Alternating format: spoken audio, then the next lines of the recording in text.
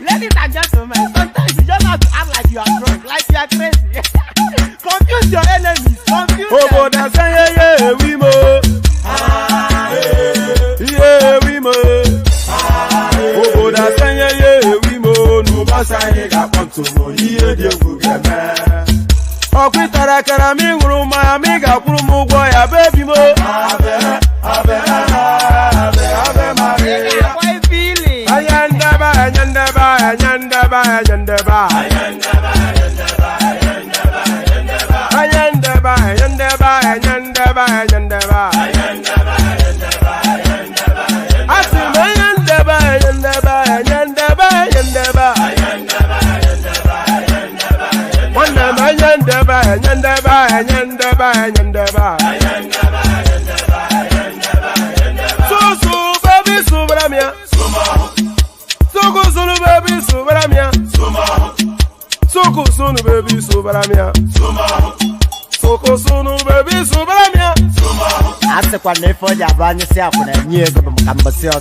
Since I was born, but now I am plenty youth. Hakuna mota, hakuna koga book.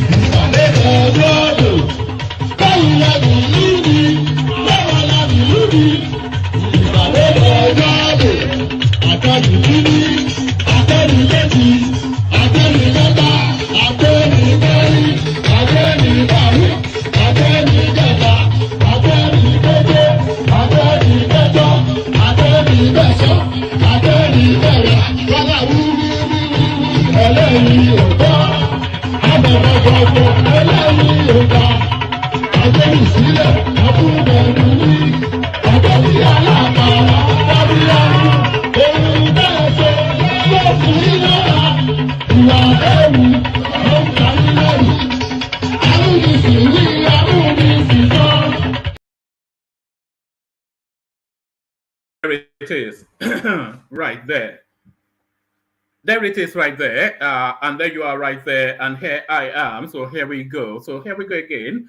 Good to see you. Always a delight. Happy to be here in your company. So happy to be here in your company. Another day, another dollar, another 10.45, another woman went to more session. What is more predictable by that than that, rather? Just as soon as the clock strikes, do you know that your party man, one man went to more? is about to launch into it again. So your party man one man went home about to launch into it again. So let's launch together. So, but before we do anything, you know the usual protocol. Click on the like button just as soon as you're coming in. The hyperlink that says StreamYard, that's your invitation to come and join us on the screen. So, you know, we've been getting so many new voices in recent times, which has really freshened up the conversation. So we're not getting new perspectives now. So you can be the new perspective for the day by clicking on that hyperlink that says StreamYard. So do that. If you've never been before, here is now your go. This is a special invitation to you. If you've never been before, then this link now is a special invitation to you. So click on that link and come join us on the screen. So click on the hyperlink that says StreamYard, come join us on the screen. And then, of course, your invitation to buy your host cups of coffee, that's always ever ready. So do all those. Click on like,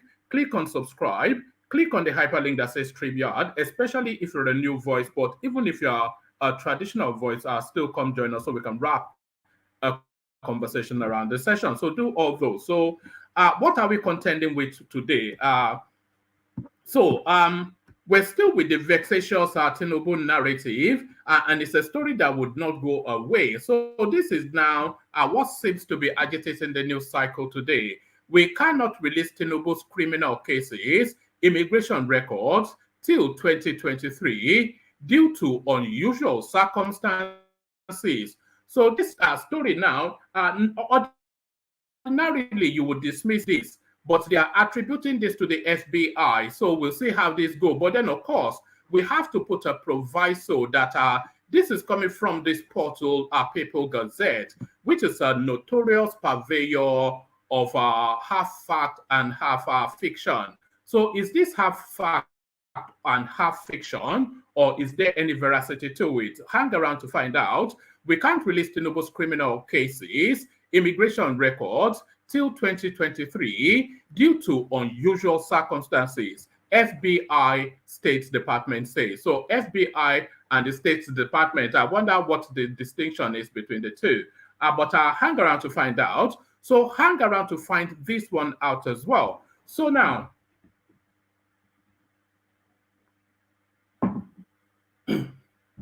the outcry from the Nigerian space is the hardship that the Tinubu administration has been investing on the ordinary man.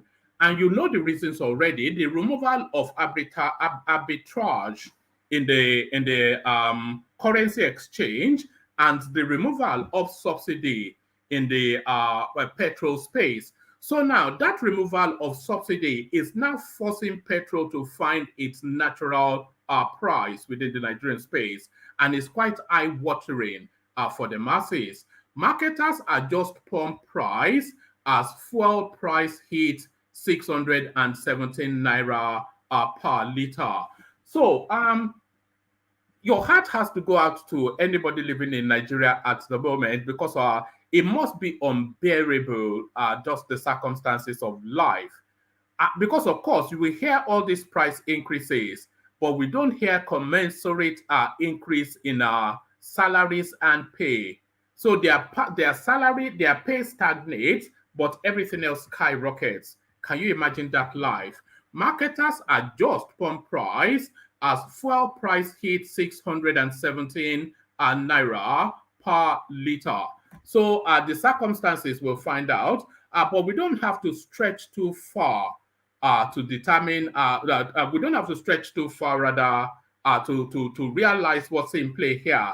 It's free market, isn't it? Market forces now determines price of PMS. So this is the NMPC very quickly leaping to the defense of the sudden sharp rise in price. So market forces now. So the petrol price in Nigeria finding its natural price. So we'll reflect on that, see what we're making of it. So we'll reflect on that, see what we're making of it. Now, this next headline is that harrowing story that I brought you a couple of days ago about a stray bullet that took away a little boy.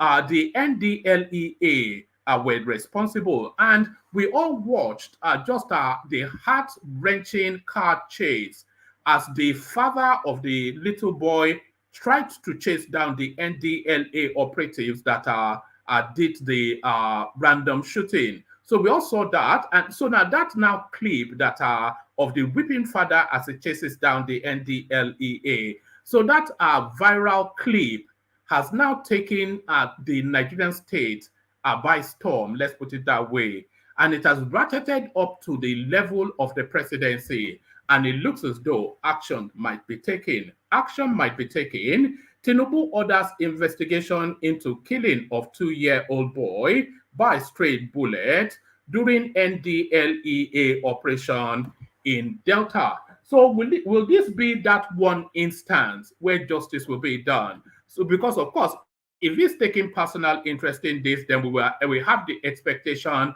that it should come to a swift and natural conclusion, because there is not that much that is shrouded in mystery about what happened. The story is already known, and the spokesperson, by the way, of the NDLEA, he has come out to speak on this space. So we already know somewhat the totality of what went down. So there is no need for a deep and involved investigation. Just swift justice is what the Nigerian people are looking to see. Tinubu orders investigation into killing of 2-year-old boy by stray bullet during NDLEA operation in Delta. So we spend a bit of time to reflect on that, see what comes out of it.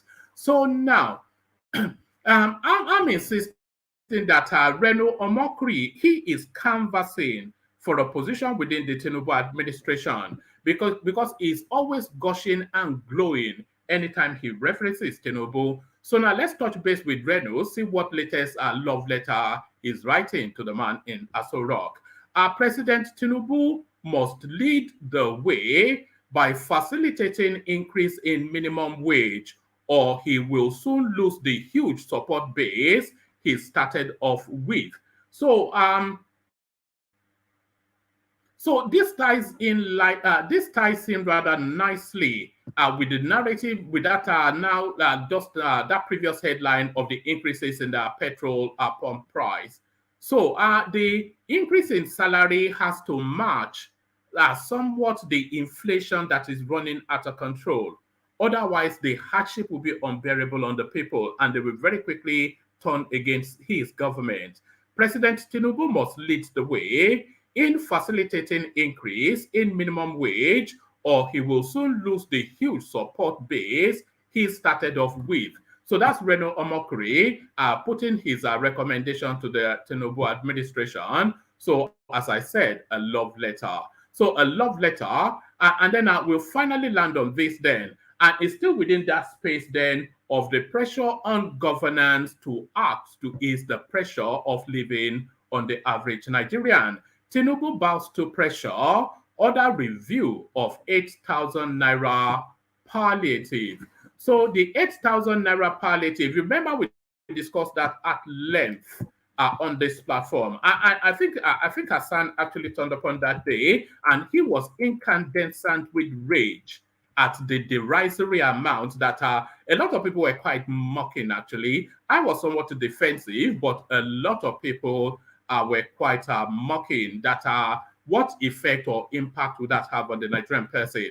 So it looks as though now the response has now gotten to Aso Rock, and Tinubu is about to do a change of heart.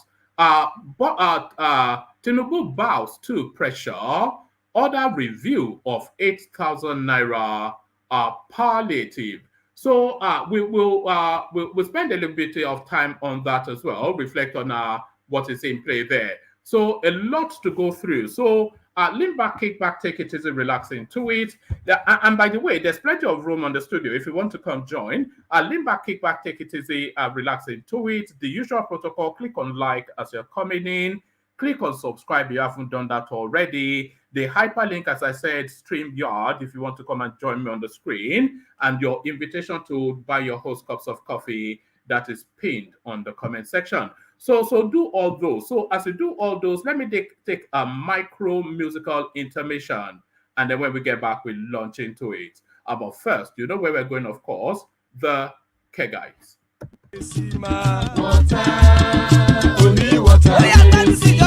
Water, only water. water, where they see ma. Water. Oh yeah, she go come here, yeah, me. Water, water, water, water, water, water, water, water, water, water, water. Water, only water, where they see ma. Hapa o naido.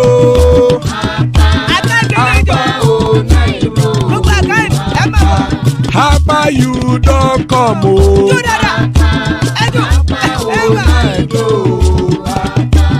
Hapa o naido.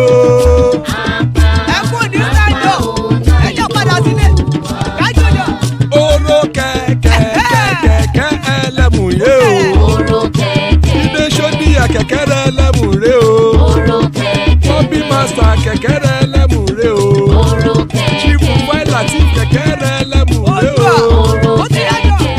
Eruku lẹ̀lẹ̀ ẹlẹ́mù dé. Eruku lẹ̀lẹ̀ ẹgbẹ́ ẹlẹ́mù dòde ojàre o. Eruku lẹ̀lẹ̀ Ghana ti dé ẹgbẹ́ bọ́ọ̀dì o. Ọmọ ẹlẹ́yẹ ẹ̀yẹ o ó dìle o. Olúyẹ̀lá ẹ̀yẹ o ó dìle o. Petrosoname ẹ̀yẹ o ó dìle o. Petrosodunke ẹ̀yẹ rẹ̀ ó dìle o. Ẹlẹ́kọ̀ ọ̀run mú ìní o.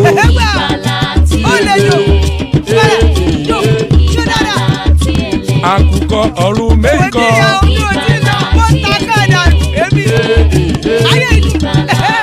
Ikú kò ní ríwà gbéṣe o.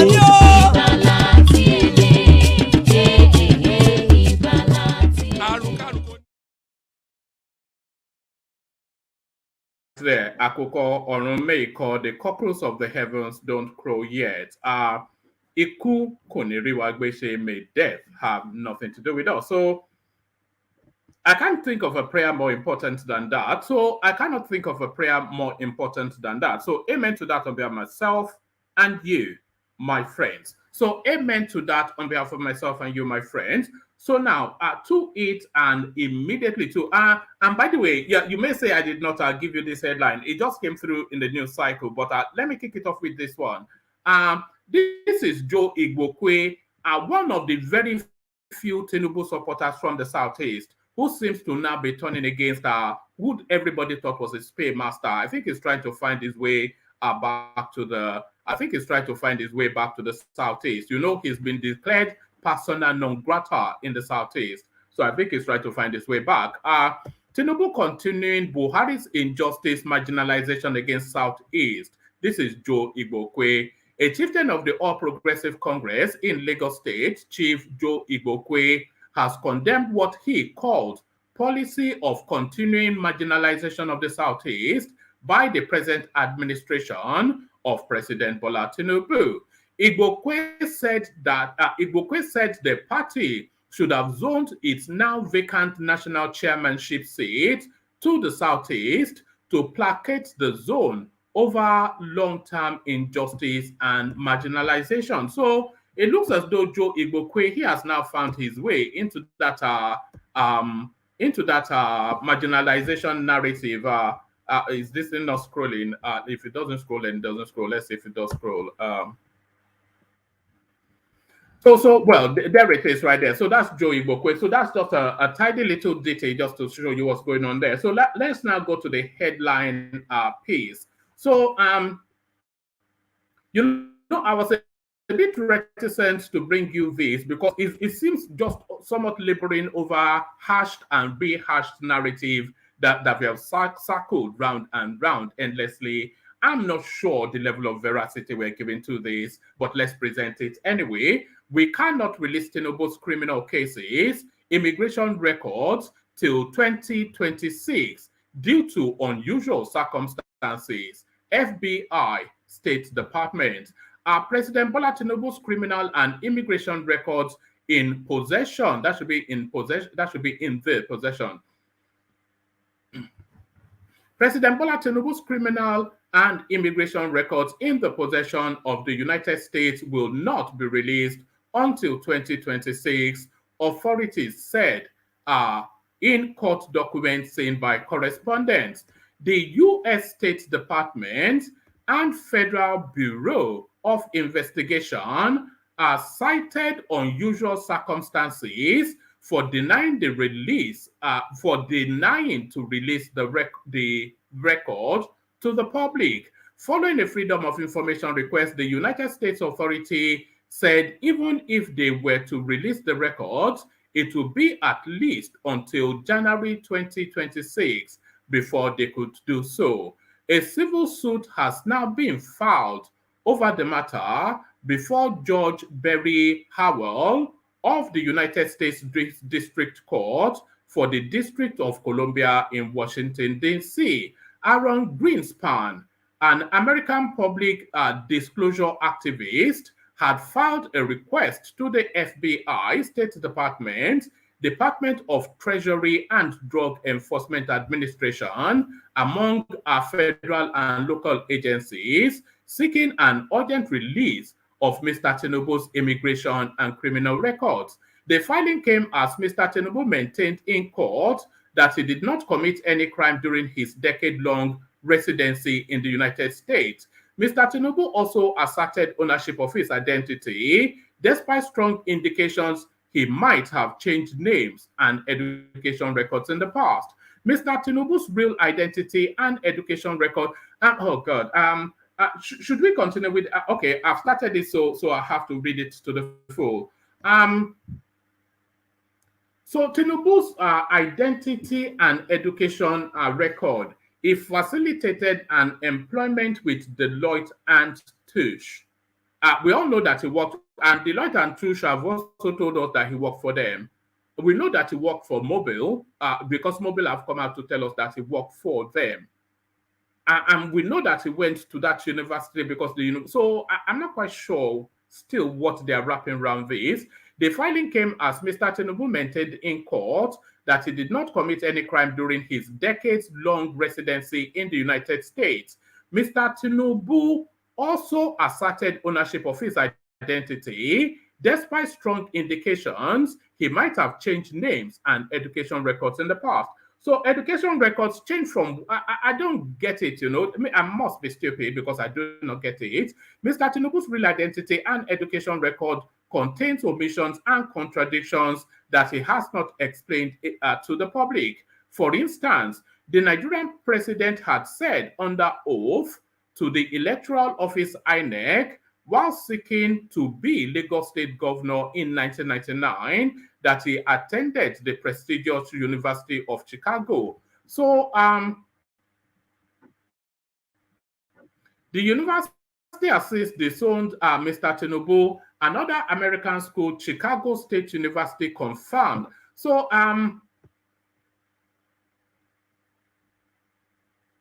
hold on.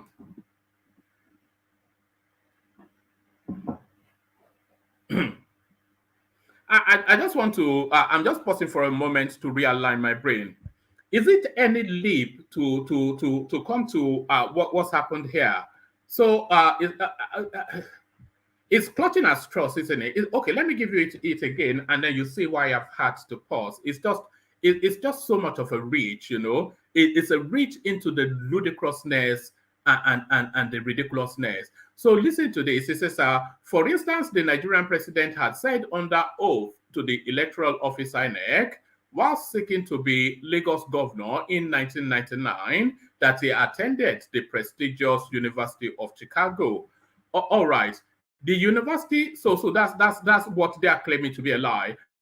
The university has since disowned Mr. Tinubu. Another American school, Chicago State University, confirmed a Bola Tinubu attended the school. So if he said, if he wrote University of Chicago, and of course, by the way, if he wrote to University of Chicago and it's a more prestigious school than Chicago State University, that's an issue, but it's not an issue that a mistype does not explain. So at least he went to school.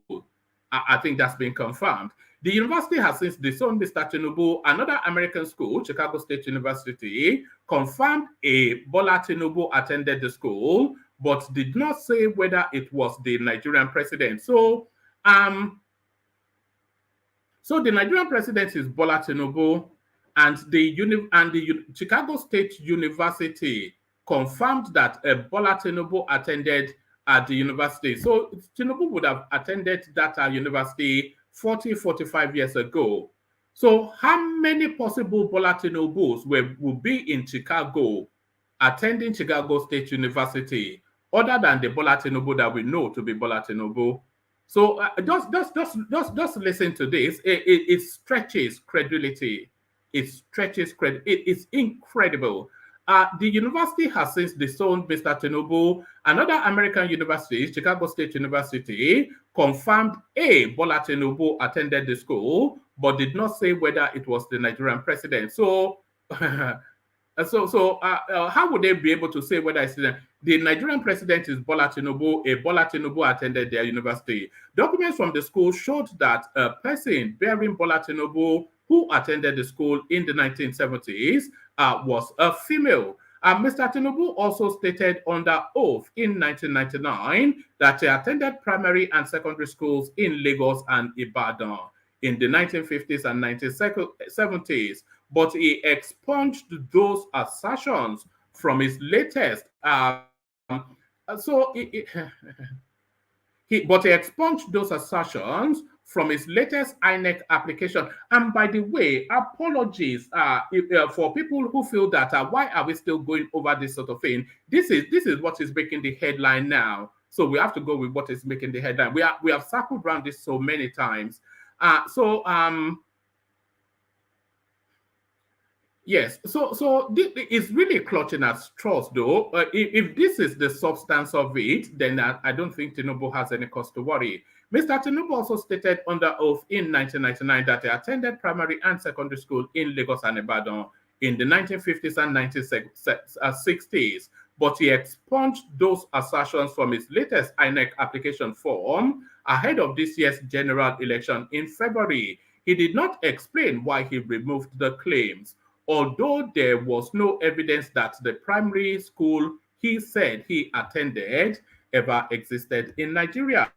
Mr. Tinubu, 71, was named as a launderer of proceeds of drug trafficking in the United States.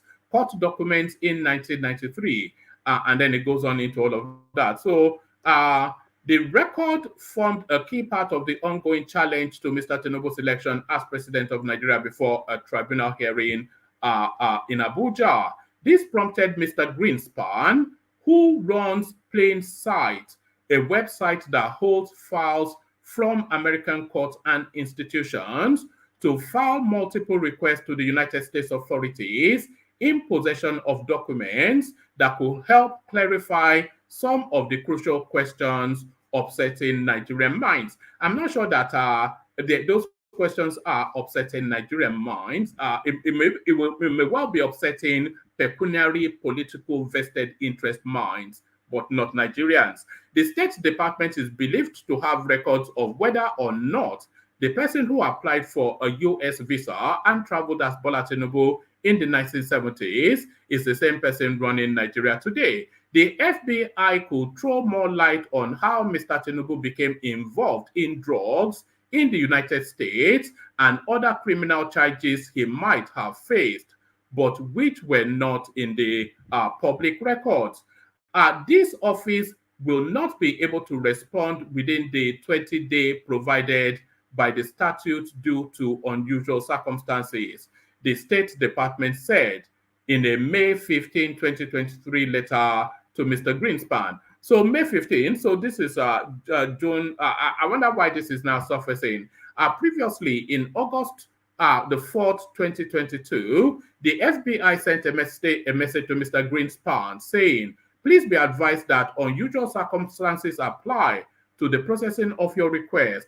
But on March the 22nd, 2023, the FBI said it would try to release all documents relating to Mr. Tinubu in its possession, but not until January 2026 at the earliest. So other agencies, including the Department of Treasury's Internal Revenue Service and the Drug Enforcement Administration, also said they won't release the documents on the same grounds. The FBI also said Mr. Greenspan failed to demonstrate that the requested information is in the public interest because it is likely to contribute significantly to public understanding of the operations and activities of the government. But the activist promptly responded by detailing how Mr. Tinubu's drug forfeiture case in Chicago drew the most eye to his organization's website over the past year. The website has had over 15 million records. All agencies have now been summoned to appear in court to show cause why records relating to a Nigerian president were deemed unusual and inconsequential to be released to the public. On July the 17th, Assistant U.S. Attorney Gerard Littman entered an appearance as the lawyer representing all the agencies and promptly requested a delay until August the 28th, 2023, to file a response to the suit, which was instituted on June the 12th, 2023. So there it is, and there they are, and it looks as though they will never move from that space. I doubt if they ever can move from that space. So there it is. I think that seems to be the substance of I don't know. I don't even know what to say to that. So let me just move swiftly on to matters that I can't say on. So let's move to this one. Marketers adjust pump price as fuel price hits 617 naira per liter. The pump price of premium petrol spirits, popularly called petrol, was raised from 500. I mean, look at that hike. It's just ungodly, isn't it? If you look at the hike, it started at 100 and something just a few weeks ago. The pump price of premium motor spirits, popularly called petrol, was raised from 537 naira per liter to 617 naira per liter at some filling stations operated by the Nigerian National Petroleum Company Limited in Abuja on Tuesday. Independent marketers confirmed the increase in the cost of the commodity, as they stated that any shift in price by NNPC stations was an indication of a rise in the pump price of PMS. This is because NNPC is still the major importer of petrol into Nigeria currently. Though other marketers are gradually importing the commodity, the price this Tuesday morning at the NNPC stations is 617 liters. Let me just actually let me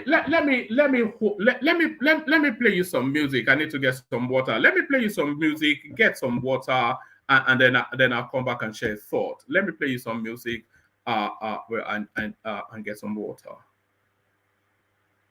Yeah. Okay. Watch this Malam song.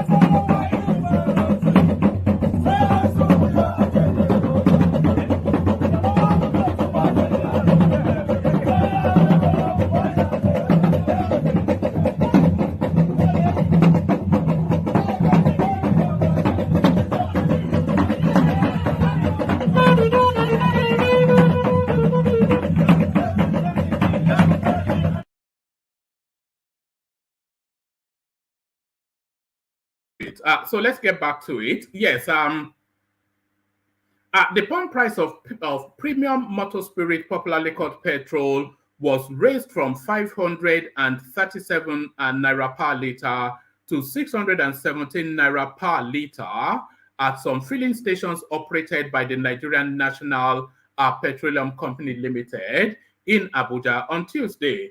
Independent marketers confirmed the increase in the cost of the commodity, as they stated that any shift in price by NNPC stations was an indication of a rise in the pump price of PMS. This is because NNPC is still the major importer of petrol into Nigeria currently, though other marketers are gradually importing the commodity. So that's where I wanted to pause. So it's going to it's going to get worse, but get quickly better. Seems to be the thing, because of course there is affordability, and then there's going to be price competitions as well. Because petrol station, they've been granting licenses, by the way, for people to import petrol.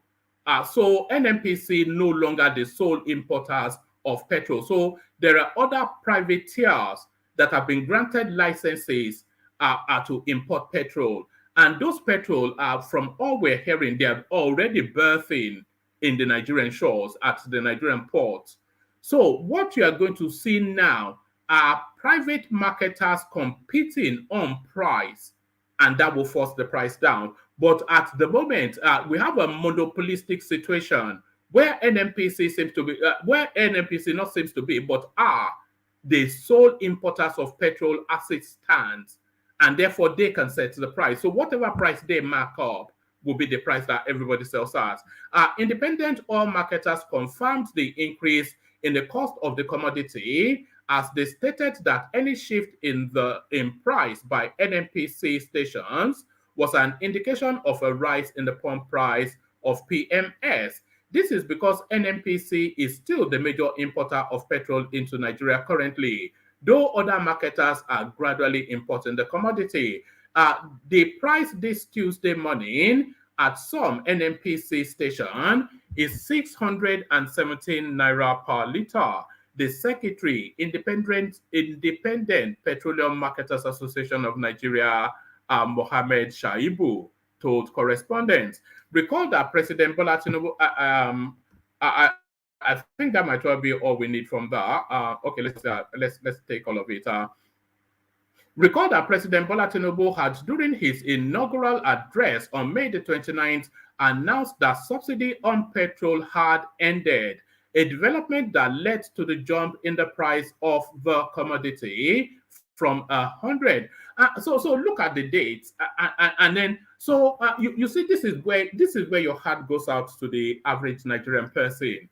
So look at the date and then look at the price. So when Tinubu made the announcement, petrol was selling at 198 naira per liter. So note that when Tinubu made that announcement that petrol subsidy is gone,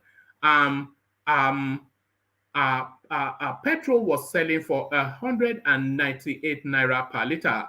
And by the way, bear in mind that the minimum wage remains stagnant, and the pay of the average Nigerian, even the ones in private companies, they remain stagnant. So there's been no pay increase for anybody. So now, when Tinubu made the announcement that fuel subsidy is gone, on that day, petrol was selling for 100, or the day before that, it's probably a better place to place it. The day before that, petrol was selling for 198 naira per liter. So Tinubu made that announcement on May the 29th. So bear that in mind. So May the 29th. So today is July the 18th. So from that, so today is July the 18th. So on May the 28th, petrol was selling for 198 naira a liter. So now, May the 29th to July the 18th, roughly give or take change, that's about 6 weeks. So within 6 weeks, the price of petrol has gone from 198 naira per liter to 617 naira per liter. Can you see? That's over a 300% increment within 6 weeks. But then the average salary of the average Nigerian remains stagnant. And you know what that means, of course. The price of everything goes up, food, transportation, etc. But their wage remains stagnant. So whenever you get that call from that person from Nigeria, spare a thought. They are not being lazy, but the country is hard. Right. Since the withdrawal of subsidy on petrol and the floating of the naira against the dollar, marketers had continued to explain that the cost of PMS could rise as high as 700 naira per liter. Similarly, the rise in the cost of crude oil in the international market has also triggered further hike in the price of petrol, as crude is the product from which PMS and other refined petroleum products are produced from. In Abuja on Tuesday morning, motorists besieged the filling stations that were still dispensing at the 540 liter as the new price of the hike in price. If anybody has that clip by Rufai Hosseini, where he was saying that petrol be your mate, or that clip by Rufai Hosseini on the petrol fee, send it to my Instagram so we can share it on the screen. In Abuja on Tuesday morning, motorists besieged the filling stations that were still dispensing at the 540 naira per liter. But as the news of the hike in price by NNPC stations filtered in, many independent outlets had to lock their stations. Others immediately commenced the adjustment of their point price to reflect the new price. The NNPC and the downstream oil sector regulators had yet to make any statement on the development. So they've not made any statement of the development as at the time that this piece was written, but they have since subsequently made a statement on the development, and here is what they have to say.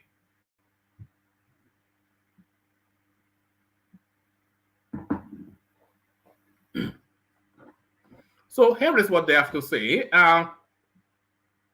Market forces now determine price of PMS. So this is NNPC. The price of petrol has increased to about 617 naira per liter in the national capital. Correspondents confirm. Our reporter visited at least 5 filling stations along Airport Express Road in Abuja. Their prompt price have since been adjusted to reflect the new price of 617. The only time that Nigeria moves quickly is when they want to take money out of your wallet. Everything else, they move slowly. The stations visited were Damana, Optima, NNPC, Corn Oil, Mobile, and Shafa.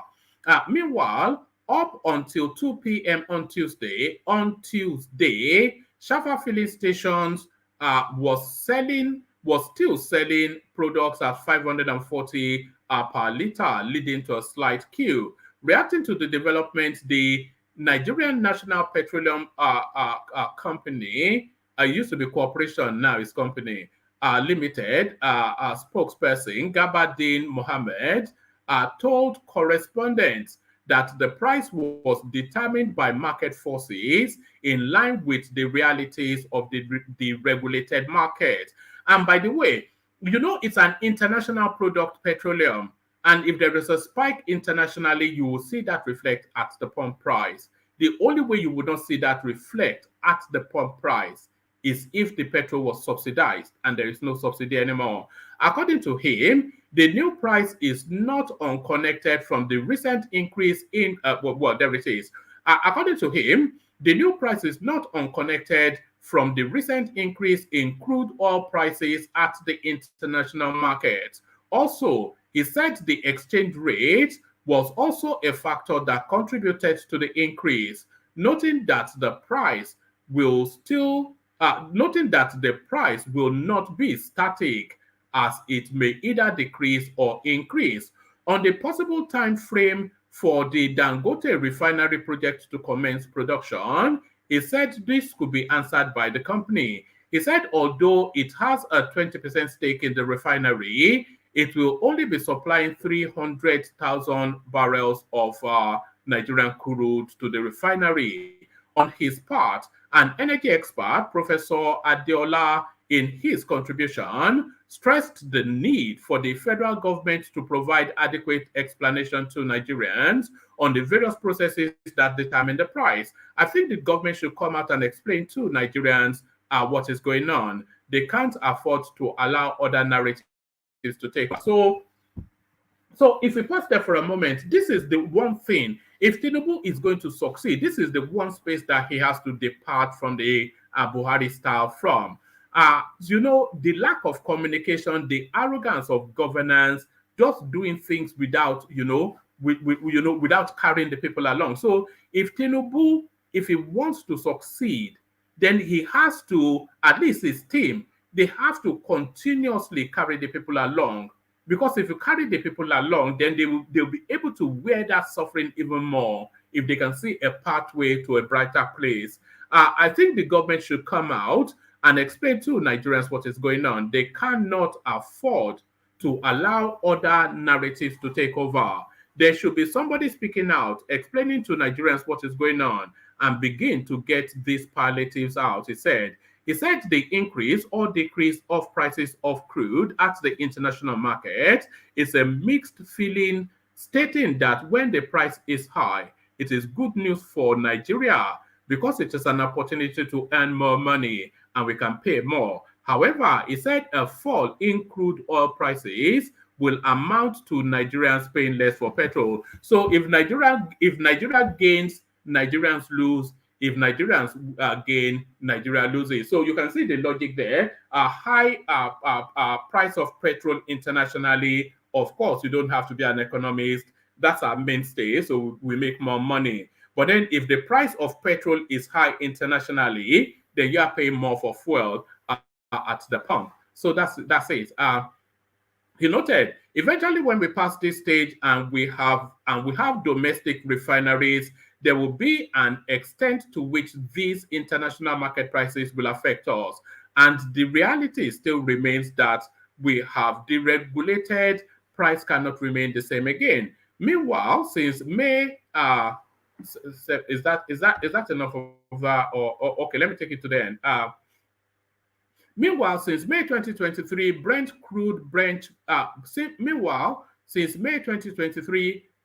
crude benchmark price surpassed $80 per barrel, suggesting an increase in demand. Saudi Arabia had, from June 2023, also agreed to cut its output by 1 million barrels per day to firm up oil prices. Efforts to get the Nigerian midstream, downstream regulator spokesperson to react proved abortive. But the authority chief executive had recently stressed that under the liberalized market forces are now allowed to dictate prices. So essentially it lands on that, market forces. There it is, market forces. So market forces are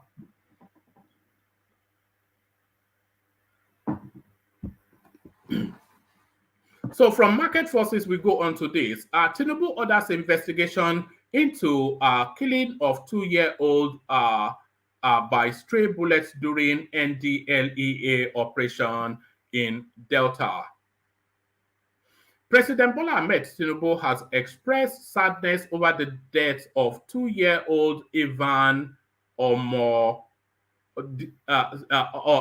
Ivan. Let me just start. I'm not going to attempt his last name. President Bola Ahmed Tinubu has expressed sadness over the death of 2-year-old Ivan, killed by a stray bullet during an operation by officers of the National Drug Law Enforcement Agency, NDLEA. The incident occurred at some place in Delta State. I mourn the death of little Ivan and sympathize with his parents for the painful experience of losing an innocent child in a most tragic manner. Ivan did not deserve to die that way. We must ensure the incident did not end like that, and that what happened to Ivan does not happen to any other person again. I also pray for the quick recovery of the other son, who is reportedly injured in that unfortunate event. The incident is unacceptable. We must unravel those who foisted agony upon this family and ensure they are brought to justice, President Tinubu said. Meanwhile, the president has directed the NDLEA management to speedily and thoroughly investigate the incident with a view to punishing those found culpable. A statement issued by Dele Alake special advisor to the president on special duties, communications, and strategy on Tuesday. The president charged security agents to be more professional and careful when conducting operations to avoid risking the lives of innocent Nigerians. So we'll be monitoring that space to see how quickly and how swiftly justice can be done. So justice for little Ivan. We are starting the hashtag here.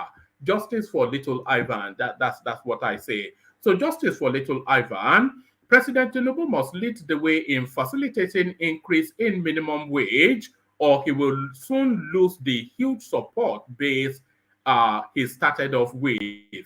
So this is Reno Mokri, another love letter to Tinubu. Reno Mokri said that President Tinubu may lose the huge support base he started off with on May the 29th, 2023, when he assumed office, if he does not lead the way in facilitating an increase in minimum wage.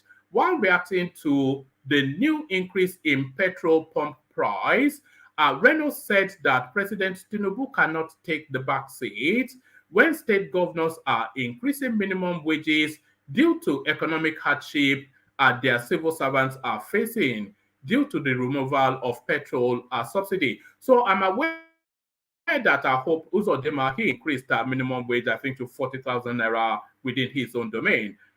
Posting on his Twitter, President Tinubu has no control over the price of fuel. Those days are gone forever. Market forces now control the price of petrol. So the pressure should not be on the president over the cost of fuel. Let the Independent Petroleum Marketers Association of Nigeria deal with that. What we should pressure the president on is the minimum wage. The current minimum wage of 30,000 naira is grossly inadequate when compared to the current cost of living in Nigeria. So, I mean, I don't think anybody, it's something that has to be done swiftly and quickly, and it has to be doubled as well. Even 60,000 naira is still a pittance.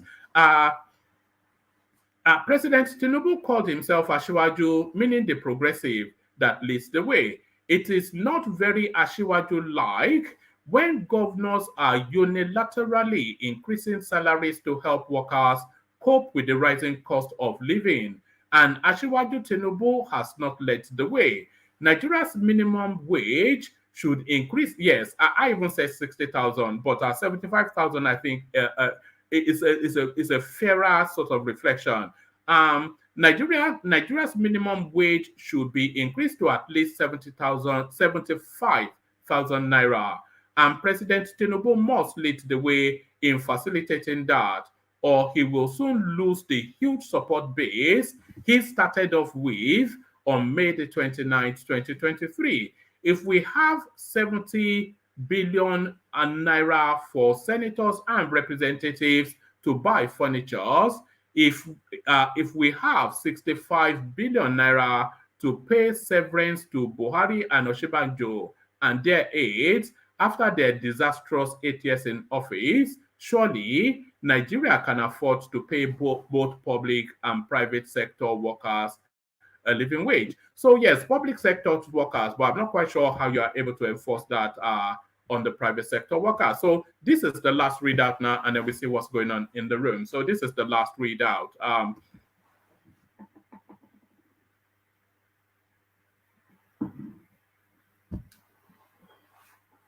So still within that cost of living space, Tinubu bows to pressure others review of 8,000 naira palliative. President Bola Tinubu has ordered a review of his administration's plan for a monthly 8,000 naira. And by the way, this money is going to be digitally transferred, though, which is a departure from what Sadiya Farouk was doing. President Bola Tinubu has ordered a review of his administration's plan for a monthly 8,000 naira transfer to 12 million of the poorest households in the country for 6 months in a bid to cushion the effect of the removal of the petrol subsidy. The plan was contained in a letter read last Thursday on the House on the floor of the House of Representatives regarding the $800 million loan request of the previous Muhammadu Buhari administration for a social safety net program. The President's Special Advisor on Special Duties, Communications and Strategy, Dele Alake, in a statement on Tuesday, noted that the cash program was not the only item in the relief package initiated by Tinubu. So we want to know the fullness of that relief package, because that relief is needed, is immediate and right now. It's not something that needs any time to be dripping into the news. So it needs to be fleshed out fully and actioned immediately. According to, pardon me,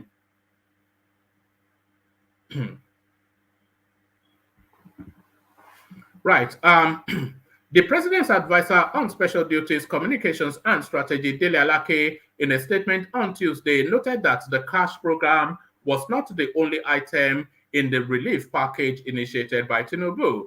Alake said the president vowed to always put Nigerians at the heart of his policy and programs. According to him, Tinubu directed that the 8,000 naira conditional cash transfer program envisaged to bring succor to the most vulnerable household be reviewed immediately. He added that this is in deference to the views expressed by Nigerians against it. So a lot of those views were actually expressed on this platform. People were actually angered by the derisory amount.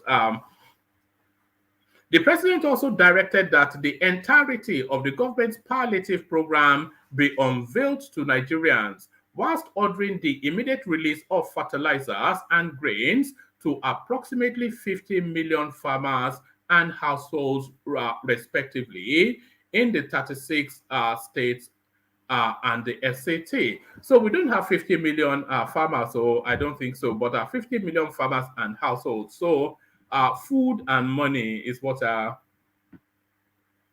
so this is the fullness of his text. So let's take the fullness of his text, then we come into the room. So it says, State House press release, review of 8,000 naira cash transfer. You will agree with me that it has become part of the culture of President Bola Ahmed Tinubu's administration to constantly dialogue with Nigerians who voted him into office. The president's covenanted with Nigerians that their welfare and security will be topmost in the renewed hope agenda of his government. In the last few days, the conventional and new media platforms have become awash with stories of the government intending to embark on a conditional cash transfer to vulnerable households mostly affected by the painful but necessary decision to remove a subsidy from petrol. The story has been widely reported that the federal government is proposing to give 12 million households from the poorest of the poor 8,000 naira monthly for a period of 6 months as government palliative to reduce the discomfort being experienced by Nigerians consequent upon a subsidy removal. A lot of ill-informed imputations have been read into the program by not a few naysayers. The administration believes in the maxim that when there is prohibition, there must be provision. Since subsidy, the hydra-headed monster threatening to kill the economy, has been stopped, government has emplaced a broad spectrum of relief to bring help to Nigerians. Whilst it should be noted that cash program is not the only item in the whole garment of relief package of President Bola Tinubu, as a listening leader who has vowed to always put Nigerians at the heart of his policy and program, the president has directed as follows. So let's now see now what the offer is. Hold on.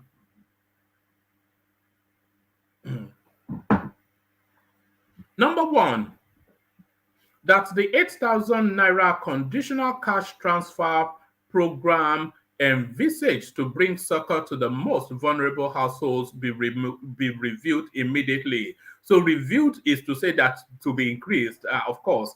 This is in deference to the views expressed by Nigerians against it. So hopefully not to jettison it, but certainly to double it. Number two, that the whole garment of palliative package of government be unveiled to Nigerians. Number three, immediate release of fertilizers and grains to approximately 50 million farmers and households, respectively, in all the 36 states and the FCT. The president further assured Nigerians that the 500 billion naira approved by Parliament to cushion the pain occasioned by the end of subsidy regime will be judiciously utilized. The beneficiaries of the release shall be Nigerians, irrespective of their ethnic, religious, or political affiliations. President Bola Tinubu has promised to always prioritize the well-being of Nigerians, and he is irrevocably committed to that vow. A number of decisions taken so far by this administration have buttressed this stance. You will recall that the president took a similar decision after listening to complaints from the business community about the burdensome taxes, particularly multiplicity of taxes they are made to experience. This warranted the signing of 4 executive orders cancelling some classes of taxes while suspending the implementation dates of others. In addition, the president has also set up a tax reform / fiscal policy committee to bring up recommendations that will engender a wholesome. Let me do that again. In addition, the president has also set up a tax reform / fiscal policy committee to bring up recommendations that will engender a wholesome fiscal environment for the country and remove anti-business barriers. I wish to assure Nigerians that President Tinubu will continue to be a listening leader whose ears will not be dull to the views expressed by the citizenry. The president believes government exists to cater for the interest of the people, and he has demonstrated this so clearly. So there it is. So that is how their balancing is. And to do the balancing with me, I've got a DOG and I've got a Solomon. So, hopefully it's not going to end up a short. Sit off with whichever one of you is ready to go. Who's ready to go? Knock, knock. DOG or Solomon? All right. Is either of you there?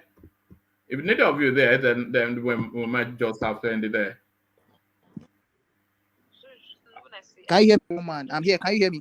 No, I can hear you. I can hear hear. No, I can hear you now. I was wondering if you were there. Yeah. I'm here. All right, brilliant. Okay, let's kick it off with you then. Then hopefully the place populates. Let me kick you up because you are in Abuja, of course. The price of petrol has now gone to 617 naira per liter. So how is that playing out? What's the tell me the organic response first, and then we take it from there. How are people reacting to this? Yeah, good day, everybody. Good day, woman. Good. Yeah. So this petrol, this increment in petrol price is something that the thing just took it as in just happened today. So but with the kind of reports like what I saw today, there was the filling station around us was just passing by. The number of people there was much, and people are really complaining about it. But from tomorrow, that is going to be more effective. Like it's going to really affect many people when the price has the thing has already set. So it's going to really disturb people in the way they would the price of food stuff is going to hike, like especially those ones that go to rural areas to bring, like tomatoes, pepper, all those other ones. The price is going to go up. Like, do you know they used to sell a basket of tomatoes like 2 months ago or last month Yeah, I think 3,000. Yes, yes. Do you know for you to buy the full basket as of last 2 weeks was 6,000. The price doubled. The half is that 3,000. You see, and now this one has happened again. Now maybe if you go now, they will tell you a basket of it is 10,000. Something you bought like 3,000 before they will not tell you. So these are the things.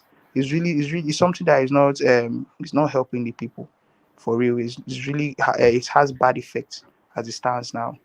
But we know I know that the Yeah. But what sorry, yeah, I Solomon. can hear Yeah, you. what's the response of the people to it?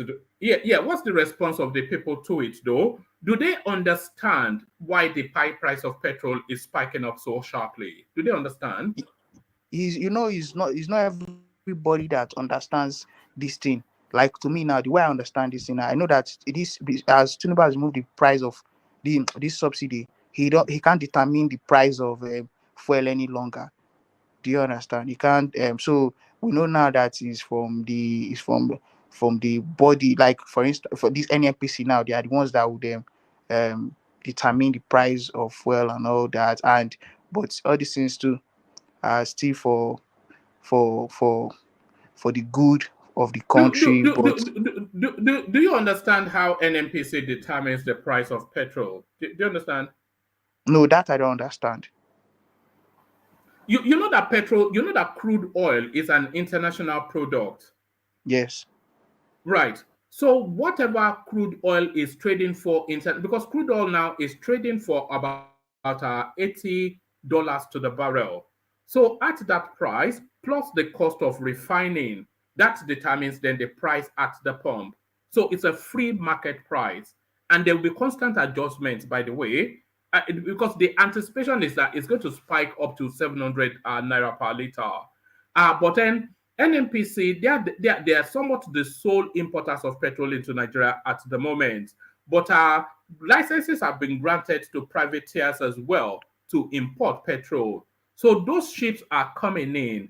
And when privateers come in, then you would have competition on pricing, which might force it down. But for the immediate term, it's going to go up, not down. So this is the sort of explanations that the government needs to be giving to the people, Solomon.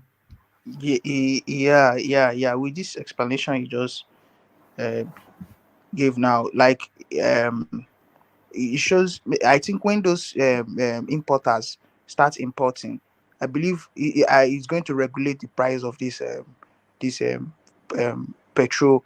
And yeah, I believe it's. Am I correct, woman?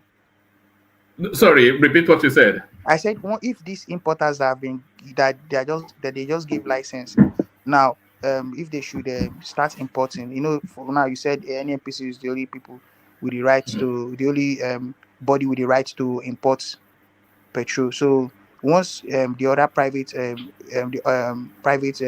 individuals start importing, definitely the price of fuel it should start going down. Imagine if there were about 5 to 7 major importers of petrol.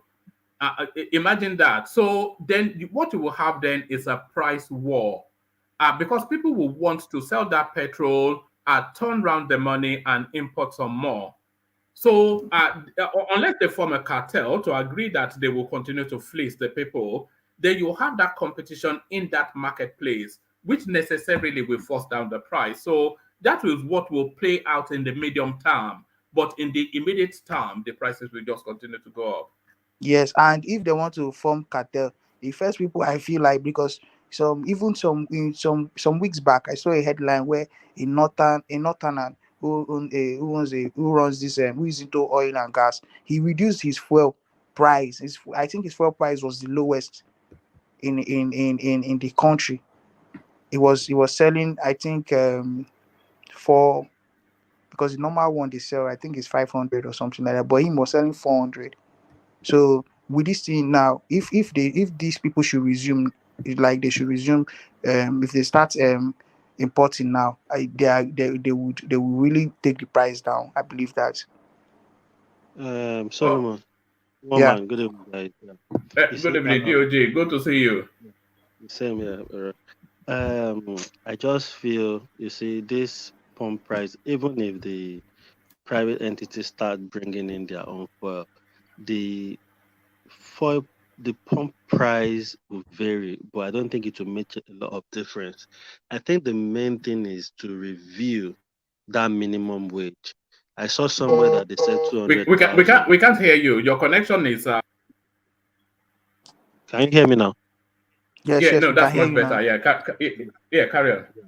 So yeah, I think it's the main thing is just to review that minimum wage and at least make people earn better.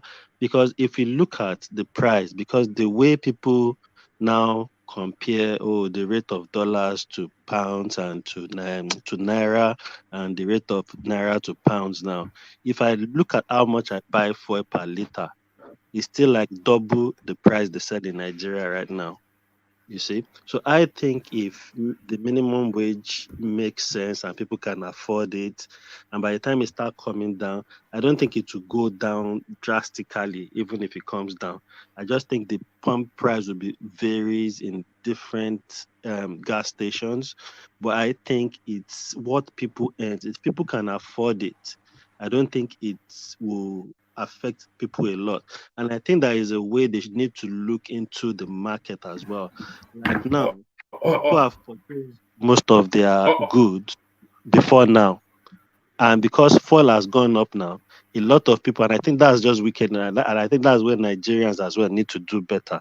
If you've purchased a good and you are selling it for like, let's say 800 naira, for example, because fuel price go up, you don't have the right to now push that price up because you didn't buy it at the time. You didn't stock up at the time before. So I think that is the way Nigerians too needs to help themselves when it comes to price of things. Because a lot of things people will just tomorrow morning now, somebody that has bought their good for maybe 200 naira will start selling for 1,000 because fuel price has gone up. And before, when you are even selling at 200, you are still making your profit on it. And I think that's where I don't know how we want to create this balance, but I think what would do a lot of good to people is when the minimum wage is being reviewed and people start the minimum wage makes sense and people can afford things. I think it will at least make things calm a bit. So these things won't be an issue for now. But with the way oh, starting minimum wage and fuel price is going up. People can't even afford it anymore anyway. Food price will oh, go up, everything will go up. So I think there's a lot to be looking to when it comes to all oh, these oh, oh, issues. oh, oh, all right. D, check your phone. Check your phone. Back to you, Solomon. Yeah, yeah, yeah. Has a point there, or he made a very good point. Like if this minimum wage, if they should increase it, and it's going to really it's going to still be a means of solving this problem of so that people can be able to afford this price or the price or this petrol price petrol at any price they put it. Yeah, he has a point. He made a good point there. Yeah, oh man. Oh, oh, all right, brilliant. Let me take you to the headline of this little boy, which we touched on just a couple of days ago. Uh, the stray bullet kid. Tinubu now intervening. Are we then hopeful then that we're going to get a swift justice in this instance, at least for a change? What are you making of that, Yes, Solomon?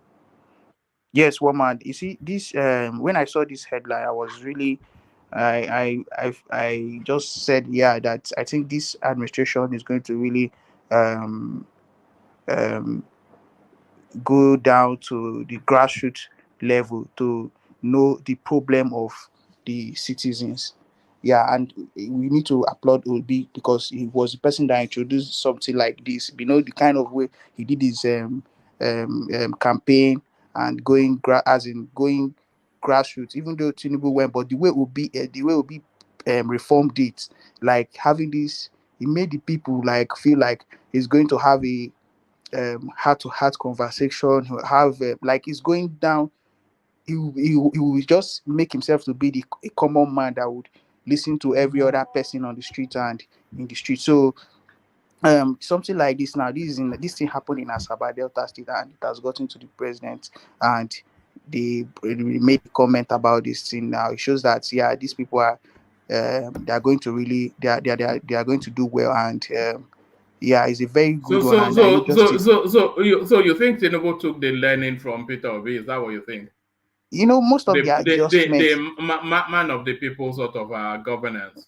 yeah, even yeah, because this obese movement really made it, as in it's really made or it's making this administration and making them they are going to sit up in doing things. They will change some things. They will change their ways of doing certain things, just like this kind of thing. Now this news getting to them, to the president, is a good one. And them, this Dela Lake coming out to talk about it and saying that they make sure that they will get that justice will be gotten in it. So it's a very, very, very, very good step. And yeah, this is what we need. This is what Nigeria needs, and they should really look into this matter, because the way they are killing people in Asaba, we even this unknown government service But even but better. but but but but but, but it's not even Asaba. It's just the generality of the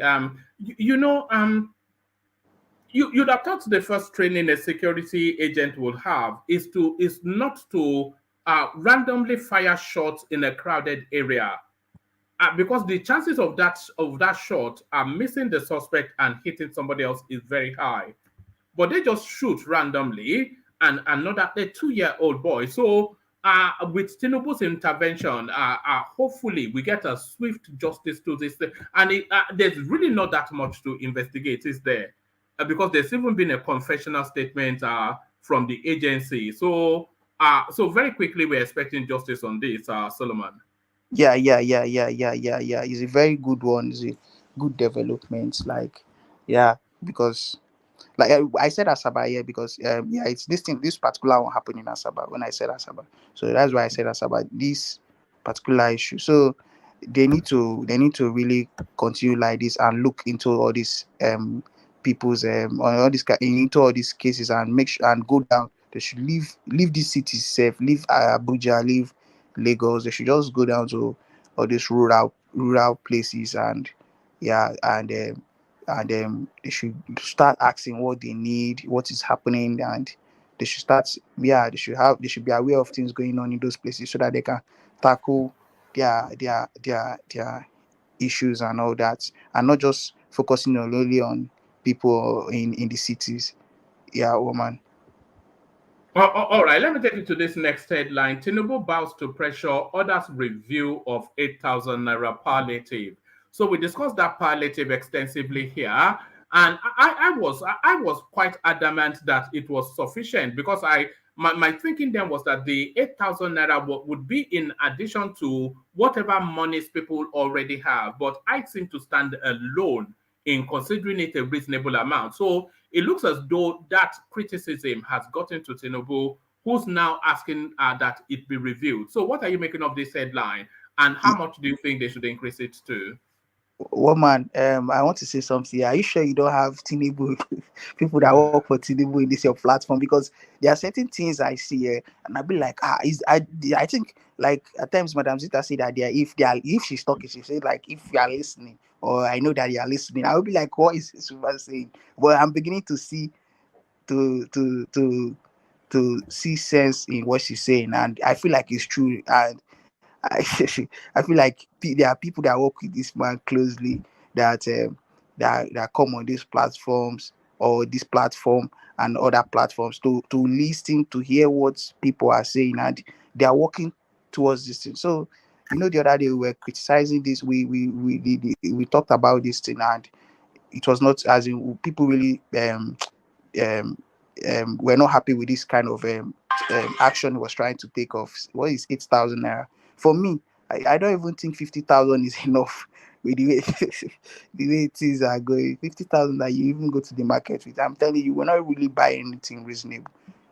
For real, But, but, seriously. If but you're somebody that it's not social security, by the way. It's a palliative. So it's not a social security. It's a palliative. So there's a distinction between the two. yeah, one man but 8,000 naira is no 8,000 naira for how long? 8,000 naira that people go and drink with, that you want to give people, like, and I think it's for a month or so. It's not this It's thing for is it's for very six it's for 6 months. six. What? Oh, no. They don't need this. They should improvise. Actually, they should provide another means of taking care of this, of doing this palliative thing. And this 50K is not 88,000 naira is nothing. It's not going to be enough for 6 months. Not even for a week sef, it's not even enough. So they need to look for another means of doing this palliative thing, and not with 8,000 naira. Would you describe Tinubu as a listening? And it's Is he a good list? anyway. Yeah, I can So hear I you. was just I can hear you. I was just going to ask, would you describe Tinubu's government as a listening government? Is that something that is coming through, that they're listening government? Yes. His people in his team are really working. His team players are really working well. Like, their ears are on the ground, their eyes on the ground. They are on ground, knowing, as in, trying to bring up solutions to the problem Nigerians are facing. So we say, and he himself, he's like this particular headliner. You know that he's listening and he's ready to work. So we have to give it to him. All right, brilliant. Let me take you to one final headline, and then from there I'll go on to Bishop. Let me take you to this headline, still within that space of the money in the pocket of the Nigerian versus the cost of living. President Tinubu must lead the way in facilitating increase in minimum wage, or he will soon lose the huge support base he started off with. So this is Reno Omokri, yet another love letter to the Tinubu administration. So I don't think that it should take them that long to increase the minimum wage, because clearly the minimum wage is not a living wage.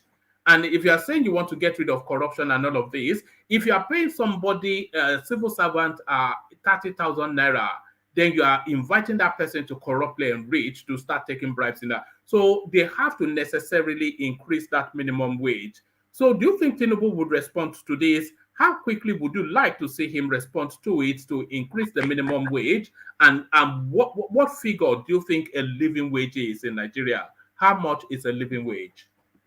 See, um, Tinubu should this Reno. You see, this is one of the reasons why I like Reno, because he's a very, I would always say, he's a rational person. To be honest with you, yeah, this thing he said, he made sense in this thing. He wrote today. They need to do work on this thing soon, like immediately, in increasing this minimum wage, because I don't know what 30,000 naira copper is. This Nigeria is to make me laugh for real. They need to really do this thing on So time. sorry, how much do they give coppers, by the way? How much do they give coppers? 33K. 33K. So minimum wage still. It's just 3,000 naira difference. So you see, Yeah. and coppers will still be crying that this money is too small and all that. Then imagine people who are feeding their family with this amount, that they pay 30,000 or 50,000 naira. Even as you're expected to pay. Sorry, you're expected to pay your accommodation from that, or do they give you accommodation?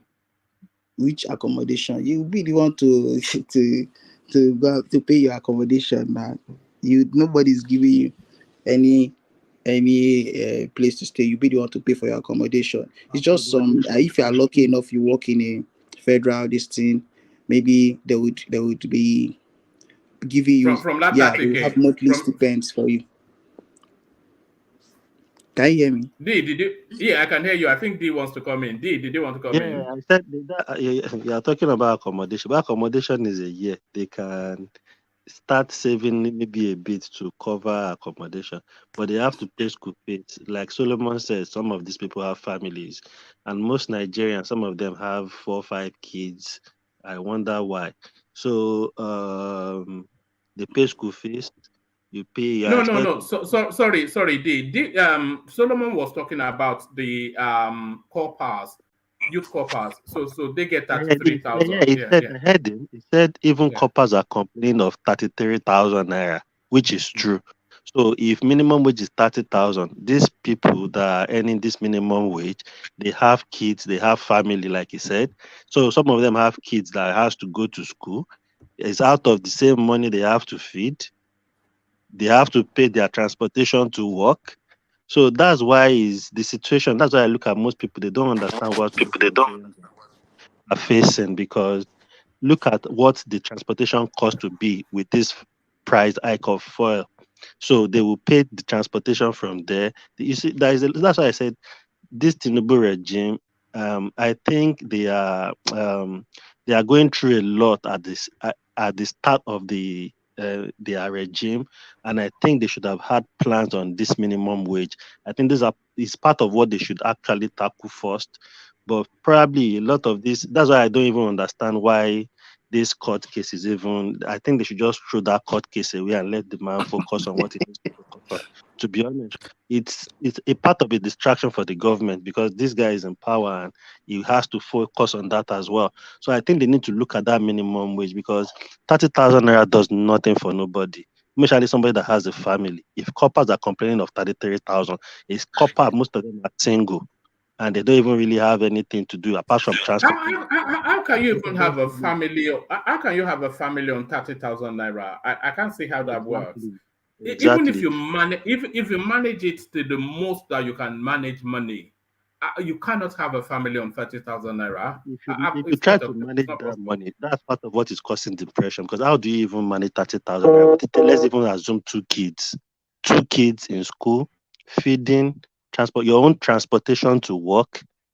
And if you let's now assume you live in Lagos. If you know what All right, you've transportation broken in off. So Lagos, back to Yeah, yeah. Can you hear me, woman? yes, I think D was breaking off a little bit. Yeah, carry on, Solomon. Yeah. Yeah. So this man needs to work on this minimum wage immediately, and not just working on it. Then they should, like, there's something he did now. That's emergency stuff about food stuff. Yeah, he, like, that's this thing he did because of the rate at which the foodstuff rate is going.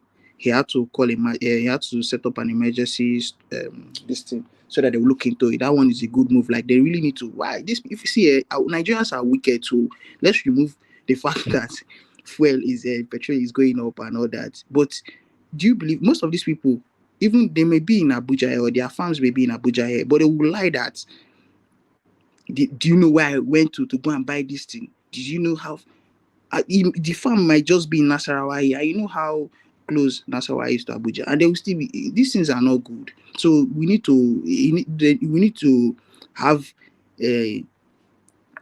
should I say, an agency that would look into these things and help in stabilizing the price of this food stuff. Food stuffs are very important. Let me tell you the truth. The way, in fact, they are one of the major things now that are taking money from, as in removing money from people's pockets in Nigeria. So we need to really look into this thing, and they should tackle it.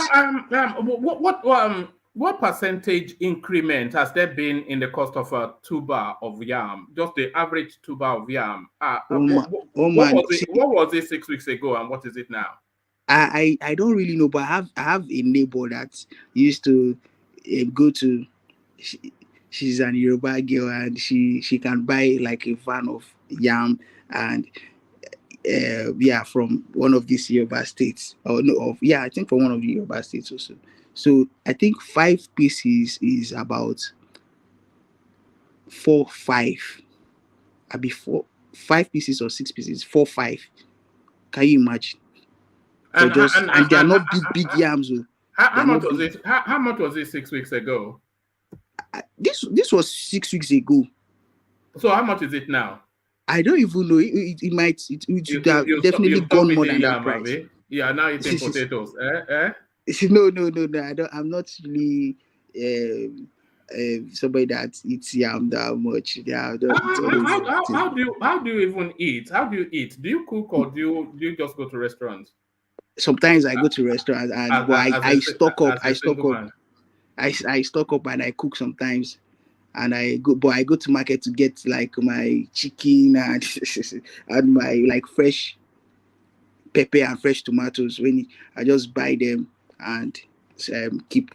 So I blend them and boil them and keep. So anytime I want to make anything, I just make it. So these are the things. Food stores are problems. Are one of the major problems in problem in Nigeria. They need to really tackle and set up an agency that would regulate. See, they should put eyes now. Like I think that tax now they want to give those market people now. I think is really is a good one. Even though I don't support the way this man want to start doing tax, and the people are not even they are not even living where you are taxing them. But these market people, I think they should tax them because they are the ones causing. They are part of the people causing the hardship in the country. So they should look into this thing. You know, Solomon. If they tax them, they will only pass the tax on to you. So they are not going to bear the burden. They will What pass it if on they to tax you. them and like once they set up a body now that would like they should have a separate. They should know. They should just have a separate body that would. You know what they should have? They should have a price control board. I think they had that Exactly, on exactly. That's what I'm trying to say. A yeah, body that would, yeah. yeah, a body that would control their price and still be in charge of the taxing too. I think, and those people will be considerate. They will be able to know how to ration the taxing and the way the price of things will still be. So they should. That is what we need now in Nigeria. We need to that department. I think they had that under the Buhari administration, military, not a civilian. They had I'm going Okay, from okay. they had like a price control board. How do they Yeah, do that, Nera? Because I think for every state, even prices are different.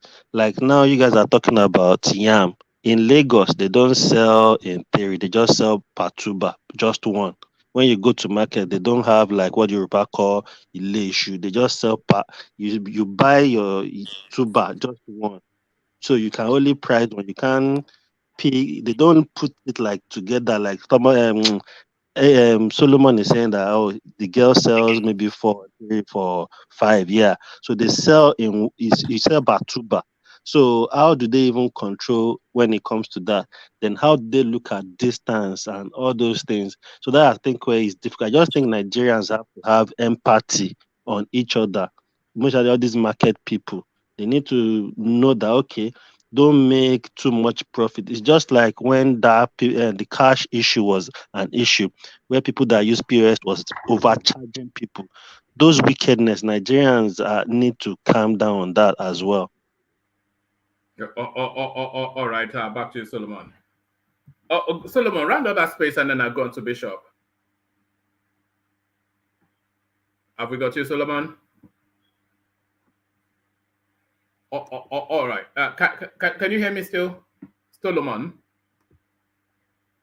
D, can you hear me? Can Yeah, anyone hear me? I can hear you. All right. I think Solomon may be having system issues. But let's see if Bishop. yeah. This thing you just said now is something that. Yeah, we can hear you, but you went Yeah, silent. I can hear you. I can hear you well. Can you hear me? Yes, we can now. Carry on. I can hear you. Can you hear me, woman? Can you hear me? Yes, we can now. Carry on. Okay, can you hear me now? Can you hear me now? Goodness me, we can hear you. Yeah. On. So okay. Yeah, with what D just said now. Yeah, I can hear you now. I'm talking with what D just said now. With what D just said now, it is something that we joke about in Nigeria. You know, during the cash crunch, wherever it was it was the POS people that were in charge of the country that were the ones doing that were the ones doing anyhow. Then during the fuel, it is the petrol attendants, the owners of filling stations that were doing anyhow. So we Nigerians, we need to change our mindset and stop this unnecessary wickedness and selfishness that we're exhibiting. Yeah, woman. Thank you. All right, brilliant. Let's go to Bishop, see if he's there. Bishop, are you ready? Bishop. Hello, gentlemen. All right, brilliant. Good to have you, Bishop. It's been a while. All your hordes of fan base, they've been asking after you. But let me kick it off with this space. I just I wasn't sure if I wanted really conversations around this, but it's in the news cycle. So just brief thoughts on this, and then we move it on. It says we can't release Tinubu's criminal case immigration records till 2023 due to unusual circumstances. So this is a headline attributed to the FBI. So there's a freedom of information request being put forward by some American websites because of the traffic that they can generate around the Tinubu storyline. And that seems to be the feedback that they got. So now the obedient space and the usual suspects, they've latched on to that and they're doing their tribal dance around that again. So do you have any thoughts on this headline, Bishop? Okay. Let me start by saying good evening, fellow compatriots, Nigerian from wherever you may be listening from. Welcome once again. Thank you for joining us on this platform. And please, as you come in, do the needful. Click on the like button, share. And if you have not subscribed, please kindly do so. Well, that news about what's the name of that American guy? That something they used to call him something Gotterman.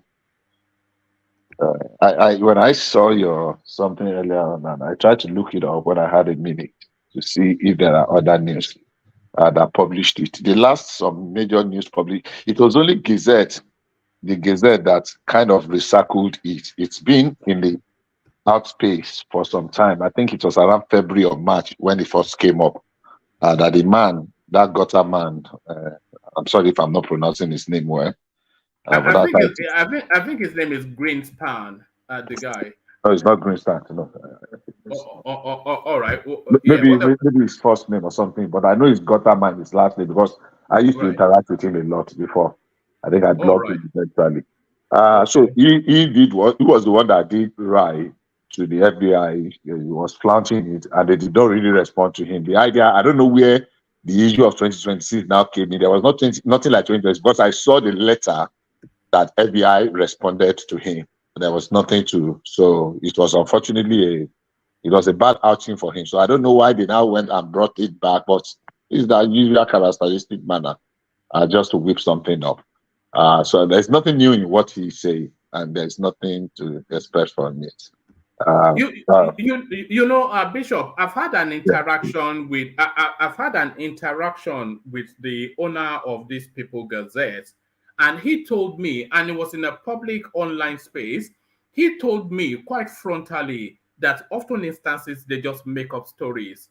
He said that I can go and get the clip. He said that often instances they just make up stories. Okay. Yeah, so this, I'm not sure if we should even be presenting this news for me. I have done. You testify to it on this platform. I've seen some of their news, and I will go around, check like 5, 6, 7 other media outlets. It's not there, but because of the how salacious, I don't know if that's the right word, the salacity of the news, and the people, some people, because of divided, how do I call it now, want to run with it. So no matter how insane some things, they will run with it without necessarily wanting to verify the source of that news. So we're used to it, unfortunately. So we're getting used to so many bad things. So, but on this Jeffrey Gutter man, he did right before the election, and they responded to him. And it's not like he has written another freedom of information or something to FBI. It was the same one that he wrote then that they are recycling. Just, if there's nothing to no news, just recycled old ones and add some salt and pepper to it here and there. I believe that's essentially what has been done in this case. So I really don't want to spend time on it. It's just going to be wasting our time. All right, let me take you to this one then. That is not at all a waste of time. So now, it's between, it's like an in-between space that Nigeria is at the moment, Bishop. So this raft of policies that Tinubu has rolled out, everybody can see the greater good. They can see the light at the end of the tunnel, but it gets increasingly darker before it gets brighter. Marketers adjust pump price as fuel hits 670 naira per liter. So how does the average Nigerian, who Solomon tells us that is still under 30,000 naira per annum, what adjustments can he make to insulate this? Unfortunately, regrettably, it's very tough. And double regrettably, it's going to get tougher before it gets better. That's a fact we have known for years. What was lacking was the courage to take the necessary, the very extremely painful and difficult but necessary decision to set some things right. We've been living in a bubble when we know that we are really poverty-stricken. It's going to come to this at some point. The truth is that everybody loves Nigeria. Nobody wants to subject people to pain and agony. Everybody wants to be popular, to be, what's this guy's name? The Robin Hood, to be the John Wayne, to be the Sylvester Stallone, the good guys. Nobody wants to be the bad one. So there's nobody, I have not said that. Even though when they are selfish, they still want to give people some little, so that people can laugh. So nobody wants to deliberately inflict pains on people. Say, you know what, I'm going to squeeze them tomorrow so that they can cry them more, so that they can die, so that they can run away. Nobody wants to die. But we have to come to a point that you have to take, look, do we continue to pretend we are floating, or do we need to take the plunge so that we can get a better tomorrow? I did say something here sometimes ago, and I remember it was a Jalako that could me. That look, great men, they know it takes a long time for you to, when you want a shade somewhere and you want to plant a tree, they are not looking at the immediate result, because if they are looking at they won't plant that kind of tree, because they will not see the product. Maybe the product is 30, 40 years down the line, but they need to lay the foundation. Look, we need to lay the foundation. I think a lot about this many times. It's very painful, but it is necessary, except we want to continue to deceive ourselves. The decisions, the changes that is going to make Nigeria to grow, be sufficient in several areas, to be the kind of economies around the world that we want to compare ourselves to, is not going to be delivered to us on a platter of gold. Unfortunately so. So the pains are there. Like the president was likening it to the pain of delivery. Every woman in delivery room, when they are delivering, they will tell you they will never do it again. Lie. But immediately, Bishop, yes, sir.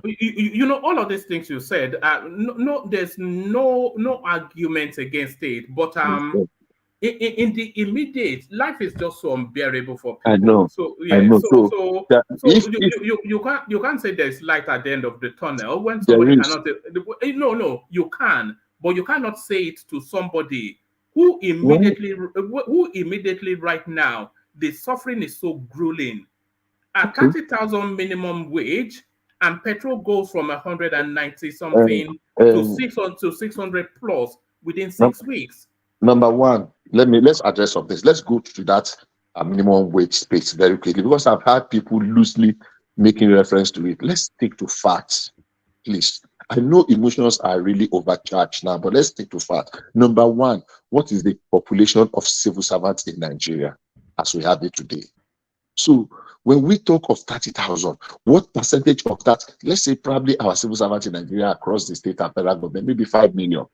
What percentage of the federal government, of the population of Nigeria is 5 million people? That's one. what percentage of these people are on that 30,000? I can tell you it cannot be more than 2-3%. And another fact is this, that you will not be comfortable with. You might not like it, but it's a fact. Sorry, Bishop. If the government sets the minimum wage, is it not binding on the private sector as well? It's not. Let's get that fact straight. And I will tell you why. There was a minimum wage adjustment in 2019.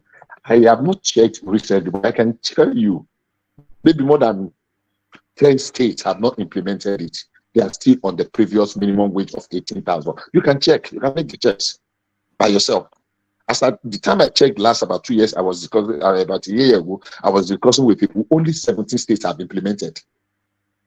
So let's assume additional 10 have joined that 17 to make it 27, that's including Abuja. That means we still have about 10 states, and I stand to be corrected, anybody can fact check me, that have not implemented that 30,000 minimum wage. That's number one. So some states are still in 18,000. Federal government implemented their own across board, both the parastatals and the rest. Some private organizations have done it. But there are graduate teachers in private school that are charging in Abuja today that are paying people 50,000 naira. It's a fact. They are paying people 50,000 naira. I'm not saying it is right. I'm saying, how do we navigate to get to where we want to go softly without upturning the apple cart? So when we talk of 30% minimum, 30,000 minimum, what percentage of that 5 billion in civil service are actually earning it? Let us assume, without considering that all the states across board have implemented the 30,000 minimum wage. They have not. So if you now increase it again, when the 30,000 is not across board, I'm not saying 30,000 is sufficient though. Don't misquote me. I am saying we can tread softly and look at fundamentally how can we improve the lot of generality of Nigeria. It is not by throwing so much cash. It is by looking at areas that can be improved upon.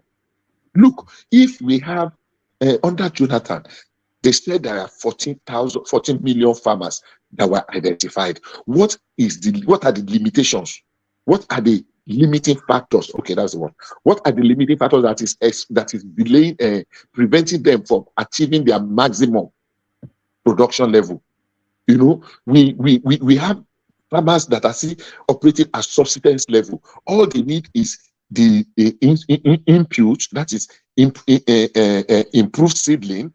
And look, I can quote about 10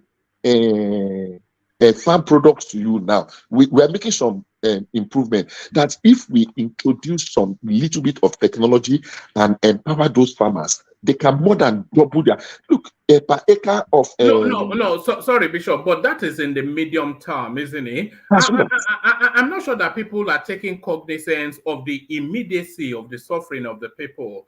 So people talk about medium term, that when the farms come in, yes, that will be in 3 to 6 months. People say the petrol will come back. That's another 6 to 8 months. But the immediacy of the suffering, everybody criticized 8,000 palliative to people, the poorest of the poor. I tell you, if you go to some hinterland in some places, in some villages across Nigeria, whether it is the north or is the southwest or is the southeast or is the south, and you give some people 5,000 naira, the way they will fall down and worship you, you'll be thinking yourself, oh, did you make mistake? Is it $5,000 that you give them? Just 5,000 naira. If you give some people, the way they will celebrate you, and genuinely. But the way we rubbished 8,000 naira and made it look like, Solomon was talking the other time. I was just giggling here.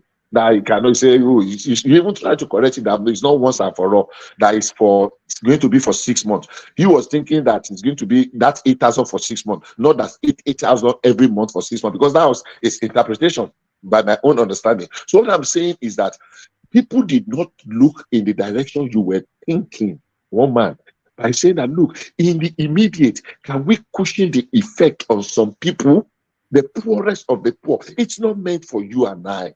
It's not meant for people in our class that carry Android or iPhone of 1 million naira. hold on, Bishop. But even Tinubu seems to acknowledge that it's a derisory amount because he's now requesting an upward review of it. No. See, when he says review, we are not saying if it's an upward review or maybe they should cancel it, because people have come up with all forms of argument. Oh, instead of it, buy buses. Oh, instead of this, we are forgetting that federal government is just doing its own. Let state government do their own. Let local government do their own. All of them have shares. All of them have responsibilities. If you have interpreted the review to mean that they want to increase it, maybe you have been too hasty. The review might be okay. People are saying that it's not necessary, because I've listened to a lot of pundits. I saw Ambassador Joe Ibokwe with Shehu yesterday, and I was a little bit saying, what is wrong with us as a people? You just condemn it wholesale. There are several countries that have implemented it. Yeah, there might be some challenges in the implementation here and there, because it is going to be handled by people like you and I. So, I did not condemn that 8,000 if it will get to the real people that need it. Honestly speaking, there are people that 8,000 in a month will do a lot for. It might sound miserable, it might sound disgusting, but that is the fact. Just go there and conduct your own search. There are people you will give 5,000 to today. They will be, when they see you in another 1 year, that they will still thank you for that 5,000. So that's a fact. But the way we ridicule it and we allow the media, the media is causing a lot of discussion, unfortunately. So I've said this repeatedly, it's acceptable for us. So it is the way people harangue it and condemn it and demonize it and everywhere. Say, okay, let's take a step backward. Okay, let's be a listening government. So what do you want us to do? Oh, use it to buy bus. Oh, use it to build a health center. Oh, I was seeing these people, they were condemning it. Say, oh, one health center has no life. Is it the problem of the federal government to go and build primary health center in a village? So if we get our priorities right, is the 8,000 small? Yes. But can we do something for the people that really need them? Absolutely. But as usual, we have the crowd mentality and everything. So they are saying they are taking the step back to do a review, maybe to cancel it altogether. And since people say, oh, it's going to be a waste, they are going to steal it. Okay, let's use it to buy bus and distribute three buses to people in state, or four buses. Oh, let's give it to state to go and do. So that's the problem we have. It is not because we love Nigeria, all of us, but our approach might not be the same. So if somebody says 8,000 is too small, how much is okay? You want to give them 50,000? Have you considered the effect of the inflation, of how much liquidity that the economy can absorb? Because they will still use 20,000 to buy what 8,000 will buy if there's too much of cash in that, especially those areas we're talking about. And remember, those people we're talking about, they were not really being affected seriously by the differential in petroleum product cost. We are talking of people that live in village that they don't have light, they don't have generator. There are people like that. There are places like that in Nigeria. So 8,000 will make some impact. Might not be big, might not be great, but to just cushion the slight effect, of what they are going to. But as usual, the elite have once again, through their criticism and what they are called condemnation, take away what should have gone to this category of people for their own selfish reason. Because I don't want to believe that it's because they love these people in the real remote areas, real people that need it. And if you've been there, you know what I'm talking about. It'd be interesting to see how they actually determine who gets this money, how they were able to identify those 12 million households. They did before, and World Bank was part of it under Buhari.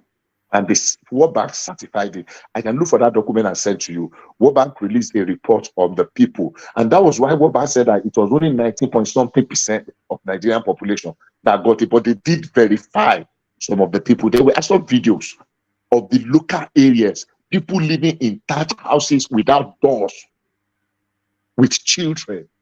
You need to see I'll look for that video. Please, you can ask people to send that video to you.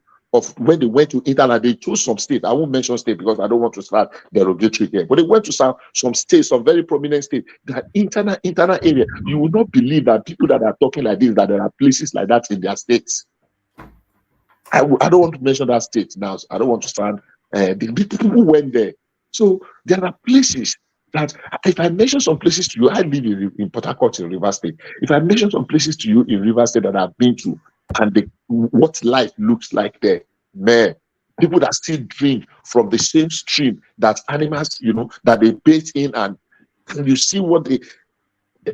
So for me, I think it is just a victory. If they cancel it, it is 1 for the elites and 0 for the real people that need that 8,000. But there are people that 8,000 would make something for. That's my bottom line. All right. Somebody is saying that, and I must address this. Somebody is saying on Facebook, it says, the people that need this money don't have bank accounts. So how do you plan giving them the money digitally? Okay. What Tinubu did say, what the government position is that they're going to send the money digitally. So there's an audit trail. Yes. So there must be facilitation for that. I'm not quite sure how you've concluded that they don't have bank accounts, but they might not have. I will agree with him. I will agree with that person. But I will tell you what happened when they went for the other one that World Bank supervised under Buhari. There was this money that was collected. I think the 300 million from Swiss Bank, and one of the conditions that it was released was that it was going to be. That was the Abacha loot, yeah. Yeah, that it was going to be used for the SITP, social intervention something. And I think part of the agreement was that World Bank would supervise it. So what they did was that they created a kind of, I am not there, but I saw some of the video from that report about World Bank something. So they captured these people that are recommended by their community heads, people that are deserving of it. So they captured them by picture, their names, their data, and they recorded it through the community head that nominated them in the village. They went through there are more than 10 what do you call it, NGO or what they call them as so sorry, Bishop, just for time, how do you think they are going to digitally send this money? No, I don't. That's what I'm saying. I don't know the digital. I don't know that digital aspect, but they use those community something to reach them, and they were verified that they got the money. I'm talking of the previous one. I don't know how they plan to do this present one. Whether they are now going to still use digital to get to the subhead, like the village head, and the village head is the one that will not lead them to those people, and everybody that has been captured with testify to it with through their picture and their, the documentation is just to prevent fraud. But I would say we can only minimize. We always take advantage of the situation. Yes, go ahead. Is there not a way they could create a prepaid card and top up the card for them? People will still. We are talking of people that are living in the very remote areas. I can mention 100 remote areas. You're talking about remote. Even in Lagos, there. What's that area called? Is it Makoko? That water? That's even Lagos. That place. Just leave Lagos. I know Makoko. They will be happy. I'm just looking at the way they could. I'm looking at prepaid. Maybe they could do a prepaid card. Yeah, well, unfortunately, if we are faithful, and diligent in our dealings, this should not be a problem. Why would I want to steal people? I want to go and give 8,000 naira for to go. But what D is saying is that not the way forward though? To just give them a preloaded card. And then their community leaders can tell them how to access it. Well, maybe they can do that one. That was why during the last something they were not giving them every month, so they just give them 3 months, 15,000. So that because of the logistics of having to go every time. So if they give them card, whichever method they want to use, I don't know. But what I'm saying is that 8,000 is not as bad as people have made it to look like. It can do something for them, not much, but it can. Give some support. Need to get something. That kind of a thing. If people in the rural, sorry for saying this, we are just being very. I'm looking for the right one now. We're just being very. Elitist. If people in the open in the city can sell their vote for 5,000 naira, it was 5,000 not miserable, but they were queuing up in the sun for hours to sell vote for 5,000. Now they want to give from people for 8,000 and they are condemning it. Are we not evil? we don't really totally. Don't let me abuse anybody today. I wouldn't go that far, but because. All right. Let me move you to what's showing on the screen. So this is coming out just in the news cycle over the course of this session. It says Senate President Senator Godswill Akpabio will read His Excellency President Bola Tinubu's ministerial nominee list on the floor of the Senate tomorrow, Wednesday, which is probably today now, the 19th of July. So it looks as though finally we're going to land on that space, the nominee. So what's your anticipation of that space, Bishop? Well, I mean, some people have said so many lists to me. I refuse to open them to look at them. I don't want to subject to speculation. The only thing I'm hoping for is that I just want to believe that it will be worth the wait, because I'll be very hard. I know that I said on this platform sometimes when we were discussing that there must be a balance between the technocrats, fresh blood, and politicians. They are paid their dues, so it must not be one-sided. It must be balanced, fair and balanced. And we should, I mean, there will be criticism, no matter how, but let it be objective. So if it comes up with a list that is, we'll see it tomorrow, and I will either give it thumbs up or thumbs down. But I won't want to speculate. Would you say tomorrow will be a make or break day? Because from that list, then we'll be able to deduce. We'll be able with some substance be able to predict the journey of travel of the next 4 years.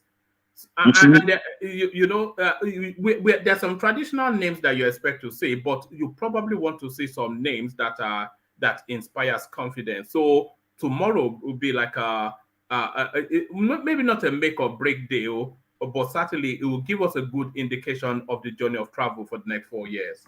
You see, the truth of the matter is this. There is a saying in Yoruba, even though I've forgotten how to say it, that it is a bad karma that we always complain because of the truth. Is the truth, Adamini, you know. Now, the kind of, I'm using Fashola's analogy now, the kind of a coach and a mentor that Tinubu is, the one that does what, I don't know, like to use the word micromanage, that he gives you an assignment and is breathing down your neck. He does not give you the latitude to go and do it the way you want. No. He calls you at 3 a.m. Come, that's your memo you submitted. Come, let's discuss it. And at 3 a.m. you are discussing memo, and you finish at 6 a.m. You say, okay, let's meet in the office at 7 a.m. or at 8 a.m. You have just less than 2 hours. So he micromanages. Pashola was using Jose Mourinho and Pep Guardiola or something. 2 coaches, different styles. His own style, if he gives you, he will notice the lapses too soon. Because hold on. You have to be capacitated though, so you cannot macromanage somebody that doesn't have capacity. So yes, no, you cannot really. No. Hold on. Let me land the point. I don't think you can micromanage somebody that doesn't have capacity. But what we're looking to see in that ministerial list is capacity. So that's the point I was really wanting to make. We want to see capacity. I don't expect him to bring anybody that does not have capacity. Without any apology. I don't expect him to. And capacity can be interpreted in different ways. I don't expect him to bring anybody without capacity. I mean, the basic minimum is that there must be a track record, what you have done, what you can do. We must be able to match it. I don't think there's anybody that does not have capacity. One can be capacitated by certain circumstances, that is, maybe you are too afraid to take some decision because you don't know, you are not a risk taker. You don't know the direction it will swing. And if you go the other way, you will sink with it because people will call for your head. It's just like saying, come and play penalty, and it's a dying period, and you are nervous. And you just, so you are the coach, they say you come and play. The player is saying, look, call the other person. So, and the coach saying, don't worry, I take responsibility with that. Just go there with your straight mind and do your best, give your best, because you cannot go and take it for the player. It's the player that will take the penalty. And the man is saying, look, he's guilty because the last time he lost penalty, they almost killed him. We all remember Escobar, So And so basically, I think let's give Tinubu the benefit of the doubt, and based on his track record, and as a politician, I want a mix of let the gender be very representative. Let it be well widespread across the country. Let's have technocrats. I've always said that we have technocrats among politicians. I think I will get something. We'll get something that we'll be proud of tomorrow. Well, you know what you just touched on now is what a lot of people will be looking at. You know, they want to see the ethnic mix. That will be the first thing that people would want to see. They want to see the ethnic mix, and then they want to see the gender mix, and then they want to see the balancing between traditional politicians and technocrats. So all of that will be things that people will be looking out for from that place. There is one mix you did not mention. One man. People are looking for the blunder mix. They want to see mistakes. They want to see error. They want to see blunders so that they can feast on. That I can assure you is the first thing people are looking for first, not the competence. No, what are they going to bring out? No, people are looking for how we can start a debate to criticize and demonize and finish. Shall I tell you how it's going to go, Bishop?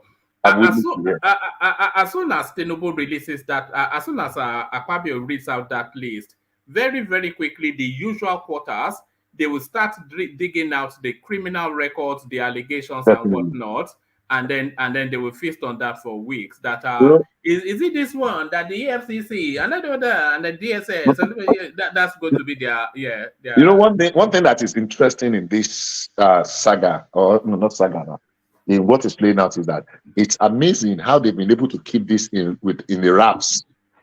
That we have not seen somebody that will say exclusive expo and leak out the list. It's going to be the first time. If they read it out tomorrow and it completely, apart from the very normal usual one, but it now turns out to be a fresh list that nobody has released an expo on before, then that means they have been able to tame some inside moves that used to leak everything. That if Buhari mess, we will hear that.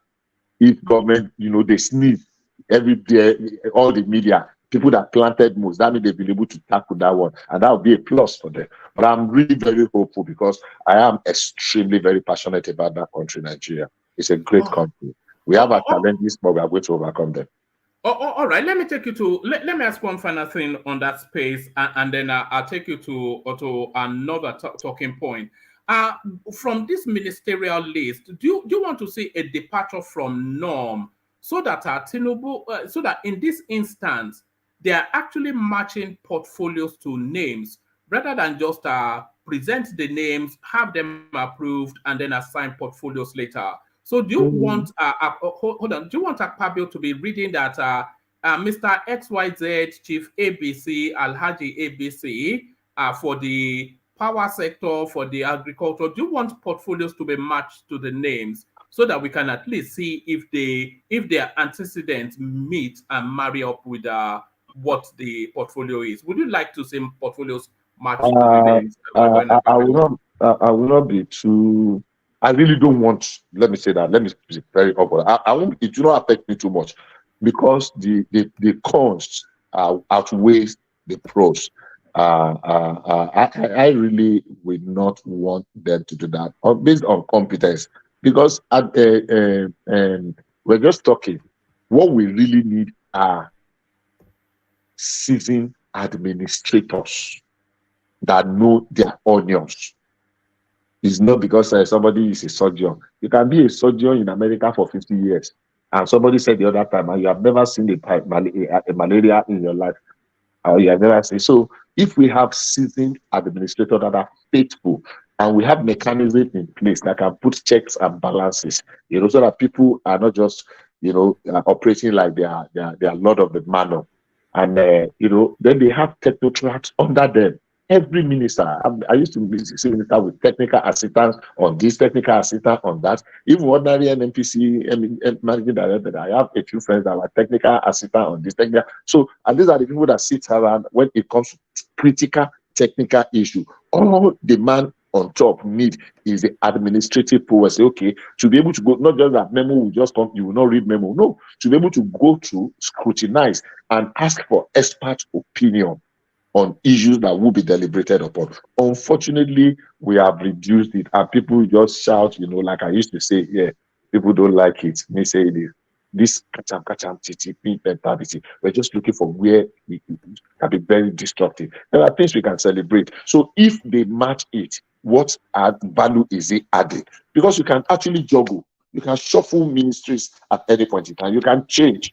If there are needs in somewhere and somebody has some kind of proven capacity or competence to handle that. So if they do it, I don't have anything against it, but I wish they don't.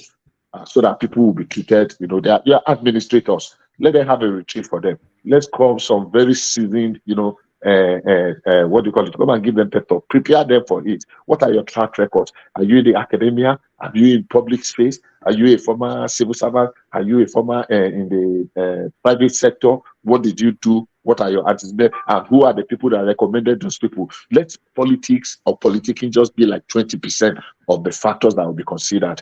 But let competency, ability to deliver be the real thing that we're talking about here. That's my view. But I am not condemning if they choose to match them. But I don't think it's going to add any value, by the way.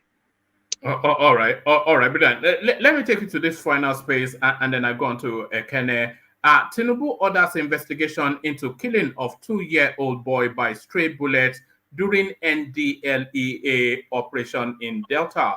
So I'm sure you, like most of us, you would have seen that harrowing clip of the father of that boy chasing down these NDLA characters as he wept into his phone, telling us what happened to his child. So it looks as though that clip has now reached Aso Rock Villa, and Tinubu is now demanding action. So what are you making of this? It's somewhat of a departure from norm. With this now, do you expect swift and instant justice?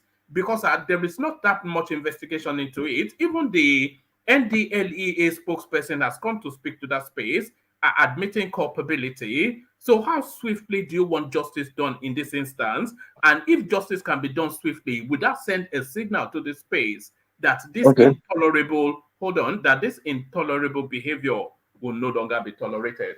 Okay.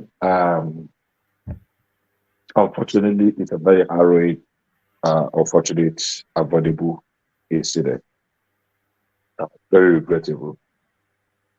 My commiserations to the father, unfortunately. But there are so many questions around what has happened and what is playing out. I've had a few persons celebrating the fact that Tinubu orders, and I find that I'm not comfortable with that. I don't like that idea. What's his business of Mr. President in country? If a crime was established, there is a procedure. Is it homicide? Is it manslaughter?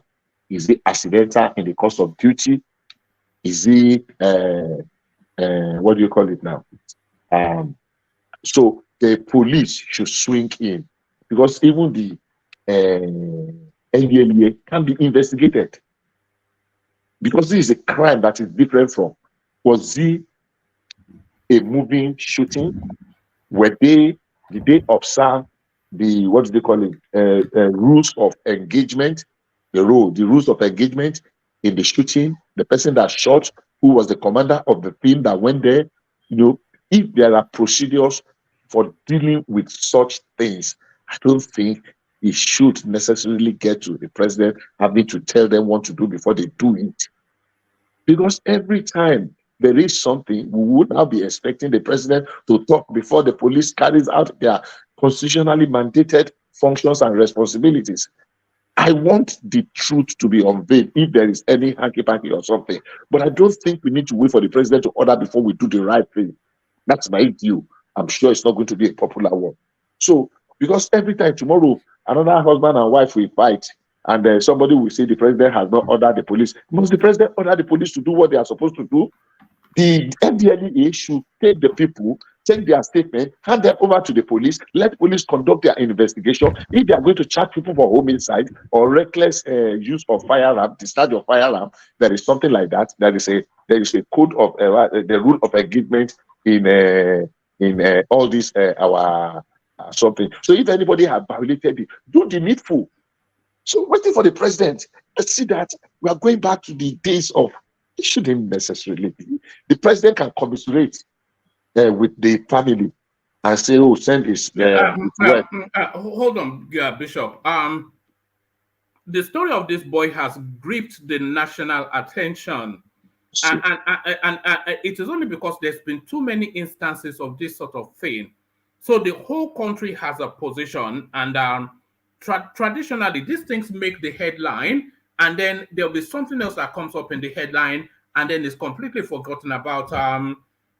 We don't know when justice is done, if justice is done, etc. So Tinubu are coming in, the presidency coming in to say that this must be addressed as a matter of urgency.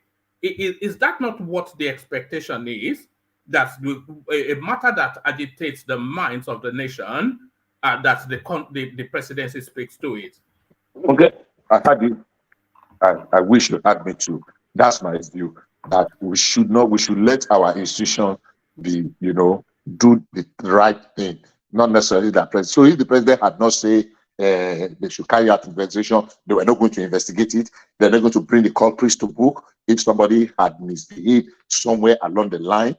That's what I'm saying. But I'm not against what you're saying. I'm just putting my own that we should learn to have institutions that can do things rightly and properly. Bishop, I get your views, but I don't even think these institutions you refer to and expect to do these things are equipped. I think right now, if the president has come into this, I think now we should be thinking of reform and reorientating these guys. Because these things will keep happening. Whether the president comes in and say, "Oh, they should look into it and get those people, give whatever punishment they deserve, they should give to them," it will still happen tomorrow and next week and next year. I think we need to start looking at reforming and reorientating these guys. A lot of these guys leave to work from a paraga joint. Most of them. I think that's not fair. That's not fair. I have seen NDLEA officers that are very thorough professionals. I have seen NDLEA officers. I'm coming. I am well, there always, but don't use that as a general that they leave from Paraga. But that's by the way. Most of them. That's why I say most of them. No, it cannot be most of them. That's generalized. Most of them. It's most of them. I know how these things work. I disagree. No, I disagree with you with most of them. Hold on. As much as we have good people in the police force, hold on, let me learn my point. As much as we have good people in the police force, majority of the police officers in Nigeria are useless and they don't even follow the rule of engagement. They don't follow the conduct they are meant to follow. And I think it's due to orientation and how they were being recruited. That's my take on that. I disagree with you that majority of them. If you say some of them don't mind, some of them I will agree, but you can't say majority of them. And you can't generalize that majority of the Nigerian police, as bad as the situation we have found ourselves in, which is part of the malady, part of the malady that's plaguing our society generally, among the students, among the workers, among politicians, among doctors, among nurses. There are people among us. So I don't think I will agree with you, majority of them. That's number one. I have seen NDLE officer come under. There was a particular time we lost 9 or 7 NDLE officers in one operation in one of the states. I don't want to mention the state that they went to a community that was known for, really known for, and they attacked them, and 9 were slaughtered like goats in one day. 9 were slaughtered. So there is a risk attached to. They have new people that any sign they fidget. We don't know what led to the release of that shot. It's condemnable, completely condemnable. I don't know, because if you are going to residential areas to carry out an operation, there are specific rules of engagement. So that person should be brought to book. That person need to be brought to book. What I'm saying is that they don't need to wait. We don't need to wait. That president must say, okay, go and investigate before they investigate. Somebody died, for crying out loud. A child was deprived his life. So They don't need. It's from that day they should have carried the NDLA officers to hand them over. So if they did not do that from day 1 and day 2, then the head there should roll. If they have not done that, I want to assume that they've either put the person in custody and they are taking statement and there are procedural, what do you call it now? Internal proceedings that is going on. If it is not, then there is a problem. I'm saying we don't need to wait for the president to order the investigation before. They should have commenced, and we should, maybe they have not released something, but I want to believe that they are doing something inside of the system. It's regrettable. It's unfortunate. They are doing some job, because what drug is doing to our young people today, I don't know if you are seeing what I am saying. These people need to be encouraged. These people need to be supported. Yeah, there will be some one mistake here and there. And that's why I will not agree with you that majority of them does. You see, I'm not saying they are not doing their job. Even the police. Somebody has an equipment on that is with me. One man, I don't know if you are there. What's that? Something is playing in the background. Something humming. There's something humming. Someone is cutting grass. And he left his phone off. He left his. All right. Well, only you and I have a thing unmuted. And I don't think so. I'm certainly not cutting grass, but Okay. So let me just land on that one by saying I did not say anything against what you say. I'm just saying that, yeah, I agree to reform. I agree we need to improve. Accidents do happen. If it is accident, let them compensate the family. If it's somebody is culpable, let them bring that individual to book. And they don't need to wait for the president to order investigation before they do what is very, very necessary next time. That's my point. All right, brilliant, excellent. Well put. Stay with us, Bishop. Still other topics I want your views on, but to manage the time, let me go from you to Ekene, who is running low on battery. So Ekene, you're up next. How about how you doing? Oh man, I'm fine. Hi to everybody. We do. Yeah. So, which story is making the headlines in Lagos? Is it the story of this boy, the Delta State boy? Well, not really. The story of today is this increment of not even only petrol price, but dollar increase and so many things. So. All right. Start it off from there. How is that being digested where you are? The increase in petrol and dollar. Well, it's very bad. One man. I don't know what to say again, but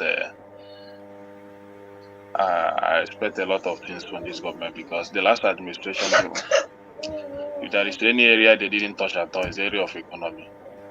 So the only thing that people are trying to get from this government is improvement, their livelihood improvement, the economy and all that. But quite unfortunate, things are not getting better, because this news today really caused a lot of panic in the life of many Nigerians. Just think about it. Do people understand? Do people understand why the price of petrol has gone up? Do they understand what's happening? Well, for many people understand, many don't understand. But what Nigeria needs is just a good life. They don't really want to go into deep what is happening. But all this. I know that we still import fuel, and the exchange rate still affect that importation of fuel. So the exchange rate as is going high will be affecting the price of fuel, and that is how it will continue to be. So and the price and the international price of a barrel of petrol will also affect it at your filling station. Because it's a dollarized, it's an international product. It's an international product, so there is no way people expect the price of fuel to reduce. The price of fuel will continue to go up. As far as dollar continues to go up, it affects it. So I don't know how the government is going to manage it, especially now they are floated in naira. Because if the naira if they have not floated now, maybe they are still getting at the rate of 450. Then before the government came up the official rate, maybe the price won't have gone up, but they have floated in naira. So the exchange rate is about today is about 833 or so. So there is no way it will not affect the price of the product because it's an import commodity. So I expect that. How are people making the adjustments? How is the adjustment being made by the average person? One man, people are. How do you want them to adjust? For me today, I couldn't buy fuel. It's too much for me, so that's why I'm having low battery now. Not even that we don't even have light. So how? If government could come up with one policy and maybe I've talked about the issue of electricity and this agriculture. These two things can go very far in cushioning this effect. Not giving 8,000 naira palliative. If you can provide more conducive environment for agricultural products to thrive, these things will come down by itself. There is no too much talk about it. If the government, I want them to roll out a very productive policy to fight the insurgency and the urban. Let me ask you a question, Ekene. What do you think? What do you think controls? What do you think rather consumes petrol more in Nigeria? Is it the vehicles or the generators? Which one consumes petrol more? For now, I will not say generators because many people are not even owning generator in Nigeria today again. No, traditionally. Yeah, it's vehicles now, public transport and all that. So, but for today now, many people are not even, before you own generator in your house, you will know your capacity. So that is the issue. The 620 is not a child's play to be owning it every day. How many liters are you going to burn today break? It's too much.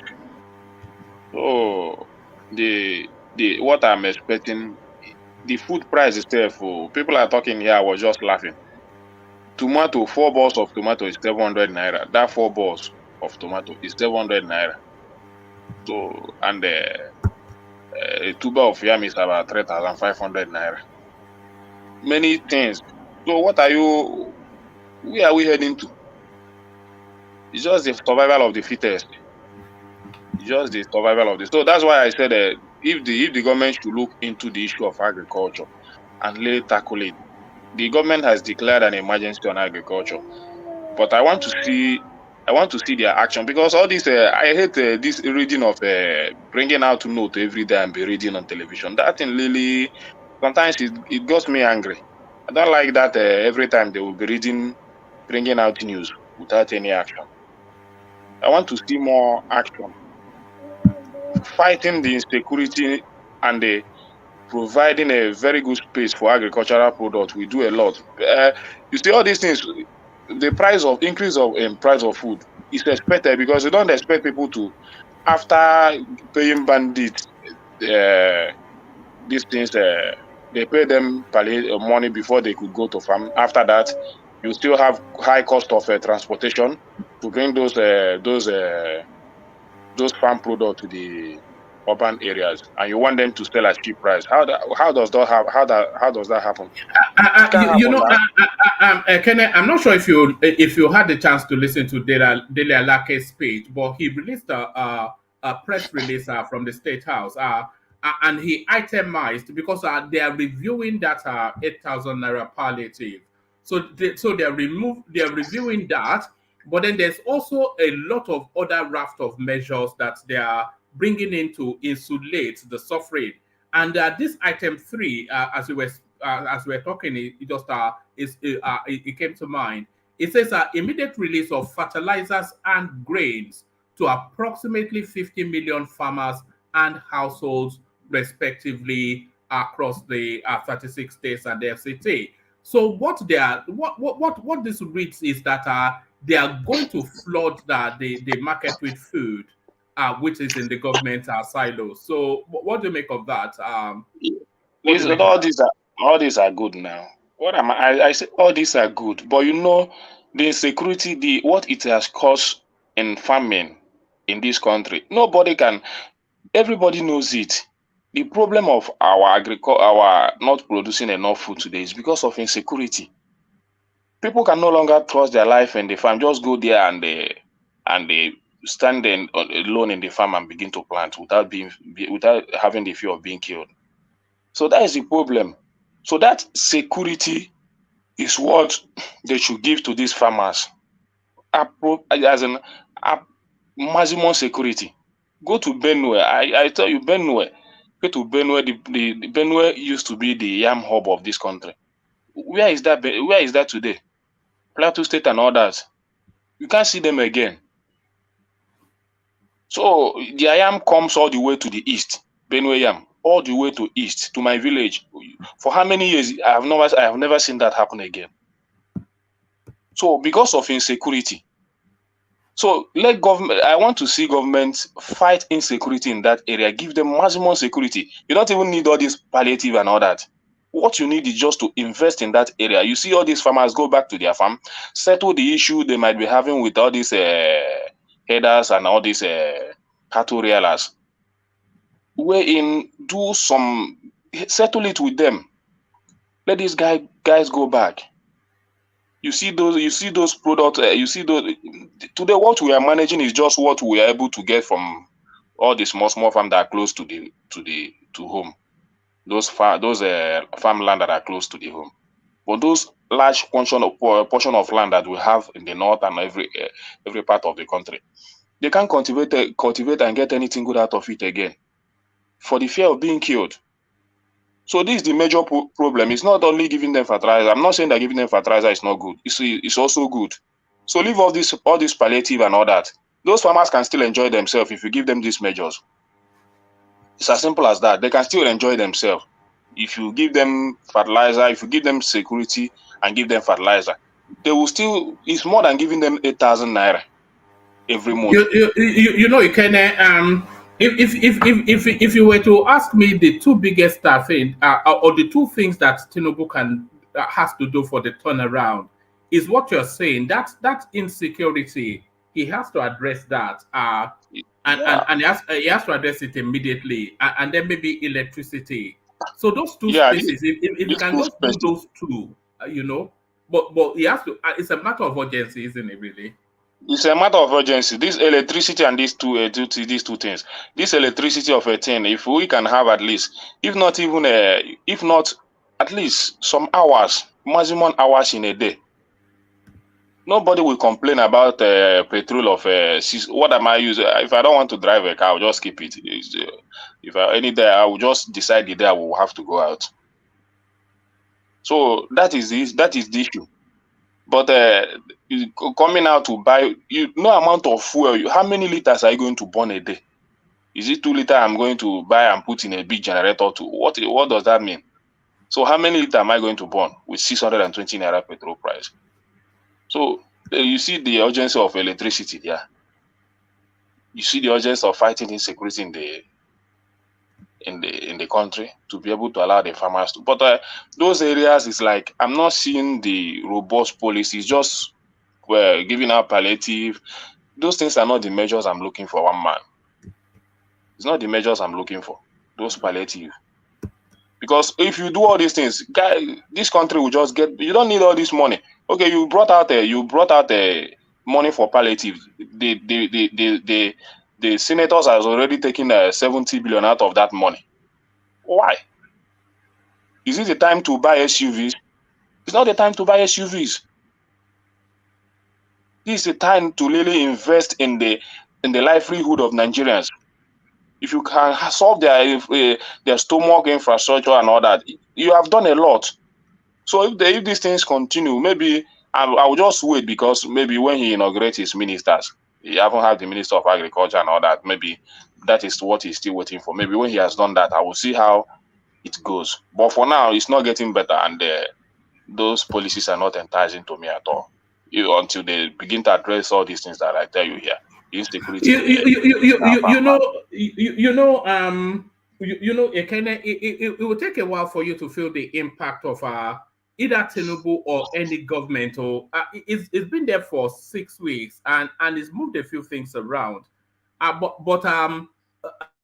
Well, I say it will No, take a I'm not while. saying. I'm You not are saying. already I'm not feeling saying the that. negative. Yeah. Well, No, I'm not saying that. I'm not no, saying that it will not take. I was just going to Yeah, say you're already feeling the negative impact, of course. But for you to see the yeah, I'm positive feeling it. I'm feeling it impact, because I'm not seeing the positive direction that I'm expecting.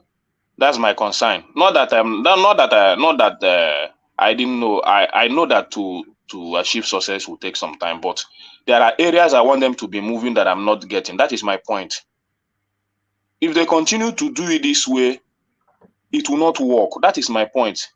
All this palliative, they continue to say, let us give them 5,000, let us give them this. Then where are you going to provide the money from? You continue to borrow to do palliative for 8 years or for 4 years. That is the problem because there is no productivity.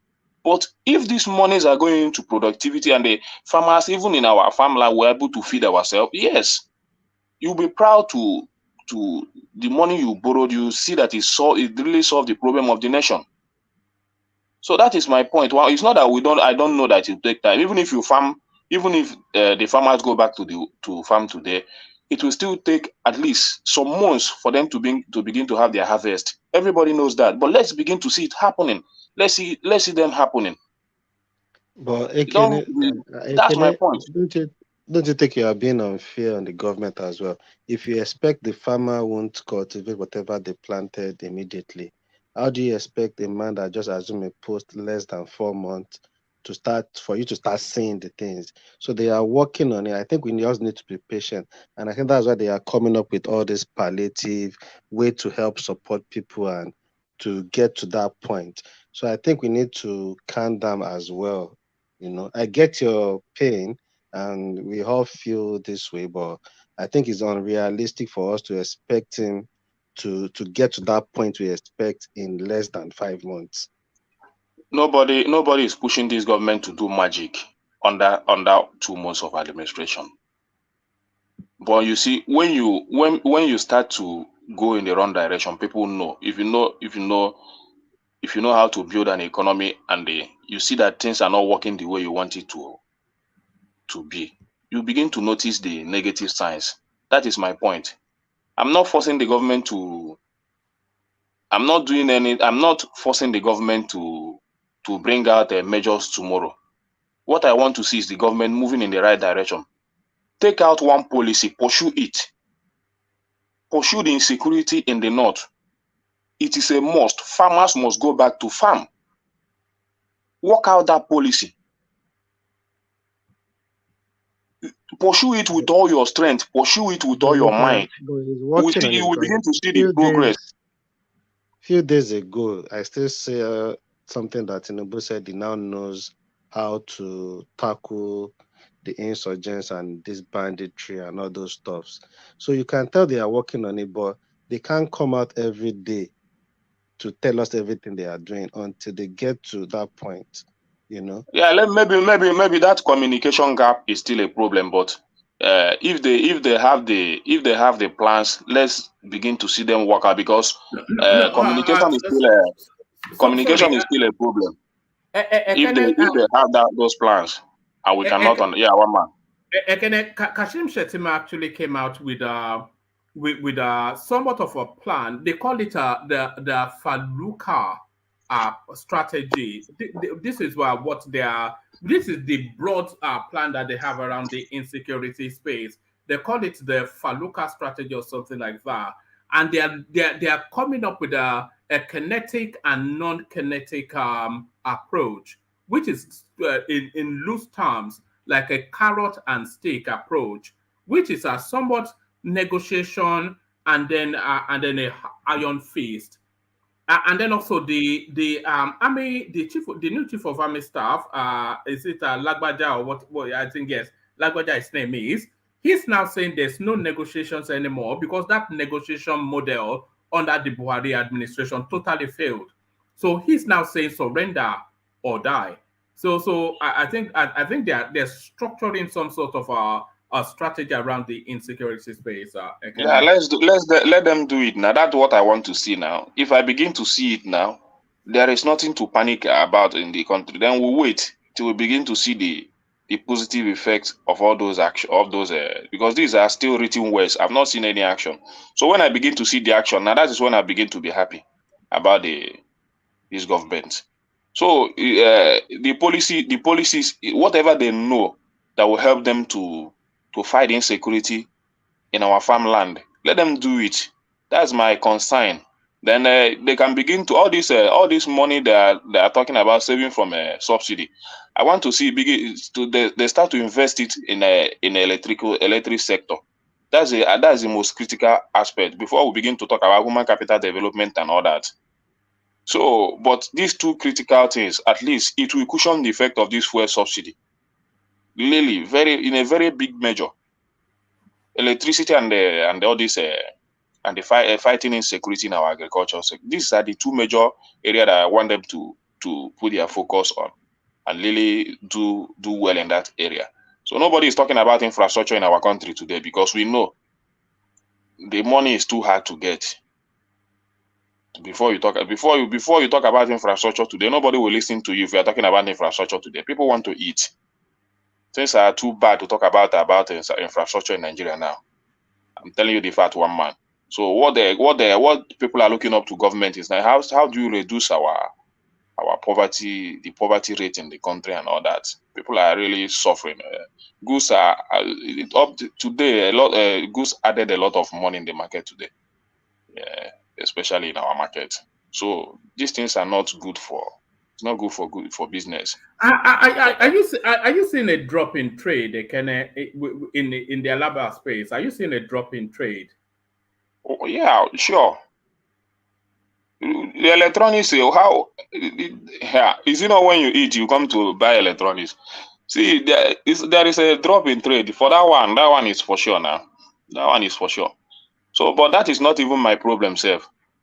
My problem is let them do all these things these are the things I want to see. These things I just said now is my concern. That's what I want the government to do, so that people will just have a relief. You don't necessarily need to add money there because even this minimum wage they are talking about, just like Bishop said, a lot of states have not even started paying the 30,000 naira. You are talking about even though it is necessary to increase it, but some state governors have not even implemented the last one they increased, and you want to increase another one. How does that happen?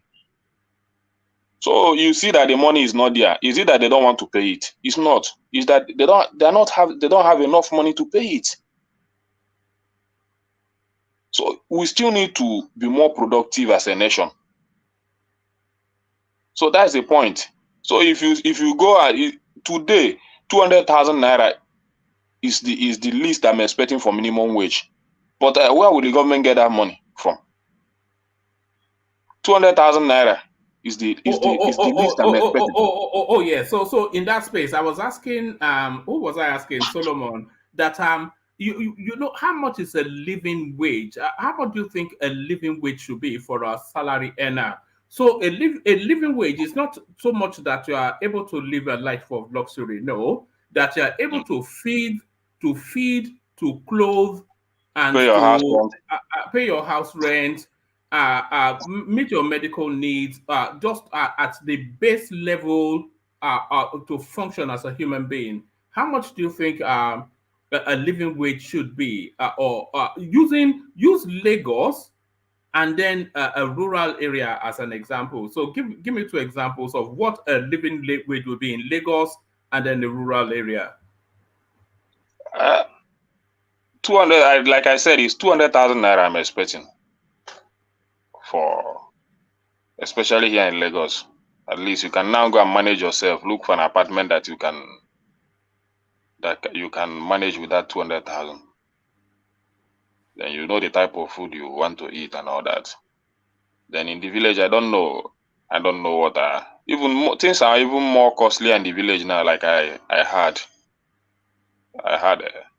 because my mom just traveled back just a few weeks ago. He was even shouting.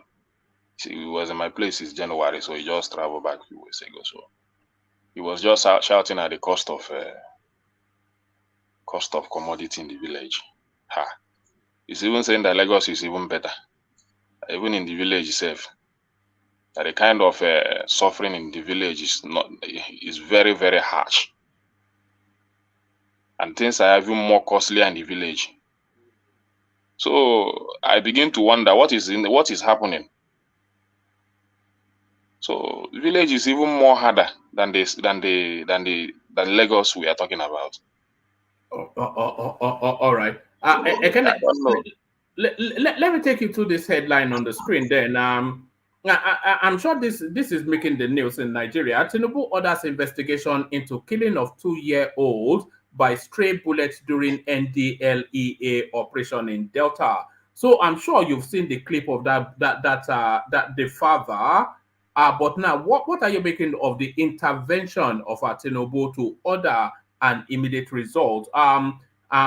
Bishop was not especially impressed, but I thought it was a move that he necessarily had to make. So, what's your take on that space, Ekene? Yeah, that's what the president ought to do. But for me, the recklessness of all this our government, I don't know whether security agents or what, I don't know what to call them, but it's becoming too much. This young boy now, if this boy is my boy, I don't know how I will feel with this NDLA because I will die with them or they will kill me, killing this boy. Look how handsome the boy this is. handsome guy, they just wasted just because of I don't know whether to call it drug addict or even themselves. The person that did this thing, are you sure that he's not even taking the drug, those things that he's pursuing people for? How could just imagine? I don't even like to hear this kind of story because I can't stand it. If this is my boy, you must kill me with this. You must kill me with this boy. There is no two ways about it. I cannot stand it. It's very, very unfortunate. So for me, if I lose this kind of a boy, there is no compensation that will help me endure this pain. But it's still necessary. Let them investigate it because if this person goes free with this kind of crime that he has committed, then there is no way for this country. We are not heading anywhere. So it's good that the president has given an order, but it's another thing to carry because we have seen it in many areas. Even Buhari has given an order for an investigation. At the end of the day, we didn't know how it ended. So, but I pray that this one will come out good because I can't stand seeing this boy. They're telling me that this boy is no more just because of recklessness of our security personnel. It's unbearable. It's difficult to take, isn't it? Even I find it difficult to take. And I'm not. It's I'm not happy. I'm not happy at all. I try to avoid it, but I'm not happy. I just see this boy. I don't know. Anyway, I don't know if the president can do something about it. Let him do. Let him do. It's quite pathetic, one man. So that's it. All right, brilliant. So to your super chat. We are already on that. So yeah, that's in discussion. We're already in that space. But okay. So now that is super chatting to it. To that headline, then the Senate President Godswill Akpabio will read His Excellency President Tinubu's ministerial nominees list on the floor of the Senate tomorrow, which is now today. So what's your anticipation of that space? So at last, we'll see what shape the Tinubu administration is going to take. This ministerial list, I'm not expecting anything less than capacity. So I don't know how the list will look like. because these are the things that will form his government and will begin to know how his government will have to take shape. So, but let's wait and see. Will you be looking at ethnicity as well when the list is released? Will you be looking at ethnicity? But I think ministers cut across all the state now, so there is no way he will be looking at ethnicity and all that, unless the key appointment there, like the finance minister and some key appointment. But I think it's one man correct me if I'm wrong. Is it not it's cut across the 30 state now? Yes, yeah, but as what we saw with the Buhari administration, you know, there are two ministerial styles. You have the substantive minister, who is the head of that department, and then you have the minister of state. So an example would be Buhari is the minister of petroleum, Temipre Silva is the minister of state for petroleum. So that's how they used to, that's what they used to juggle that federal character space. So so they can just have the main ministers from, like we saw with Buhari, an abundance of an ethnic stock as the main ministers, and then to fulfill the federal character ministers of state. Well, what I would not want is for Tinubu to still do the way Buhari did, to be the minister of petroleum. So if he still goes that way, then that is what I will not expect from him. So any other position can go the way of capacity, whatever he wants to do with it. But the only thing is appoint capable hand that can help move the country forward. So, but the only area I will not want him to damper with or to go and begin to play politics is all this for him to do like Buhari, to be the minister of petroleum, because I think that's the area they used to. Their interest is so much. I think that is traditional, you know. I'm not quite sure if Goodluck Jonathan was also the minister of petroleum, but I think Obasanjo was, and certainly Buhari was as well. I suspect Goodluck Jonathan might have been as well. I think the president always retains that portfolio for themselves, unless I'm mistaken. If he does that, then I don't know. But for me, it's recklessness. How can you be the president and be the minister of petroleum? So that's the only area I'll be looking at. This list now, this ministerial list, this is the only area I will criticize him if he does that. So other position, I will only look at capacity and the capacity and the quality of the people he will appoint in those areas. So I will not those ones is not it's not much a concern, but how they will perform is what I'll be looking at. The ethnicity there, I don't have anything to do with it. It's his government. He knows how to manage it. I've said that time without number. So whatever he appoints is what he will get at the end of his tenure. So people will judge him. He has done well. So he has the right to take the decision. But the only area I will criticize him is taking that minister of petroleum. That's the only area I will not really take it easy. You know, they usually hold on to that as a reward system so that they can be giving oil blocks to their friends. You know, one of the biggest oil block holders is a guy called Indimi, who is the in-law of Buhari. He is nowhere near anywhere where oil is. He's from Borno, but he owns probably the largest oil fields in Nigeria. So they use it as a reward system for their kids and kids. That's how they do it now. But anyway, I believe because Tinubu government is not like this government, people are out for this government, so he's having a lot of criticism. So he needs to do a lot of things different for the optic. So that's what I'm expecting. So I want him to do something different from Buhari. Buhari he didn't listen to anybody. He just closed his ear. He's doing what he wants to do and all that. So I don't expect that from Tinubu. He's a civilian. All right, somebody just corrected me. The Zani was the minister of petroleum under Goodluck. So yeah, thank you for that. So thank you for that. So and thank you, Kene. So stay with us. Let me go from you, Kene. I'll come to you after Kulata DOG, but because I want to hold you steady because we've missed you for so long. Let me go to Kulata. and have him pick it up from where Ekene left it off. So that's now a much anticipated ministerial list going to be read on the floor, Kolata, now today where I am. I'm not sure if it's still tomorrow where you are. It's certainly going to be read on Wednesday. So now, much anticipated, it will tell us the direction that the Tinubu administration is going to follow for the next 4 years. But a lot of things people will be looking at, the gender mix, the tribal mix, and then the mix between technocrats and traditional politicians. And then, of course, people will be looking at the corruption list as well. So what's your anticipation then for tomorrow as finally this much discussed ministerial list now about to be read?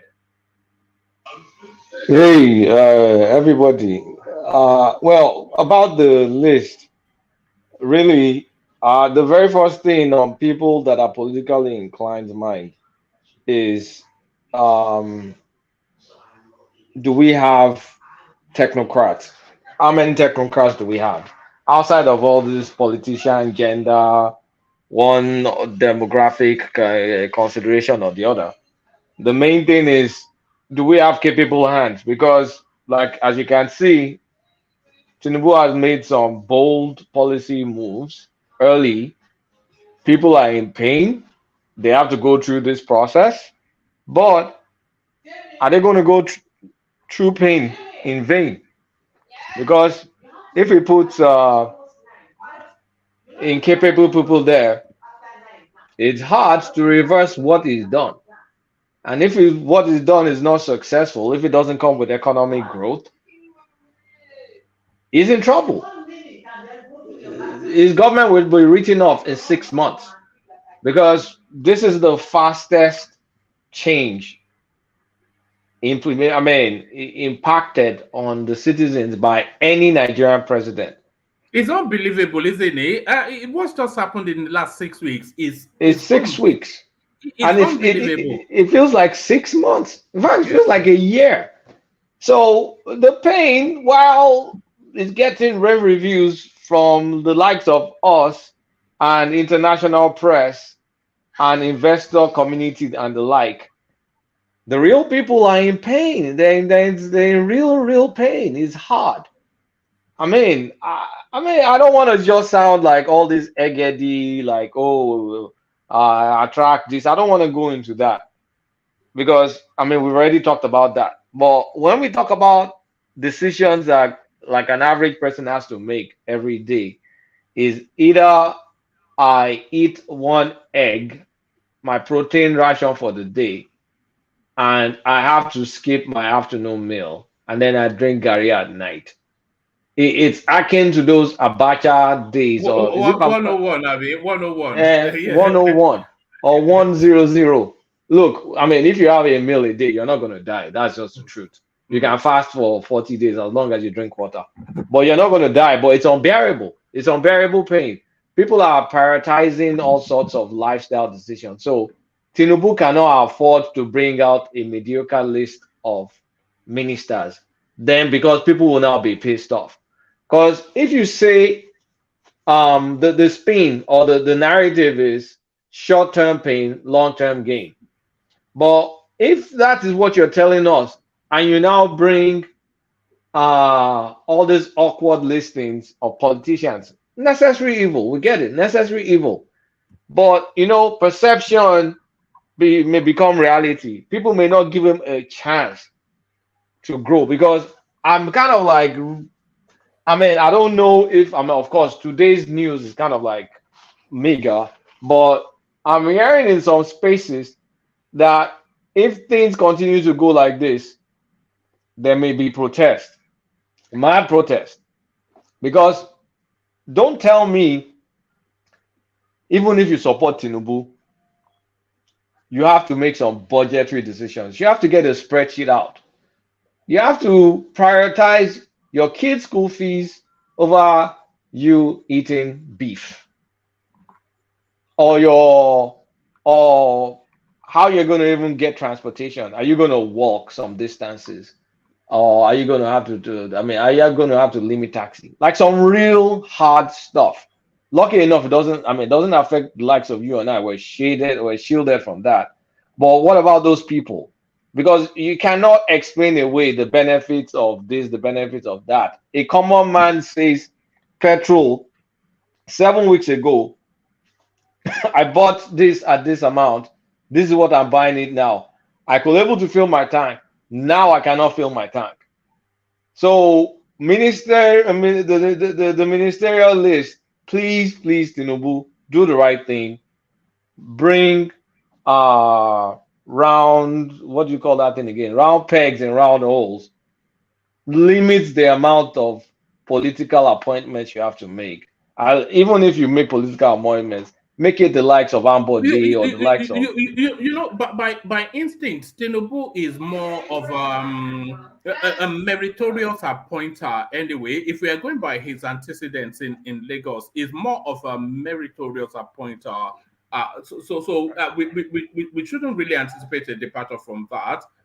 Yeah, but what about the reality of, because if it's say, based on last time I was here when we were having this conversation about merit and all, then we say, well, if you bring in Yorubas, there are a lot of people that have merits in the Southwest, true, in the Southeast, true, in the South, but everywhere in the country. But it is the fact that there's some constitutional mandated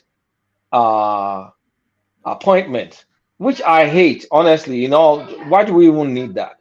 There's some constitution mandated appointment. Will you be able now, because you have to distribute it? For example, I may be able to get 6 strong resources from Kano, but now I'm only forced to pick 2. Then I may have slim pickings from Kebbi. Then what do I mean? Then I'm forced to pick the slim pickings.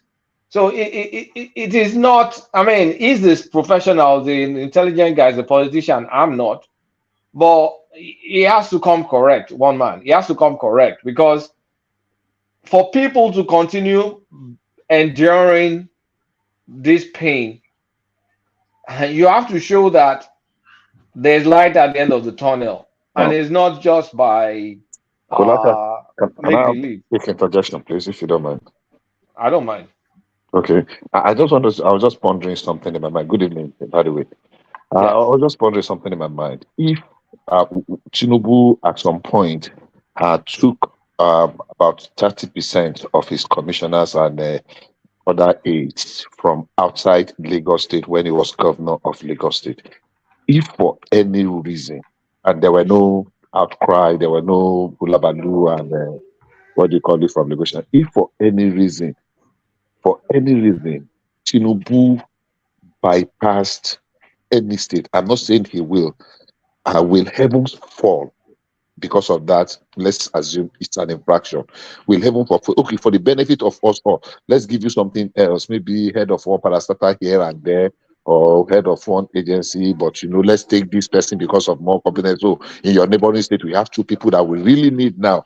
Let's say maybe from Kebbi and Zamfara, and now two people from Zamfara to be ministers. Will the heavens fall? Will people be able to say, okay, if it is for the general benefit, let's go with it? What do you think about that? So, heavens will not fall. That will just be creating a new precedent, right? Heavens will not fall. People will complain, of course, especially if the impacted people come from one of the noisy areas in Nigeria. It will be a lot of noise, and it could be drowning noise. And you do remember that it's just a delicate balance, because if he insists on the people he knows that are smart people, good people, and it just doesn't have, it just skews heavily towards Lagos. The noise, the unprecedented noise that will happen while people are going through this pain, don't you think it will be, the decibels will be mind-blowing? They may not even let the government settle, because all these well laid out plans is only useful if there is peace. If there's no peace, if the country becomes restive, because see now, NNPC, we're following demand and supply like every sane country does. But Nigerians are not used to the fact that crude oil increases.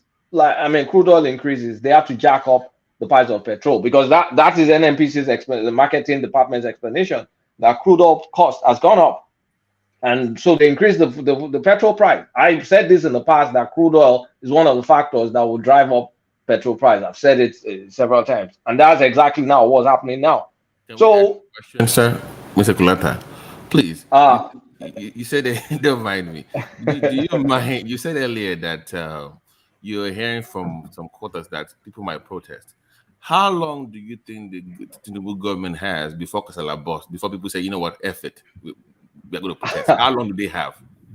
Man, you must show something, right? You must show something. Yeah. So how long do you think he has? A year, 6 months, 8 months? No, man. 6 months is Babati. It's only been 6 weeks. 6. The number of Facebook messages from God knows random people in the world that I've got. I've not even opened a single one. It's like a because year, I know it. I know exactly. So honestly, Tinubu has 3 months to prove some direction. That's it. 90 days. That's it. 3 months. He's in trouble. He's in trouble. He has 3 months because he's a skillful politician. He has to pull all the tools he has to keep all this labor union, all these things, to keep them in check. Look, man. Sorry, Kulata. Are you saying 3 months to prove direction, or 3 months to start to reverse the hardship on the people? Because 3 months to prove some direction, and that this hardship is only for a temporal basis. And what does that mean? It means real things needs to happen. Dangote refinery better be working. The Port Harcourt refinery better announce concrete dates that this stuff is going to be released. And if there's no semblance that anything concrete is going to happen from the supply side for locally produced petrol, it will be almost an untenable situation. Sorry, cannot wait to pounce on this. They can't wait to pounce. Labor and people cannot wait to pounce within that 90 days. They are bouncing already now. They're not bouncing already. If it's 3 months, like Kay is saying, I'm telling you, they will be the one behind Labor. Like, oh yeah, let's go and protest. We are behind you. They can't wait for this to fail. They can't wait. You know, there are so many pockets of pressure points that are looking to. They're looking to agitate something. They are looking for an opportunity to roll people on the streets. They're just waiting for that opportunity. They're waiting with bated breath. They're waiting. Like, it's more like, and also, you see, let me just say this. At this point in time, we're sitting on a keg of gunpowder. We just need just one matchstick. Someone strikes one matchstick, the whole thing would explode.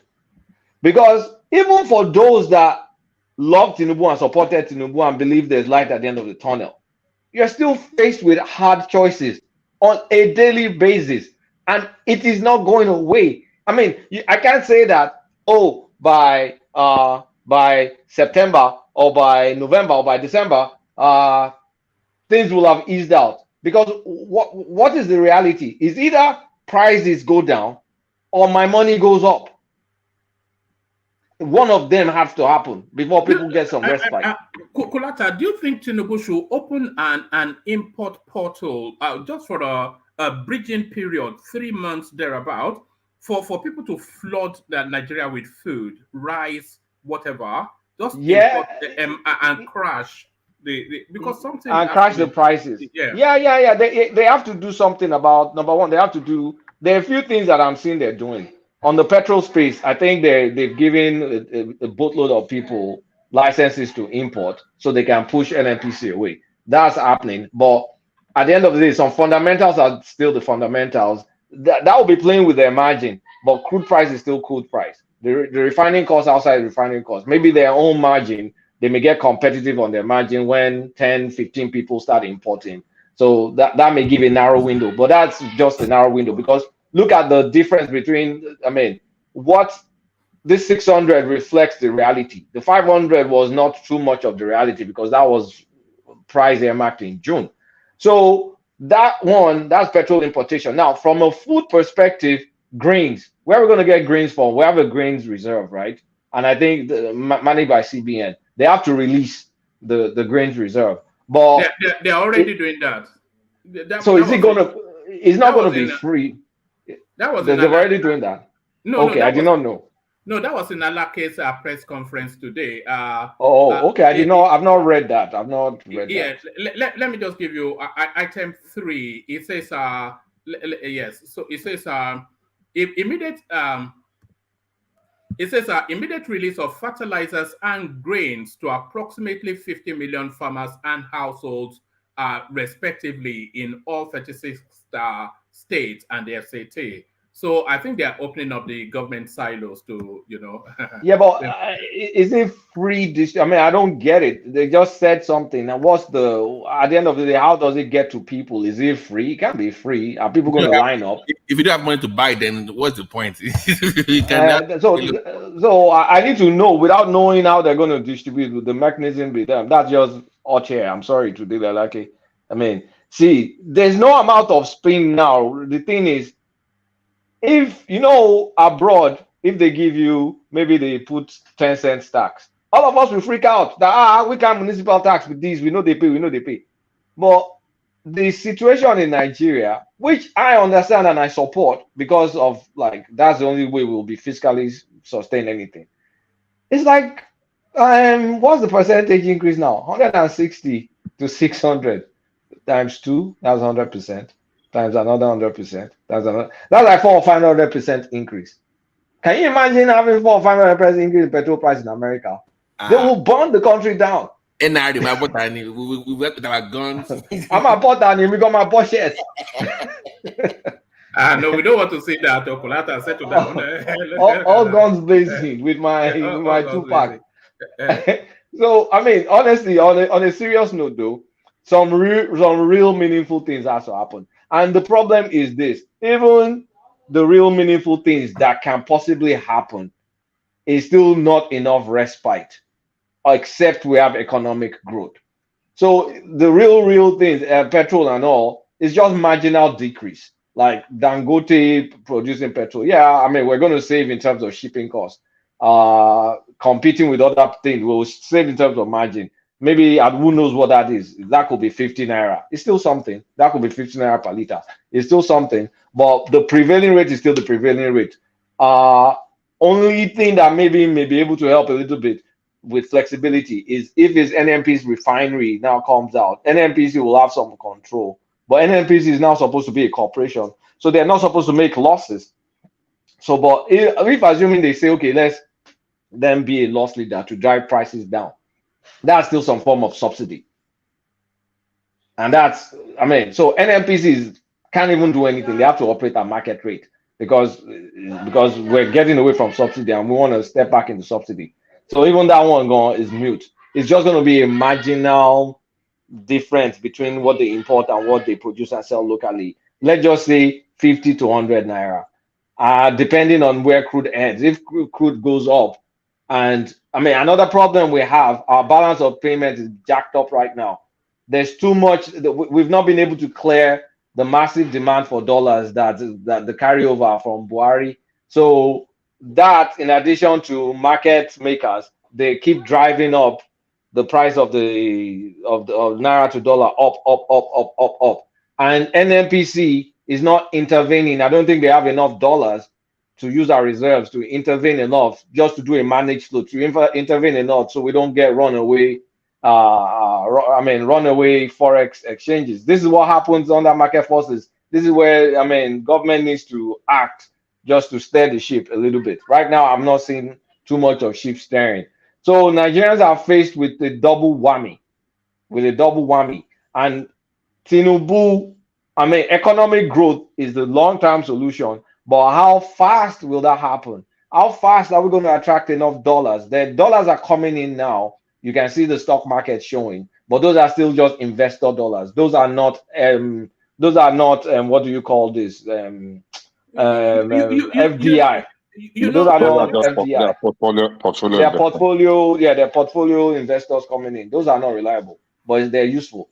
Sorry, one man. What are you saying there? No. Yeah, Kulata. I was just going to say, I was speaking to somebody just a while back around this. They are saying because the naira has been liberalized, there's a lot of capital flight out of Nigeria. People are just moving money out of the country, moving, and that's really reflecting in what we're seeing in this sharp spike that we're seeing. Have you given any thoughts to that? I've given thought to it. It's not like moving. The demand for dollars is still too excessive, and it's not just today's demand. It's a lot to do with yesterday's demand, unfulfilled, now getting fulfilled. So there's been a backlog. You know why CBN was not allowing, for example, airlines to repatriate their dollars? It was because there was no dollars, and the few dollars they've been given to politicians and what do we call them again, cabals and all whatnot. Those cabals right now, they still need to make the money, but they can't make the money as easy as they used to make it now. So they're going into the market to speculate and drive prices up. So they're still making money one way or the other, but not like the way they used to make it before. They're making it now playing the market. But shouldn't this, if CPN had dollars, this is where they should step in. But NNPC does not getting enough dollars to still give CPN because we still owe $3 billion to those guys that are doing crude swaps. We owe them, and before we pay that $3 billion, it's going to be till October. So crude swap is still going on right now because that is what they have to use to do the payments one way or the other. So that is opportunity cost. The crude that we could be selling to the market that we're not producing enough, we're still producing 1.3 million barrels. The part of the crude that we should be selling is used for swaps to pay this $3 billion debt. So dollars isn't even coming in. Not enough dollars is coming in into the economy. So balance of trade is still warped. And we still have the excessive demand that's still on the ground. And then we still have the new demand that they need to satisfy. So that pressure, including speculation, of course, a lot has to do with speculation, keeps pushing that, driving that naira up. So before we stabilize, I mean, if Dangote and all these people can you give a time frame to that stabilization? Do you think only I don't know because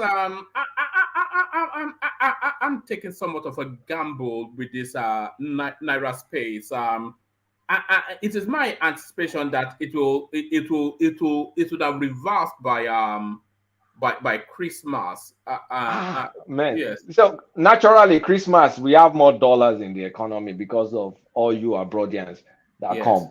And luckily enough, we don't have election this time around where they will, as you bring the dollar, the politicians take it and use it to dollarize whatever they're doing. So maybe Christmas we may have some respite. But in terms of tectonic shift, not until I think Dangote refinery may, I mean, first of all, we need to clear the backlog. The crude swaps, all those BC, all those other BC for airline, all those dollar demanding BC. How long will it take us to clear that backlog?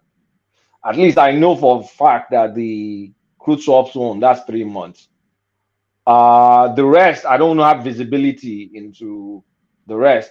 But let's just say before things may have a sense of a new normal, and a new normal is still a very expensive normal for an average Nigerian. I will say 6 months at the very minimum, a new normal. But what happens between now and that new normal? There's potential for chaos. But given that Tinubu is a good politician with political skills, he may be able to prevent the chaos. I never underestimate that man. But as things are going, before you get to the new normal, where at the end of the day, they still have to do some form of palliative. Maybe they cancel this 8,000 and bump up people's salary. But when you bump up people's salary, the only salary that Tinubu has direct control over is the federal workers. You increase. Okay. What about price control? Because oftentimes when you forget that nonsense, forget that nonsense. Don't bring that garbage. I'm just asking the question. It has never worked anywhere. Price control. Forget that. No, forget price control is one of the most insane ideas ever. Okay, so I don't support price control. I've never seen it. It's personally, I'm not a fan of that, and I've not seen it work. Maybe except in some extreme military situation, which we're not in. Price control it just kind of brings its own series of problems. Buhari tried it; it was a complete disaster in the 80s. So, I mean, the time we've tried price control, it doesn't work. What needs to work is economic expansion. I mean, economic expansion. How can you use this 500 billion, and not just this 500 billion and more, because this 500 billion is supposed to be palliated. Like, you can't. I don't believe in they can distribute that 8,000 to individual people. Yeah, it adds up because when you think about injecting that amount of money constantly, it will stimulate the economy. Yes, it will stimulate the economy, even though it's 8,000 that goes in the individual people. But with our own corruption, if those money doesn't get spread out, if it's going corrupt hands, that is not stimulating anything. So assuming there was no corruption, they could give it to people. It will stimulate economy for the brief period that Tinubu needs to figure this stuff out. Go on. Kulata, sorry, can I interject? Can I add a little thing? Yeah. Yeah, I don't know if for this platform or when I was discussing with my friend, you always call me in Jamia approach when I said you should go after Emefiele and the rest people. Today, Emefiele says like caricature. But anyway, I don't know if it's this platform or I was to my friend. Like I was saying that Tinubu should open the border for now, like on written law. They should flood the country with food so that the prices will crash. They've done that. They've opened the border. Yeah, but I know. I'm just saying, they should open the border. And my friends were arguing with me. No, I was like, it happens in every country. In the COVID period in Japan opened their border for everything to come in, up to drugs. But if they control it, it happens in all this first world country. You have to open the border. The major thing is food, and you let them. You can have business talk with some people, those importers, to control it. They should flood the market. Imagine price of rice is like 6,000, a bag of rice 6,000 naira. People will not really complain over the hardship, but they can afford it. You understand? Buy the things like all those tomato paste, the necessary things we need. What paste?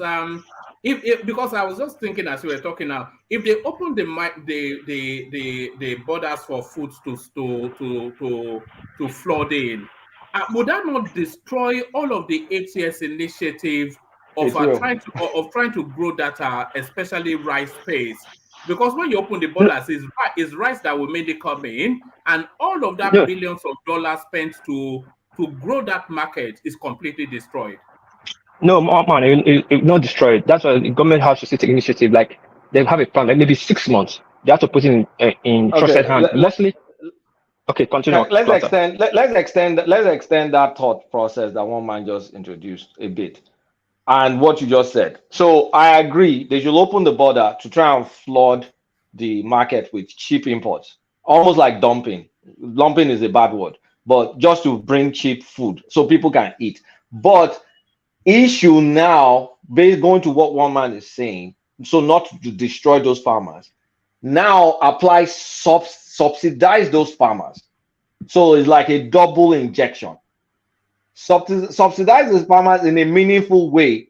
So the losses the farmers will have been getting, they can pass that to the government. US does that every time. A lot, I mean, the farmers in the US, they pass the loss to the government.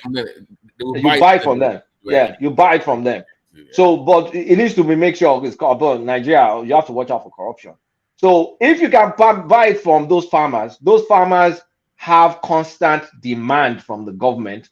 Government can silo those foods and figure. I mean, one day it's not my job. Once they figure out a way to distribute all these silos food, it's good. So, keep the demand from those farmers going by buying from them, keeping the cost artificially low for people to buy. Open up the borders so more food comes in. So that way you can do two things. You can kill the food inflation right now. You can kill the food inflation. People will be able to eat. At least if they can eat, you solved one of their problems. And of course, if you kind of like this palliative of 8,000 or whatever, channel that into subsidizing farmers and increasing the minimum wage. But the minimum wage you can impact directly is just federal workers. If you now give state money to increase their own minimum wage, is up the better off. It depends on what the state governors do. It's going to be vary from one state governor to the other. So that there's no guarantees for that. So I agree with what World Peace opened up and what one man that could be a potential way to relieve the suffering till we get a productive economy. Now, artificially subsidizing those farmers can ramp up the productivity for those farmers. Of course, that has to go with the securing. Of course, the assumption is they should be able to secure the farmers. This bandit issue, they should be able to address that. But if you can artificially keep the productivity of those farmers going by buying from them, and also, I'm looking at a realistic short-term solution just to keep that output going. Then they need to find a way to incubate private sector to invest in processing. So while you keep those output going, you can now start figuring out how you can reduce waste from those outputs.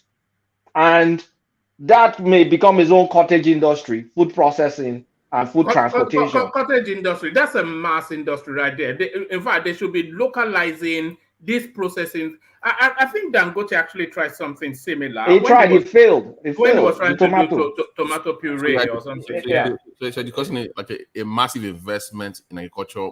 Why so the import is just temporary. Why you invest? Why you invest and you buy from the farmers. But here's the thing is that is where I will want to channel that kind of subsidy. If it was me, and honestly, it's not like I thought about this before. It's between World Peace and one man that the idea just why not? Because it's more like cheap imports come in, buy from farmers. You can't sell it, you silo it or whatever you can silo. At some point in time, there will be a lot of waste until you figure out all this processing and storage. But government should not be the ones doing the processing and storage. They should. Can you add one? Remember months ago we had the discussion about subsidy, and I mentioned targeted subsidy towards transportation, like those. Those where because one of the reasons why the food is good is because of transportation, right? So if you can target those public transport services where they don't jack up the rates, you can still lower that cost coupled with agriculture. So if you can fix the issue of movement and food, that is very huge. That is huge. Yeah, right. If people can eat, at least they can bear the petrol brunt a little bit more. If they can eat. So targeted but this 8K thing, I'm not sure about it, to be honest with you. I don't like the 8K thing. I think it's a dumb idea. I don't like it. It will stimulate some spending. It's under review, by the way. So I was the money will not get those people. They will steal it is my problem. If it gets those people, it will do something. They're so poor. They don't have any ID or bank accounts to even put. How will you track who is getting the money? You can't track. It's impossible. You can't track it now. So are you going to tell all of them to go get NIN number or go get BVN or some dumb shit like that? It's not going to happen. So why are we fooling ourselves? They're going to steal that money. That's why I don't like it. It needs to be channeled in an alternative way, giving them direct cash. It works in same countries. During COVID, they gave some people that qualified cash. They gave them cash. And I think they even gave people going with fast salary too a little bit. Is it some $300 that? Something like that. They just gave money and they kept giving money and it helped. But of course, it's basic. But at the end of the day, in Nigeria, I don't think it's workable because these people are so poor. They're so remote. The most vulnerable people are in the remotest part of Nigeria. How are you going to get to them? How are you going to give them? I have one more for K before one more. You said 3 months because that got me worried. You said 3 months. Now, it does this I do. On my word detail. I do. But how? Okay. Do you think that the kind of people that he appoints might give you maybe an extra 2 or 3 months? Let's say somebody credible comes in as a minister. They say, okay, 3 months, but let's give him 2 more months because of this guy that they brought in. How does the appointment factor in that 90 days that you mentioned earlier? Babati, you said think about what you said. I just want to know. Wait. Let's play it out now. Sorry. Hold on. Let me add on to what Babati, because I wanted to thank you, Babati, for opening that space. But I wanted to add on to that space. Because it's going to walk a very tight rope with this ministerial list that Akpabio is going to read out tomorrow. Today. So the ethnic mix is going to be a major factor, especially given the climate now. And then the gender, is going to be a major factor. You've already spoken about the technocrats that you one man gender about gender. Look, what are you talking about? One man. We're not in Europe. Who cares about gender? One man, you're missing the point. He made the promise now. He made the promise that he was going to bring more females. If you find you they talk gender. Hold on. I'm saying that even that 3 months that K is saying, if you go out and put anybody there, it might be 30 days. So I'm telling you, it might not even be 3 months. That's my point to K. If you go and put anybody there, okay. Let's stop being eggheads. Let's stop doing this geeky stuff. Sometimes we get in our own, we gas ourselves up with all this analysis and co. Look, go and call a Wasiu, a Tajuddin, a Friday, Monday, Osage, Osumbo on the street and say, Tinubu appointed technocrats, so that means things will be good. And then Taju looks at you and says, okay, but I beg, buy me Momo. How does that information have to do with giving him an extra 3 months or 1 month? It means nothing to them. Like, it is not a solution. What do they know about technocrats or no technocrats? Who gives a rat's behind whether it's the person worked in Bain and Co. or Deloitte or this thing or that one? It doesn't matter. The person wants job. You are saying, oh, these ministers are this, is that. Delalake can spin all he wants. People want food. Okay, be honest with us. What kind of scenario are you really painting? Because the way you're sounding, even that 3 months is too long, based on what you are saying now. The 3 months is, look, people are on the edge. Do you look? Since you've been born, since I've been born, while this is a good policy, I've not seen the tectonic shift in people's livelihood happen so fast in my entire life. While is good, don't get me wrong, I support it. But when I get out of my cocoon to think an average hopeless Nigerian, I've not seen their fortune change so rapidly in my life. But I have to say clearly, this is the dose Nigeria needs to figure things out. Without this, we'll be bankrupt. But it comes at the cost. But that cost, I have never, ever seen the fortunes of Nigeria change negatively, rapidly, this fast. But it's for the good cause. Don't get me wrong. It is for the good. But while people are going through this, it is real. Kulata, what about cutting cost? Because these guys are still maintaining their standard of living up there.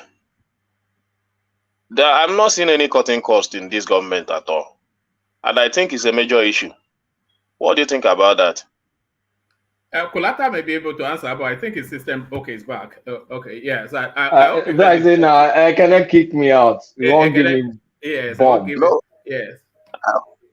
I was asking you about cutting cost because I'm not sure the government are not even making any move in that area.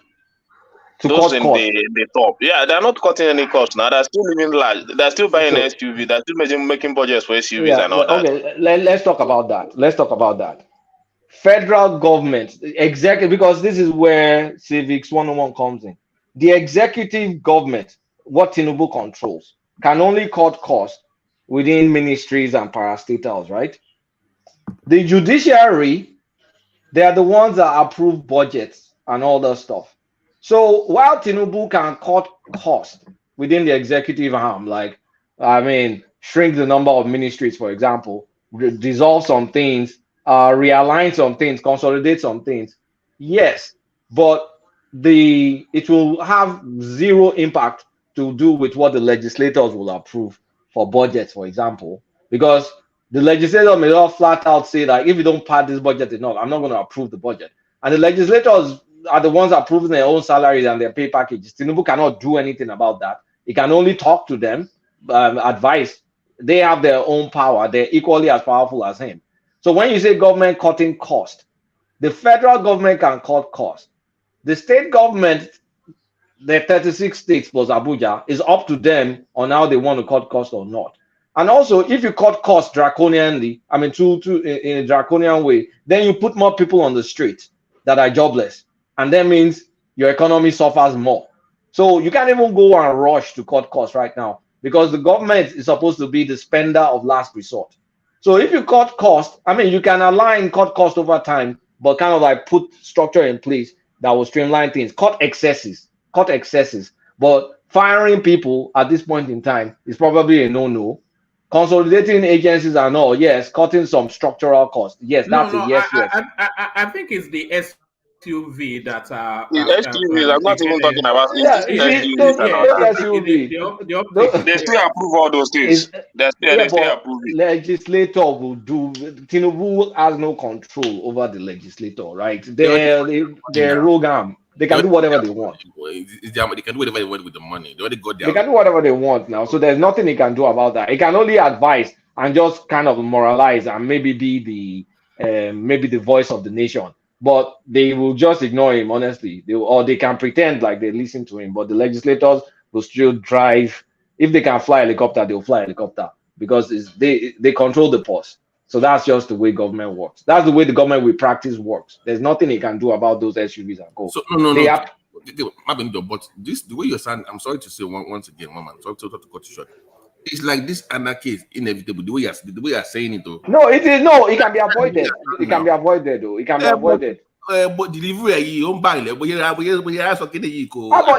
Look, maybe I've listened to many people suffering for the past 1 or 2 weeks. But it's like it's inevitable. That's the way you're sounding. Let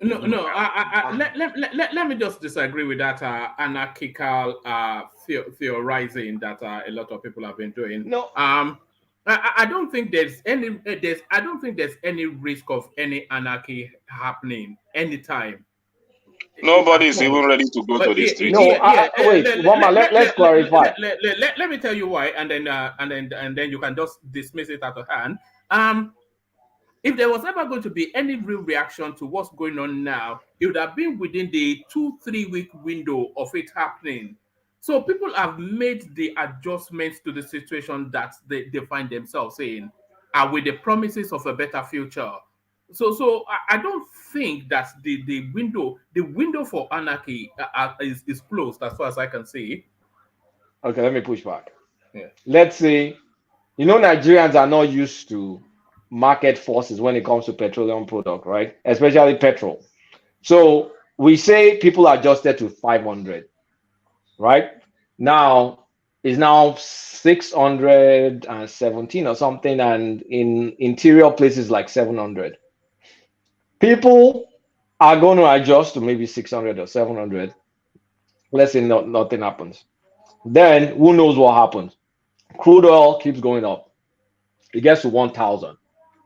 At some point in time, people will push back. Like, how much more can we take?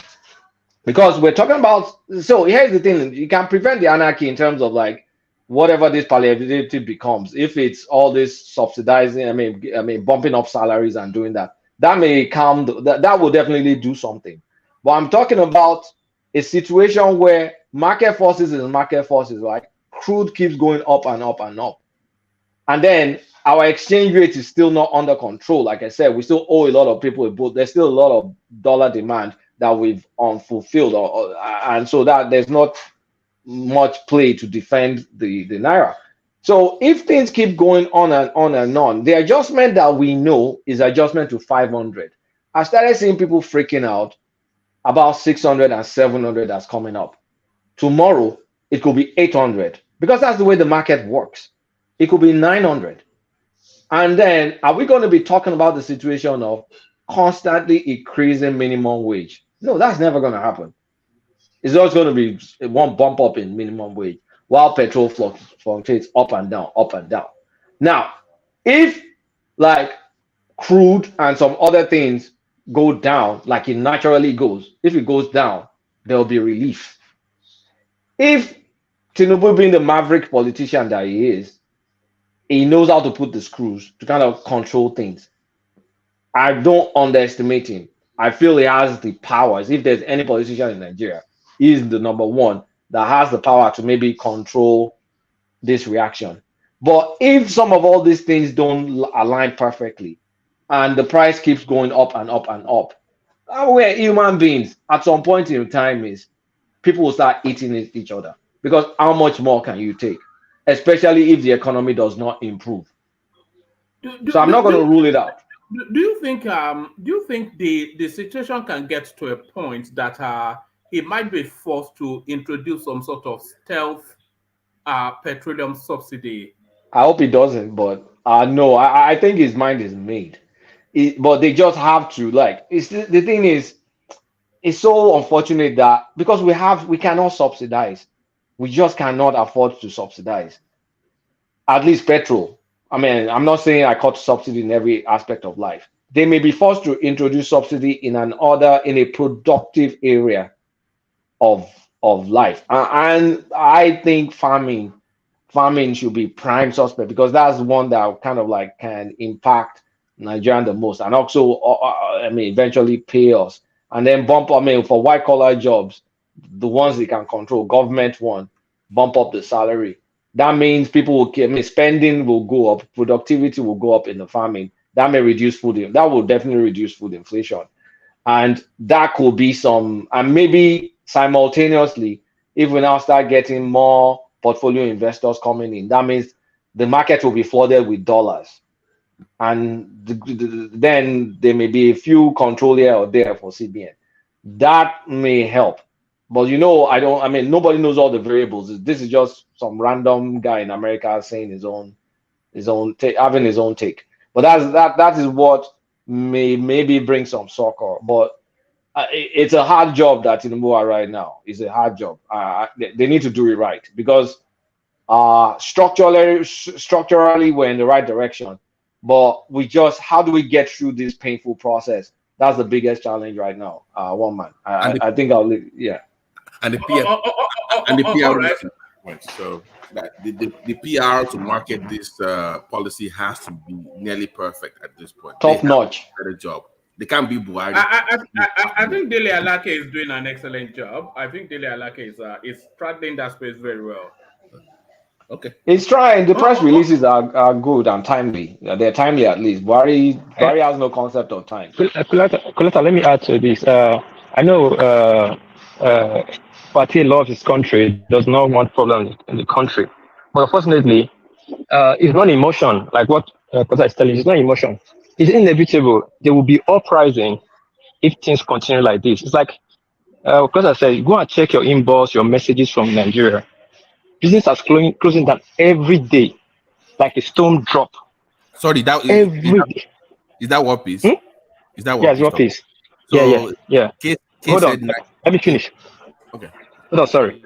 Now, people have to bring in some things to cushion that effect, like food. Like we said, they need to open that border so food comes in. When food comes in, people can be doing local business, go to the border, buy rice, and come and sell inside here, make 10,000, 10,000, 5,000.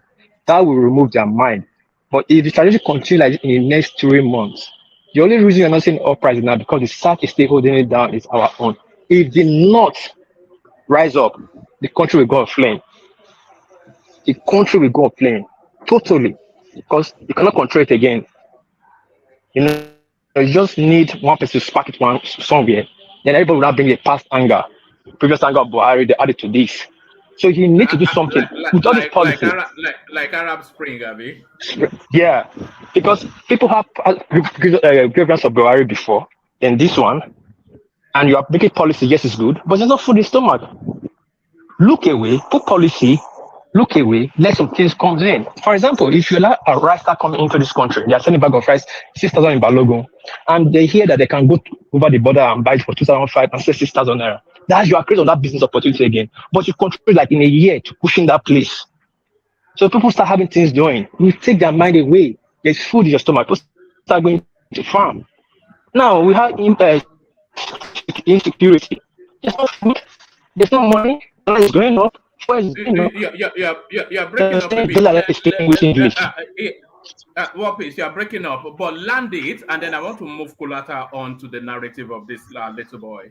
Yeah. So, Babati, what Kulata just said, putting in your heart is very close. You look more closer than that. Because you cannot predict. Now Nigeria is quiet. It's more dangerous. Okay. Now people are now agitated. You know Nigeria would like fire brigade approach. You can wake up tomorrow and everybody's are playing. What will you now do? Who will you now hold? Like NSAS. You know, we don't actually have a history. Because you have to say that that NSAS was somewhat of an aberration within the Nigerian space. We don't have a history of that anarchical sort of we don't have that history, do we? Really, we don't. But it's starting from somewhere now. Now one day they start now. So I say they said all right, Kulata, four times. An angry man is an angry man. Yes, stomach infrastructure. But Kulata, talk to us about the narrative of this little boy, which is quite heart wrenching. Honestly, I don't know anything about it. Though. I've not read the story. I've not read news today. I don't know anything about this story at all. What happened? I don't know what. You want to dock it? What do we owe you, Abby? No, I'm looking at the headline, but if I react just based on the headline, so NDLA stray bullet killed a 2-year-old. It's a narrative of this. So the NDLA, they were at somewhere in Delta State, carrying out a raid on a drug den, and then in the whatever it is that happened, they started to shoot, and then the bullet took this little boy. And then went through the eye of his brother. So the whole of the country, I'm surprised you've not come across it. The father got into, as the NDLA were leaving, the father of this boy got into his car and he was chasing them down. And as he was chasing them down, he was also recording that they killed my boy, NDLA, a stray bullet. So the whole of the country is somewhat, they just crestfallen by, and then Tinubu has now ordered investigations into it and all of that. But if you're not that's following a good move. No, I mean, based on what you said, I can at least react to that. That's a good move by Tinubu because like it shows like he's paying attention to what's happening. But what happened to this kid is very, very unfortunate. But what the NDLA did, I mean, they ran away. That is criminal. That's criminal behavior. You can say mistakes happen, right? Because it's a stray bullet. You can go question their training. Question their training where they should be using deadly force, where they shouldn't be using deadly force, and things along those lines. And if, for example, if their training permits them to use deadly force in close quarters, such as this, then you can. Unfortunately, I hate saying this. You can say maybe that's collateral damage, right? But they now started running away. Like if an accident happened, you stay, you own up, and then you go and address it, and then you pass whatever relief you need to pass, if your training permits it. So there's one thing that their training permits it. There's another thing that they're now running away. So whoever are involved in this, of course, it's criminal. I think they deserve to go to jail. I think they deserve to go to jail because you just ended the life of a little kid. But like I said, if it's a situation where they had to use deadly force, and based on their training manual, I'm not familiar with anything they do or train about, and it just happened to this kid, that may be permissible because it's an accident.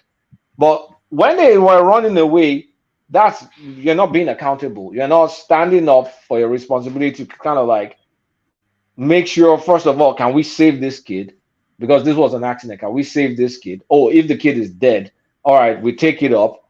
We go to our office, we file a report, we start doing whatever compensatory or punitive thing that needs to happen. So them running away is guilt, in my opinion, and based on just that act alone, they have to be persecuted. Heads must roll for this. This is simply unacceptable. All right, give us a brief thought on this last headline, and then I'll go on from you to Darati, and then from Darati to Babati.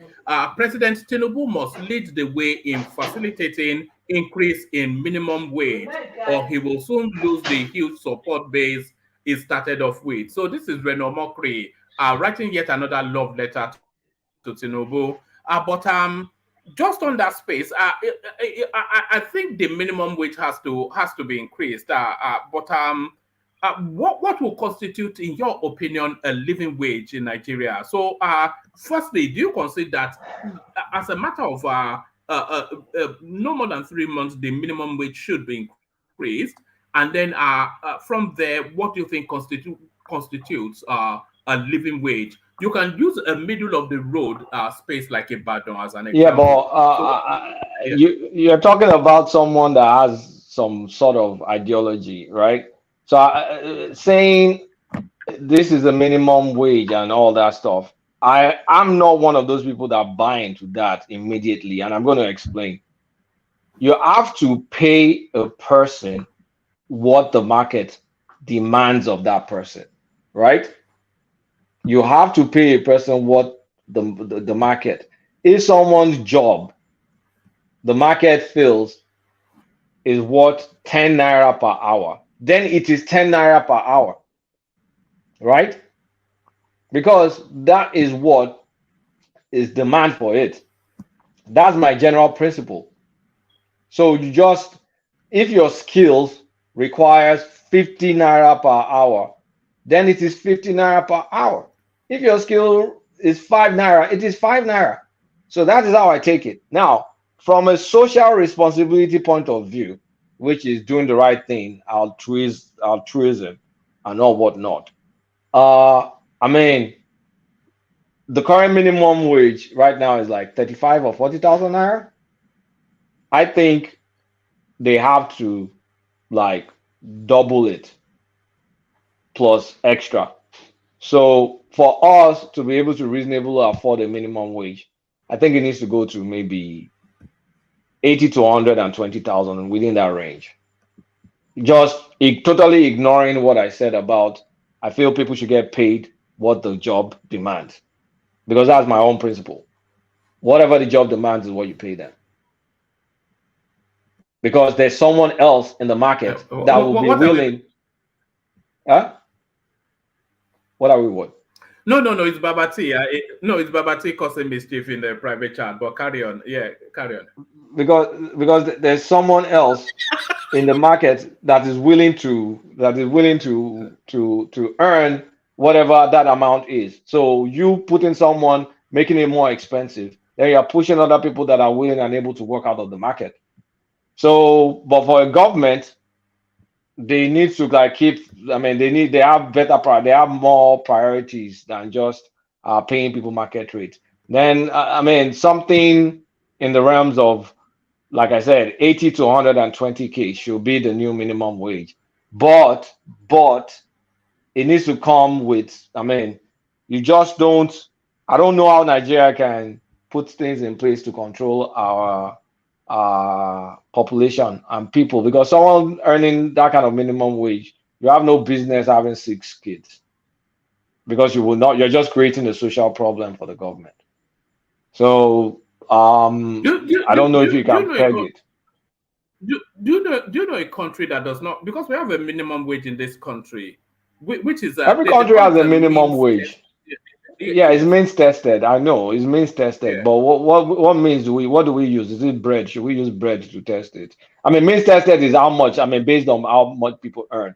But your country, the UK, you have a robust tax collection income. You have a robust income tax collection system, and I mean, you do tax a lot of rich people. Nigeria, we're not there yet. Yeah, so but also that tax system, which what you just described now, don't you think that maybe they should push it back a little bit, because people are not really in the mood for any taxing right now? So how soon should they introduce tax into? They don't want to get. You know what I'm saying? But this is the problem. This is the problem of leadership now. Look, okay, let me put it this way: if they're going to increase minimum wage, they should not back down on taxes. That's yes, tough. no. That's tough. They cannot back down on tax. If they're going to increase minimum wage, they should not back down on taxes. Come on. I mean, right now? Oh, man. Yes. Because they're bumping up minimum wage. They're bumping up. No. I mean, remember the 41 million that they said they captured in they want to. But that is consumption tax, though. That is not income tax. That is consumption tax. Even that stuff, we just not right now. It's tough, man. But it's limited to only people earning over 25 million naira. I mean, people with revenue inventory of over 25 million naira. So for the smallest business, it doesn't affect them. And I think after we had that conversation, I found out that we stole that idea from the UK. Because in the UK, if you're earning less than £85,000, you are not mandated to file VAT. Oh, really? Yeah, in the UK. Yeah, you're not mandated to file VAT as a business in the UK. I checked it up because it felt weird to me. So I just went to look up. I saw that. How close is it to having your W2 or 1099, right? Like independent. Those W2 1099, those are for your income. Those are your income tax. Payroll and income tax. But this one is sales.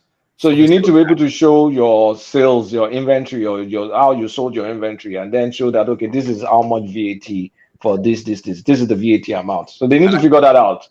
He has a lot of work to do with that PR. He has to sell this stuff, man. He has to find a way to sell this because this is. I agree with you what you're saying, but they have to sell this thing to people. Town hall, whatever. Propaganda. I'm telling you, distraction, the propaganda, distraction. Distract them with religion. Distract them with tribalism. Just distract them. Yeah, I'm telling you. All right. Do you have any thoughts on this headline on the screen before I move on to Dorothy? We can't release Tinubu's criminal case, immigration records till 2026 due to unusual circumstances. So this is the FBI, according to the People's Gazette. FBI won't talk like this now. I think this is fake. Why will FBI say something in unusual circumstance? I've never heard FBI make that. Apparently, somebody sent a Freedom of Information request, wanting to access Tinubu's records with the authorities in the United States, and that was the response they got, according to People's Gazette. And FBI said it is not till so year that will release it because of unusual. It sounds. I've heard many FBI press statements on TV. This doesn't sound like one of them. I'm sorry. I mean, based on my own understanding of FBI and based on the communication I've listened to on TV, I find it hard to believe that they said this. It may be true, but it just doesn't it sounds weird to me. I'm sorry. That's what I think. That's my opinion. That would be meat and drink, though. I'm at the time in the FBI, so I'm Oh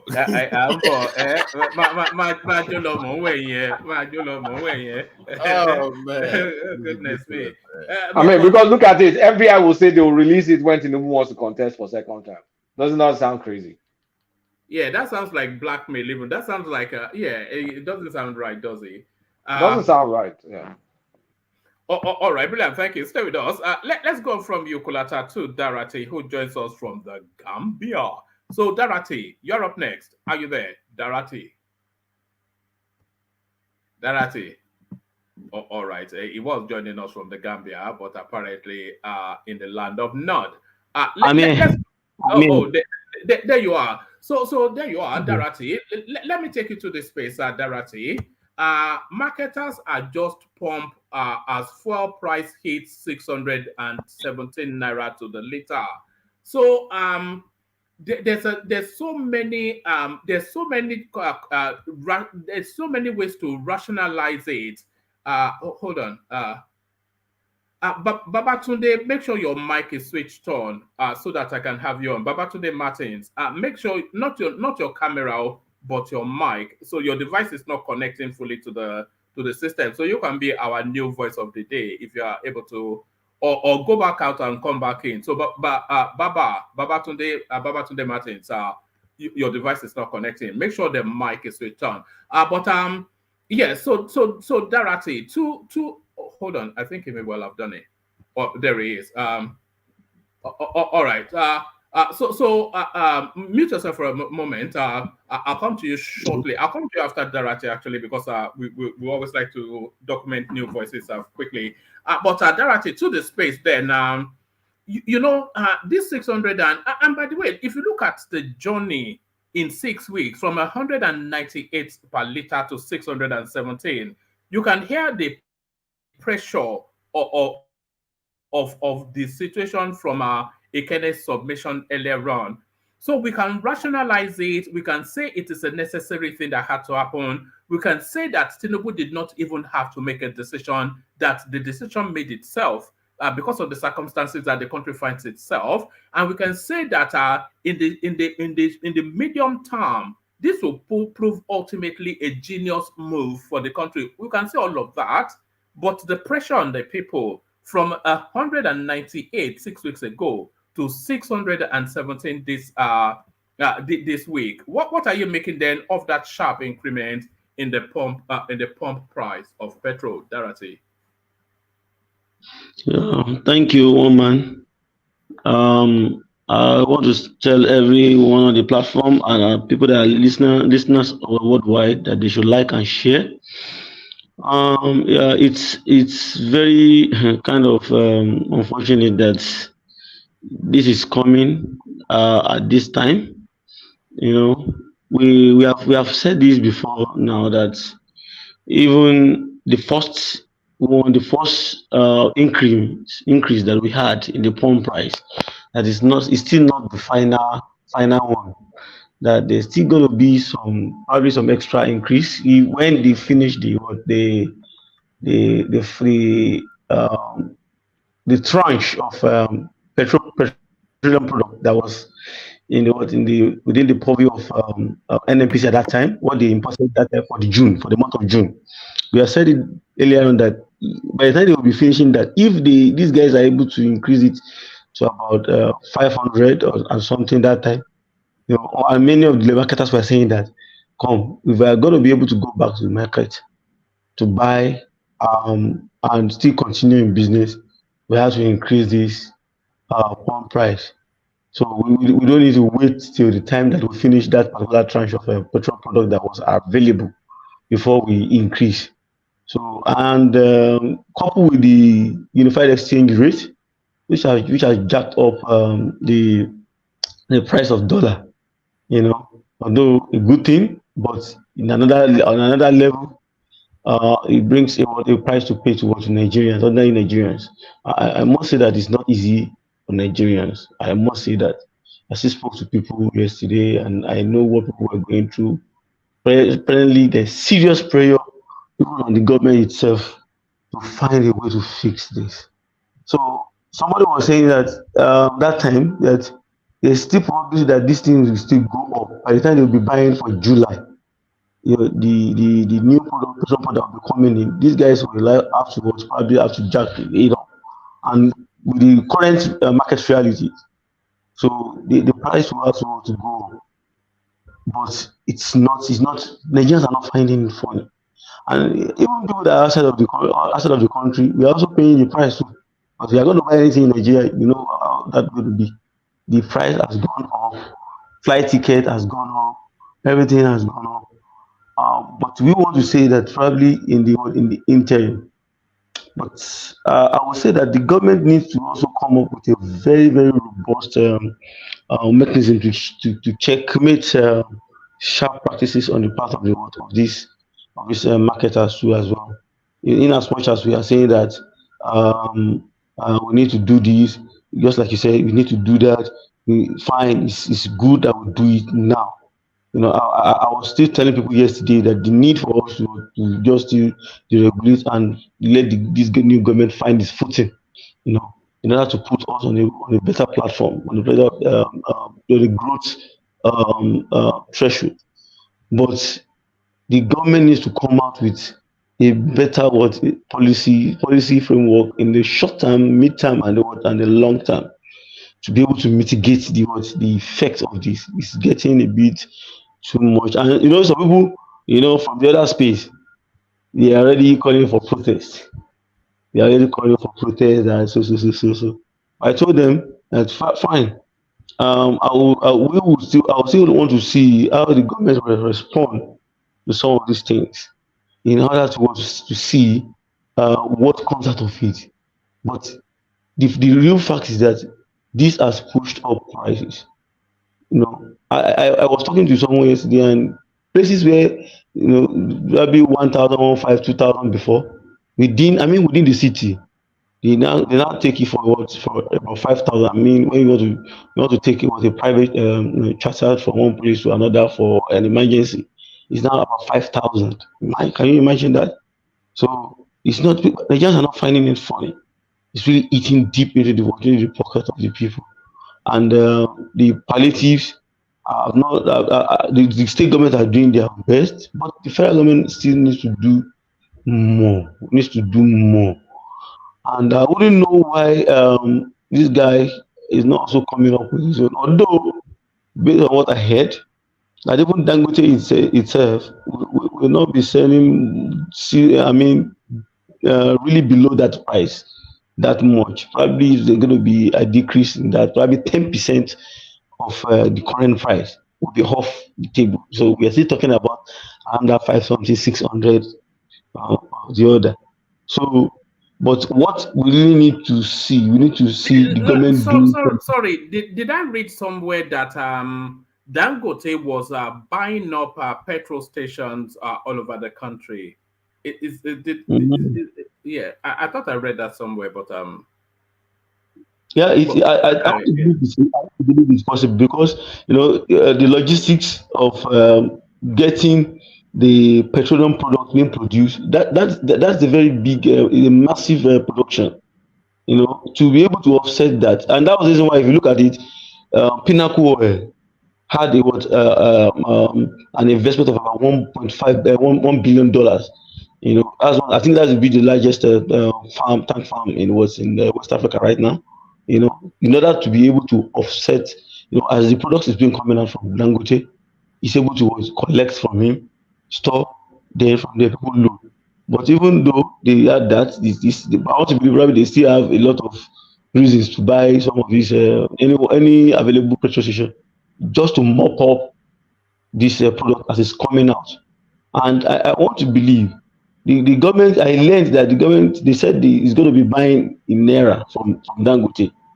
He's going to sell at probably equivalent of $1, but in naira, which we believe should be able to help us firm up naira, against the dollar a bit. At least it's going to be helpful. Unlike when we are buying, we sell to get dollars at the international market. That same dollar, we buy an equivalent of that dollar, to meet our domestic needs. So it's just as if we are not even getting any value for the money. We buy in dollar, we sell in dollars. The dollar we get is what we use to buy the product and bring it into the country. But these days, it's going to be like we sell in dollars, we convert it to naira, then we'll buy back from Dangote in naira. So if they're able to expedite action on that, probably that will also be a relief to the marketers. And the NNPC issue the NNPC has a rule, and one of the rules of the NNPC is to make sure that it gives the private marketers a run for their money to help bring that's one thing that Tinubu needs to do if he really wants to get this guy checkmated. Because if the NNPC is able to put this product out at least minimum profit, but at a very good price that can mount pressure on the independent marketers, on how they sell. They know that we have a competitor, and it's showing that we need to get this thing done. But even at that, there still should be a ceiling. Even as you are saying, even in the advanced world, there's still a kind of ceiling, even though it's a free market economy. Let's say, for example, now if everybody is selling for 1 point something dollars, 1.2, 1.3, 1.4, depending on state, cannot go and sell Sorry, who are you saying the government should enforce a ceiling on the petrol price? Yes, they can still manage to enforce the ceiling. How is that enforced in a free market I know. space? No, price control is not one of the principles, of course. When we are running a free market, you should be a willing buyer, willing seller. Because if the government establishes a ceiling for that petrol, then they have to insulate that ceiling and what the marketers are saying they want to sell at. So that's subsidy, isn't it? We won't say that's really subsidy. That is just to actually, for example, now, if the NNPC guy. Okay, let's use an example. Let's use an example. If the marketers want to sell petrol, this is just for the purposes of example, so don't hold too fast to it.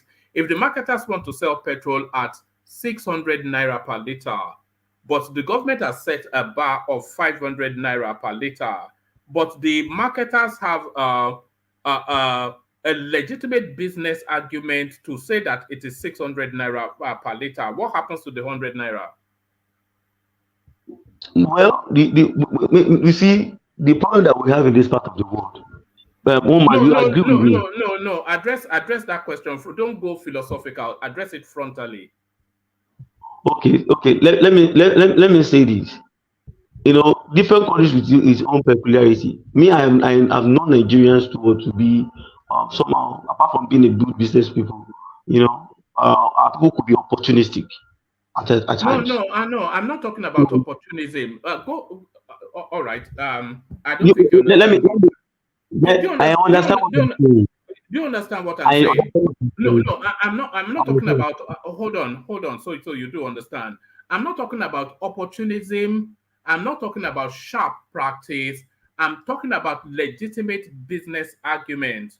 So there's a legitimate business argument that the price should be 600 naira, but the government had already set a bar of 500 naira as the peak price. So what happens to the 100 naira? Well, what happens to the what do you call it? 100 naira. Apart from the fact that the 100 naira is not as if the government will be paying the subsidy. The government can actually have a robust engagement with the water stakeholders that come. This is of course like a national call. Even though we can use the instrument of the law to say, oh, this we want to force this, but we have given you guys the opportunity to still. No. What I'm establishing to you is that the government cannot set a price bar. That's what I'm trying to establish to you. You don't get it, woman. When I said what I said, I wasn't saying that the government should actually set a total regulatory control over the market. Don't forget that we used to have this before. We have the Petroleum Collection Fund, we have the PPRMC, and we have the DPR. All of these guys have been moved into RPA, midstream regulatory agency. So the fact is that there's a way they can engage these guys, whereby, and also using their own since NNPC also has outlets that come. This thing we know, we were the ones that oversee these things. Even though we know that we are running a free market economy, we want things to be fixed according to the price rate. Don't you think this is beyond the normal rate? So there's a way they can. The government has some instrument. There's a way they can engage them without forcing them. Unlike when we were doing subsidy, which is it gives the government a carte blanche to go for the jugular of anybody that is not following that price. There's a way they can engage. And that's what they do in other countries of the world. That come, we know this thing is not easy, but at least we are able to do this. I want to believe you also should be able to do something within the normal threshold. Not that you are taking it to 750 or 700, but if it's still between that 600 that you are saying, or 590 or 585, I think it's still okay. But not going to above 3, because you know that we have tendencies of increasing things abnormally. Sorry, Dorothy, can I interject briefly? Yeah. Rather than price control, if the government has strategic petrol reserves, then they release it to try and, I mean, to put more supply. But that's if that is amenable to supply, because you can't be. I mean, that's some form of price control in a way, but still using market forces. Carry on. Yeah, the United States did. Bring it home in a couple more minutes. So you still have the floor, but I want to get to Baba quickly just to document him on the platform. But bring it home. Okay. Now, the United States also did that using the strategic reserve, in order to try and force down the price of crude oil at the international price. Trying to to kind of placate the Russian power at the international oil market. So, and even at home, and even back home like that, just to make sure that at least we're able to say, "Oh, you will not be able to give excuses." Like, but in this case, if you look at it in this case, for bringing in the product is not even a problem now. The product is already available, based on what we heard from what NNPC and NDPR is already available. I saw it on one of the channels the other time. So it's not as if there is ease of bringing this thing in. It's just the price adjustment that will favor both the seller and also the buyer. The buyers are saying, "Come, this thing is expensive. The government should do something for us." The government is saying, "Come, we cannot regulate like we normally do before, because we don't want to pay any subsidy. We don't want to have anything on our neck that will eventually give us tighten and choke us up." So it's just like finding a middle ground, releasing strategic reserve, engaging with the important stakeholders within the marketers association, and letting them know that the need for them to still regulate, and also helping to make sure that the personal the other issues are taken care of, by that the marketers are complaining about, are being taken care of. The issues, the bottlenecks that they can think they may use as an excuse to make sure that they frustrate Nigerians by increasing these things. These things are in the millions of billions of millions of liters. So they know one naira alone can go into billions by the time you convert it, by the time you multiply it with the number of liters. So it's just engagement with these guys to let them know that this is a national call, one way or the other. This is a business.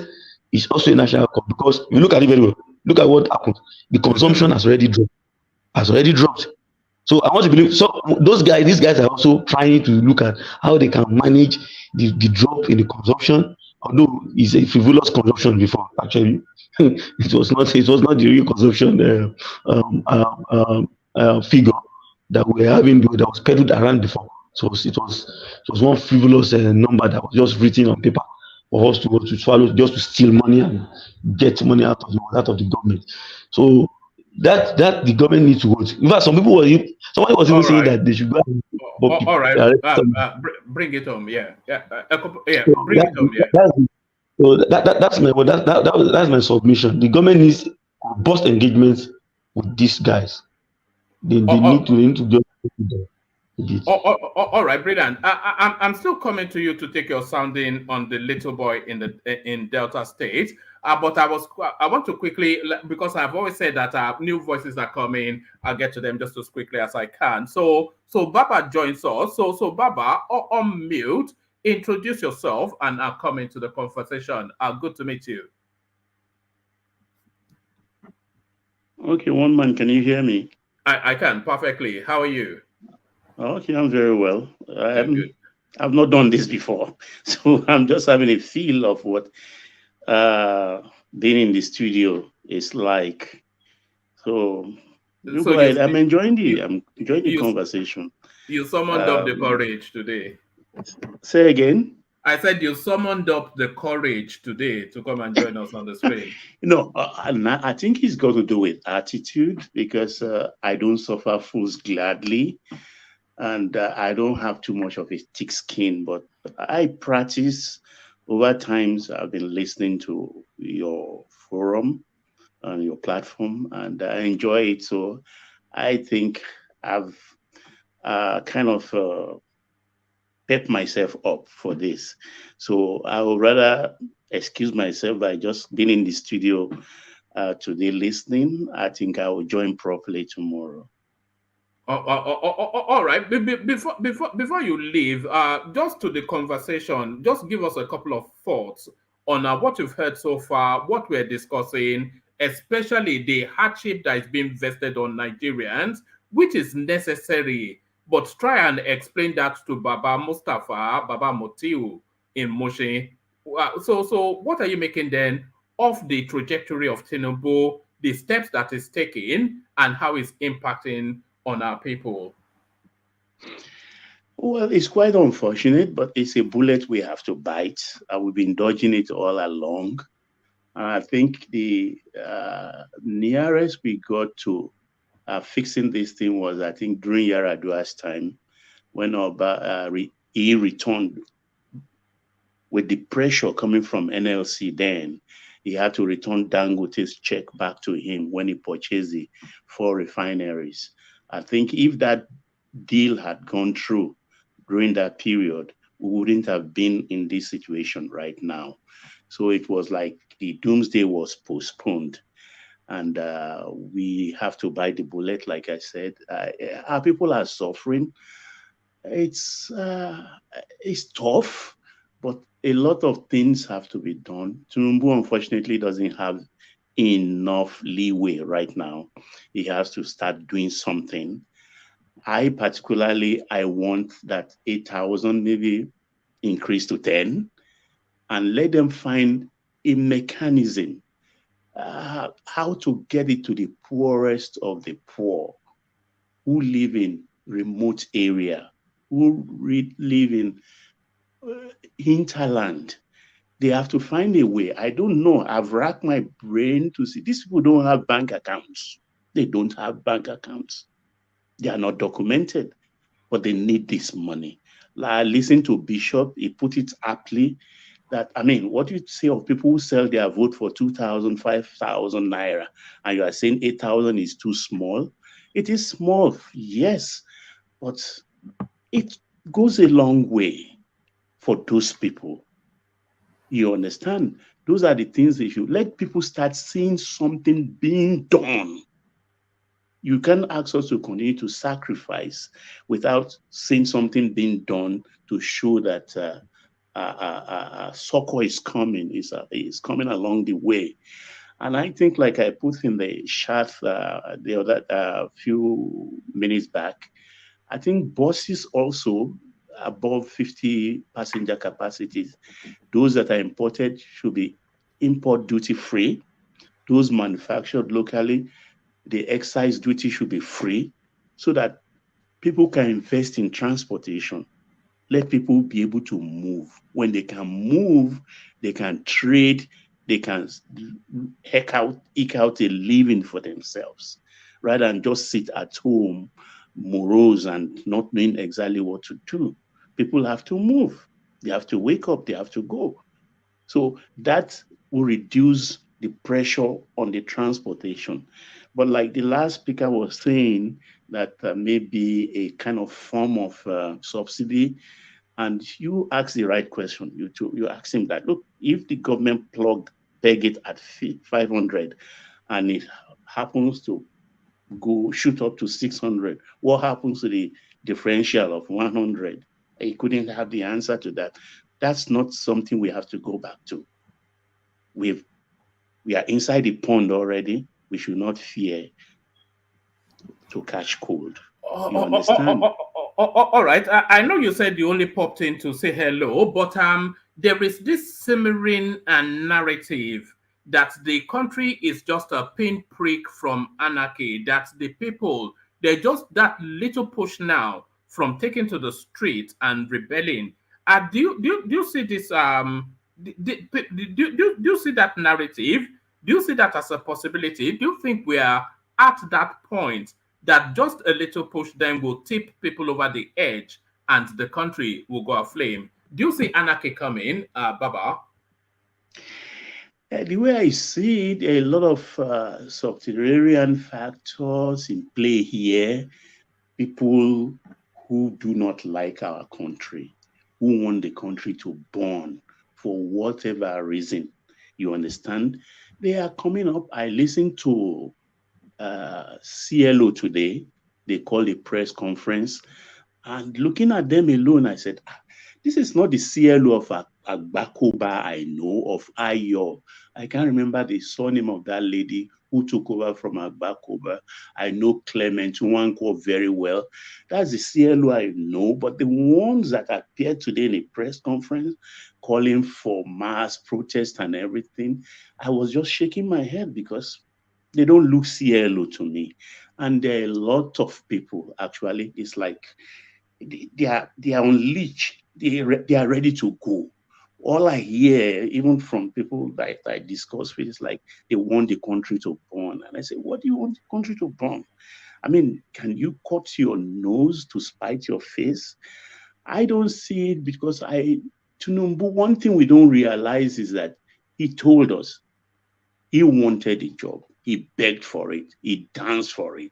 So nobody should pity him. And this is the first time we are having somebody who did that for the job, who danced and begged for it. Obasanjo was drafted. Yaradua was drafted. Jonathan was reluctant. Buhari just wanted it for the sake of, I don't know, whatever reason. But this is the first time. Massage his ego. Exactly. This is the first time we have someone to give me the job. You understand? I look at it as prophetic, and I think he would perform.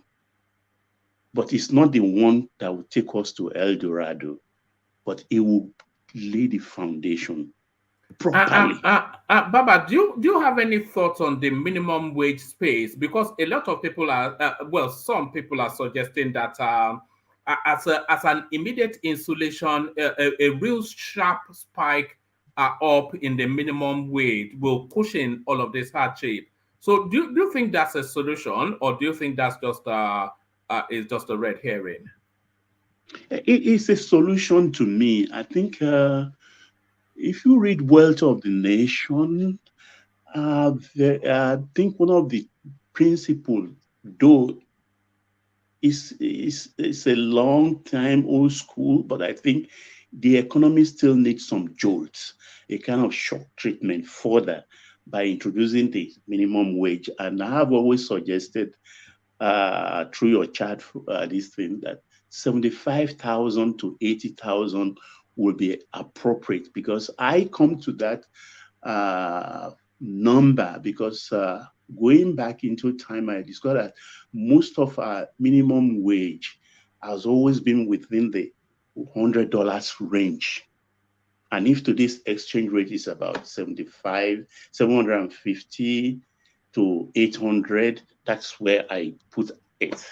But then it's not just about the wage alone. There should be other palliatives, like I said, transportation.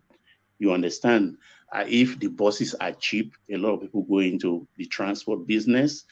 It doesn't really matter how much we buy again, because if you are buying the bus very cheap, the petrol price wouldn't matter. It will cancel themselves out. And I think the model Dangote is trying to come up with will also help us to a large extent.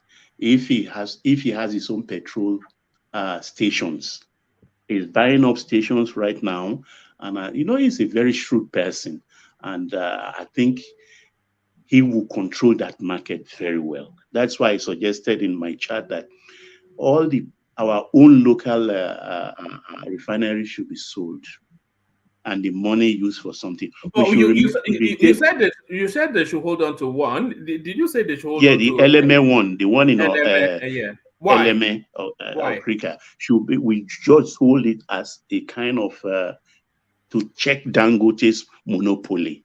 You understand? Because all the Modu refinery in Calabar, in Edo State, they are only producing diesel. They need a kind of contraption to be able to produce petrol, and they will need at least between 80 and $100 million to be able to convert, to be able to produce PMS, which is the premium motor spirits. So they are just for diesel and other byproducts. So, but we should retain only LMA just to checkmate Dangote's monopoly. You understand? That is my own take in all of this. But I see, like we said, 6 months, I think we will start to have relief. If the minimum wage is introduced, we have enough transport. Some electric trains come on stream and all that. I think we will start having some, because the state governors too, I think they are taking up the challenge. Imo State has increased salary. Edo State has done same. Some governors are buying buses on their own. There will be a lot of money. That subsidy thing was terrible. We are going bankrupt. We are bankrupt. We're not going bankrupt. As of today, our foreign debt to GDP. So sorry, Baba. Have you noticed something curious? Because in the course of all of these subsidy narratives, anyway, let me not go there. I was going to make an ethnic point, but maybe I shouldn't. Bring it on. Let's talk about it. No. In the course of all of these subsidy removals, the people in the southwest and some in the north, they understand what is going on, or they are in alliance. They are in a lockstep with what is going on.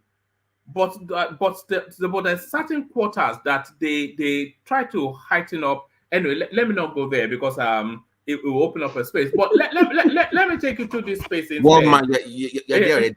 You're there already. No. It's just again, Baba turns up and he's speaking to the logic of it, and of course you can hear the undercurrent. It's a Yoruba man. But then, of course, if Baba was another person, then it would take a different inflection. But it's just it's a pattern, that we see. It's a pattern that we see. But we don't want to open up that space as we agreed, Baba. Say, remember? Yeah. But Baba, I think have you been following this space? The narrative of this little boy in Delta State, the stray bullet, and then Tinubu weighing in. Do you have any thoughts on that space, Baba? Yeah, that is very unfortunate. I listened to the father when he was chasing the NDLA van. I cried inside of me, because no parent wants to bury a child, particularly in that circumstance. You understand? I know, I feel the pain like him. You understand? Because if it has not happened to you, you wouldn't know. But then the circumstances, how the whole thing happened, I wouldn't blame the NDLA personnel more, because if they had stayed to help the situation, believe me, jungle justice will happen on them. It has happened dozens of times in our country there. They will burn them up, burn their van, and that will be another narrative entirely. So when they sped away from that situation, I could understand. I can also understand the father chasing them. But at the point he got to their office, you understand, they should have handled the situation differently, rather than kind of threatening him. They said they cocked a gun at the father at some point. When that's what I had. And that was very, very bad, in bad taste. And I think, look at even the younger one, the little boy, when Ovoware, I can't pronounce that name, the Delta governor visited them. Look at the eyes. The bullet kind of like grazed the eyes of the little baby. And I think the government just have to do something. You cannot measure. Do you think Tinubu should make an example of this situation to send a signal? It's something that. How are you, my darling? Welcome. it's something that has to be handled with care, with a kind of thoughtfulness, because these guys were on operation. You understand? If it's a true operation, not a kind of raid, and let me just put this succinctly, things happen. We understand things happen. The NDLA has not been known to be reckless like the police people, which we know. I think, in a way, they should be there is no price put on a child's head, but they should be compensated. The little kid with the eye problem also should be taken care of, and the family really restituted in this case. You understand? I don't know. I'm just as perplexed as any parent, you understand, or grandfather. I don't know how best to handle this. You understand? It is a lesson, it's a new channel being opened by this NDL thing. I think it will serve also as a warning. Look how handsome the boy is. Yeah. I can't bear it anymore. Like, I have to remove that picture from the screen. It's too much for me. Yeah, I feel the pain of the father. If you listen to the video when the father was chasing them, you understand that was horrible. That was horrible. My heart went out to him. It was terrible. But the president has done well coming into the matter and then calling for a kind of probe. Let them just look at it well. It's operational thing. What happened? How did they arrive at shooting at random? I mean, are they there legally or illegally, or they are just kind of freelancing? All those things have to be checked. All right, brilliant. So how was it? It wasn't as painful as you thought it would be, is it? The comment on the screen, Baba. I can't hear you well. All right, brilliant. Stay with us. There's still a few more things I want to, but I'll leave it for next time you join us. But stay steady. Just stay with us for as long as you're able to. Let me go back to Dorothy, who yielded the space, because I just wanted to quickly acknowledge you as somebody that joins us for the first time. So that's okay. One man, grateful for the chance. Thank you very much. All right, thank you. So that's Baba, the latest discovery of the One Man Went to More platform. So back to you, Dorothy. Thank you for yielding the space. We just had to document Baba for the benefit of the platform. So back to you, Dorothy, and this narrative around the minimum wage, which some people are suggesting might be an insulation for this hardship vested on the Nigerian people. So do you think it's time for the minimum wage to be reviewed? And as I asked everybody, what do you consider a living wage to be for the Nigerian state? Yes, one man, thank you. That is long overdue. It's long overdue. But one of the problems I normally have with us in that country is when you talk about the minimum wage, how many of our states are economically viable? Even the 30,000 minimum wage, we are still dragging the trouser of so many of our governors till date. And I won't still blame them also technically, because of the nonsensical type of federalism that we run. There's no way we will not have that kind of thing, happening to the governors also using that as a cover. But we know that the kind of inflation that the Nigeria state has battled over the years, let's say from 2019, 2020, after the COVID-19, there is need for us to have done that. At least other countries they are trying to see how they can jack up some of this minimum wage thing. But because we have not been able to pay that 30,000, that was one of the reasons why the government has been, and the revenue problem that we had, But now the government does not have any excuse. The Tinubu government must jack up that at least to some extent, even though some people were proposing 200,000 based on what they have in their list of demands, the organized labor. So around that between 60 and 90,000 we do, because we cannot also load. I heard there today now that our inflation, I think our inflation also went up a bit to about 22.79%. 22.79%, I think. I saw that today in the news. So we need it. We need it. We need to reflect the economy. And for one of the first point of call is what, just like what we were taught in our basic economics, in our secondary school days, and some of the things, the household income is one of the drivers of the economy. Now, right now, it is in tatters. So it has something has to be done to that. Even right now that the civil servants are finding it very hard to even transport themselves to their workplace. And although the government, I think the state government, I saw River State government providing buses. I know of Oyo State government providing buses. I want to believe other state governments are also stepping up on that. But there's a need for the government from the federal to the state, the local government to increase the minimum wage.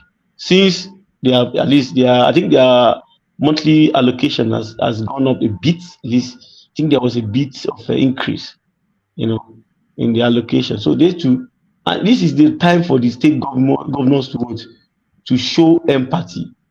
We need to really ask them questions, on what they use their security votes for. This is the security of life and property that they were voted for to protect. This is not the time to play ostrich and to be playing some mind games with the people. You need to really come out with solutions, and one of them is increasing the worker salary, also providing some support. One thing I don't understand about us is in this country is this thing. We may look at it is a problem, but this problem can be turned into a what? Into a long-term solution. In Oyo State, I remember during the time of Jonathan, when he wanted to remove that subsidy that time, he removed it halfway. That money was what Oyo State used to revamp the TCTC in Oyo State then. He turned it to Ajumoshe. He was able to buy the bus and he sustained it for 8 good years that he was there.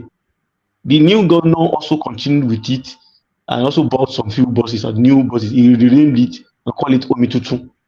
So this should be an opportunity for them to, and you know what? He has already built a very big car park, where with Wi-Fi, everything and stuff. He has upgraded the stuff, in different parts of Oyo and some other parts of the state. So it's an opportunity for us to build a robust transport system. You see, Africans should understand something. When the situation comes on board, we should learn how to turn lemon into lemonade. This is an opportunity for us to build a sound transport system that will be able to take care. I remember for years, 8 years that I know, in Oyo State, that Ajumoshe bus really was a succor to the people. It was a succor to me. As at the time I was in Nigeria, then it was a succor because the taxi can be taken in for 100 naira. And you will see the Ajumoshe bus, which is the former TCTC there, that will go for 50 naira or 45 or 40 naira, 30 naira, depending on where you are going to. So it's a succor. So, and this new government has also done that. Other state government are doing that. So, but the money that people take to the market that kind of reflect the household, the microeconomy, there's a need for them to jack it up and as fast as possible. And not playing politics. We know how they play politics with these things. They play politics with it. The last time they increased this thing was I think when Buhari came in. But that was more than 7, 8 years, if I'm not mistaken, I think. That 2016 or something. Or 2017. That was when they increased this. And with what's going on right now, the 30,000 is as good as it's nothing to write home about. So even though we know that it's not all the words, the majority of the Nigerian workforce are likely below level 10. So, and of course, you know that it will really affect these guys. These are guys that do not have, they are below the director level, the senior level, where they can't even have access to car or whatever. I think most of the civil service in the states at the federal government level from director, assistant director. Probably you have access to some of these allowances for car or to run a government car. But these guys have to vote. I remember then there could be a gas powered vehicle that could take these workers to work with with the increasing pay, which will help the market women. They are also now looking. They sell 50,000 before in a day. Right now, before they sell 30,000, you even know you even have to stay in the sun for how long. So it's what is more than necessary now, right now. Are They you must there? Yes, I'm here. They must do Yeah. that as fast as possible, not playing politics with it like they normally do before. That they'll be shy, they'll be calling them out. NS will be running after them. They should be responsible. They should for once be responsible, all of them, both at the state government, especially the state governors, because we don't normally monitor all these guys. We only go for the jugular of the federal government, and I do not also pity the federal government too, because of the kind of federalism that we practice. So that doesn't they have a place to hide one way or the other. They are still having some places to hide. Assuming we have done our full federalism, the true federalism that we're supposed to practice, like the one they practice in America, in Canada, in Germany, and other countries of the world. These guys will not have anywhere to hide. Their buttocks will be housed for everybody to feast on. So that's my point. Oh, oh, So oh, unless oh, because we oh, cannot regulate the economy as well because of hyperinflation. So all right, thank you, Darati. You're breaking up a bit, but stay with us. Let's go on from you, Darati, to Babati, who's also with us. I wonder if he's ready for us. Babati, good to see you. Good evening. Good woman, evening. Sorry. sorry, woman, Yeah, woman. yeah. I saw something on the screen right now that Tinubu is talking about 8,000 palliative. He wants to review it. Yes. Okay. How is it today? That was today's news. Yeah, that's today's news. Let me. This is from Daily Alake. Is under pressure to review it. So let me quickly speed through it. It says, President Bola Tinubu has ordered a review of his administration's plan for a monthly 8,000 transfer to 12 million of the poorest households in the country for 6 months in a bid to cushion the effect of the removal of fuel subsidy. The plan was contained in a letter read last Thursday on the floor of the House of Representatives. Let's go to Dele Alake. It says, the President's Special Advisor on Special Duties, Communications and Strategy, Dele Alake, in a statement on Tuesday, noted that the cash program was not the only item in the relief initiated by Tinubu. Alake said the president vowed to always put Nigerians at the heart of his policy and programs. According to him, Tinubu directed that the 8,000 conditional cash transfer program envisaged to bring succor to the most vulnerable households be reviewed immediately. He added, this is in deference to the views expressed by Nigerians against it.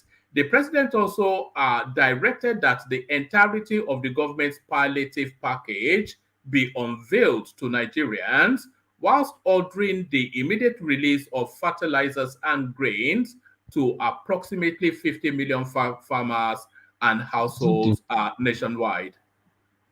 Woman, can I please speak to this in just 1 or 2 minutes? All right. Yes, a condensed. Yeah, give us a short. Yeah.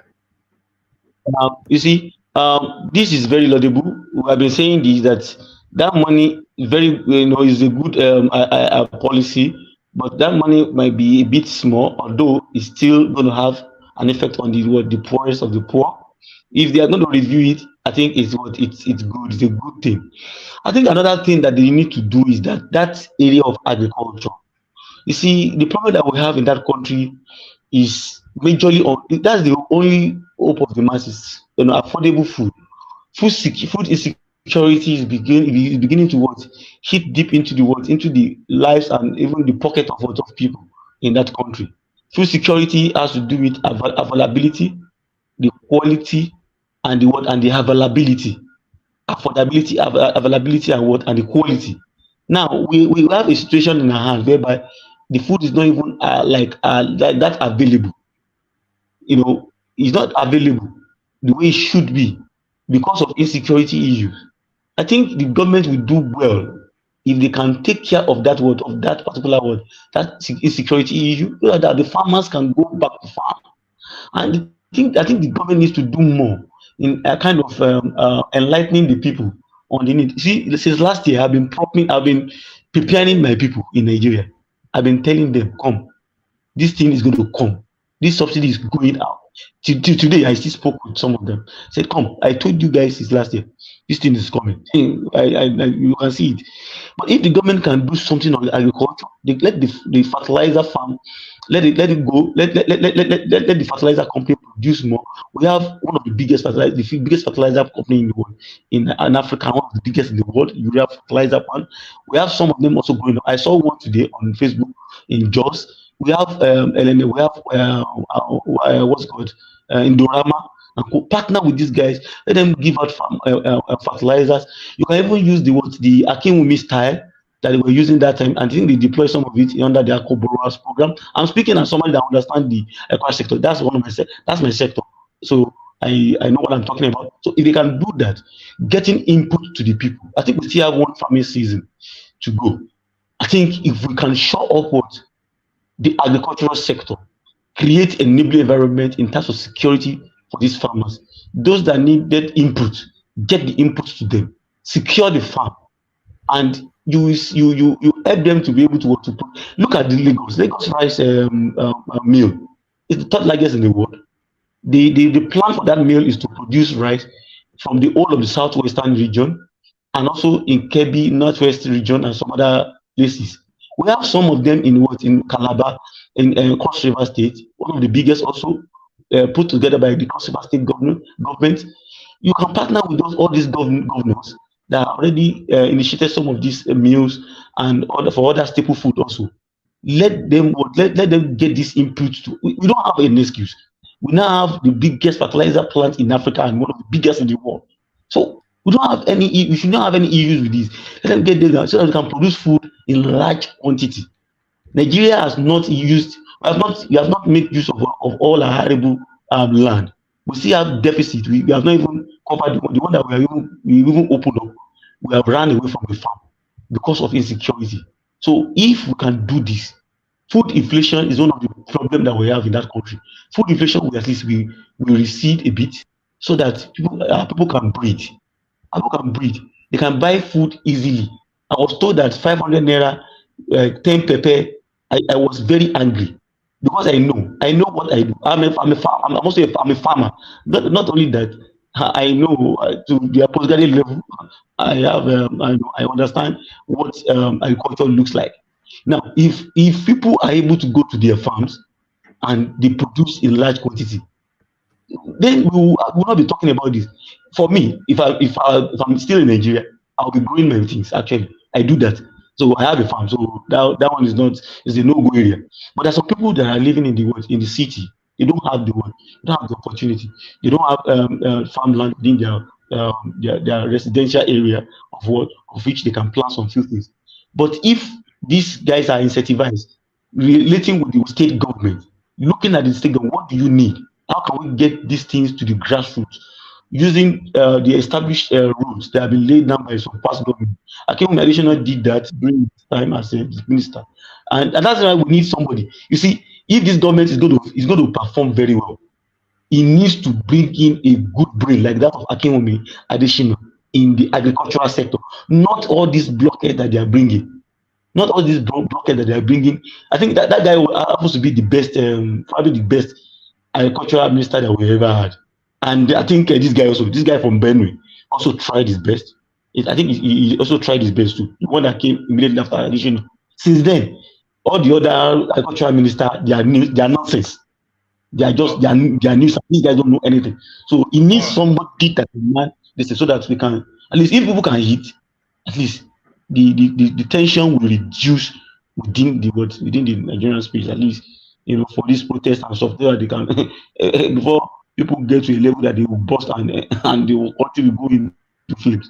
So I want to believe that he would be able to do that. So thank you, woman.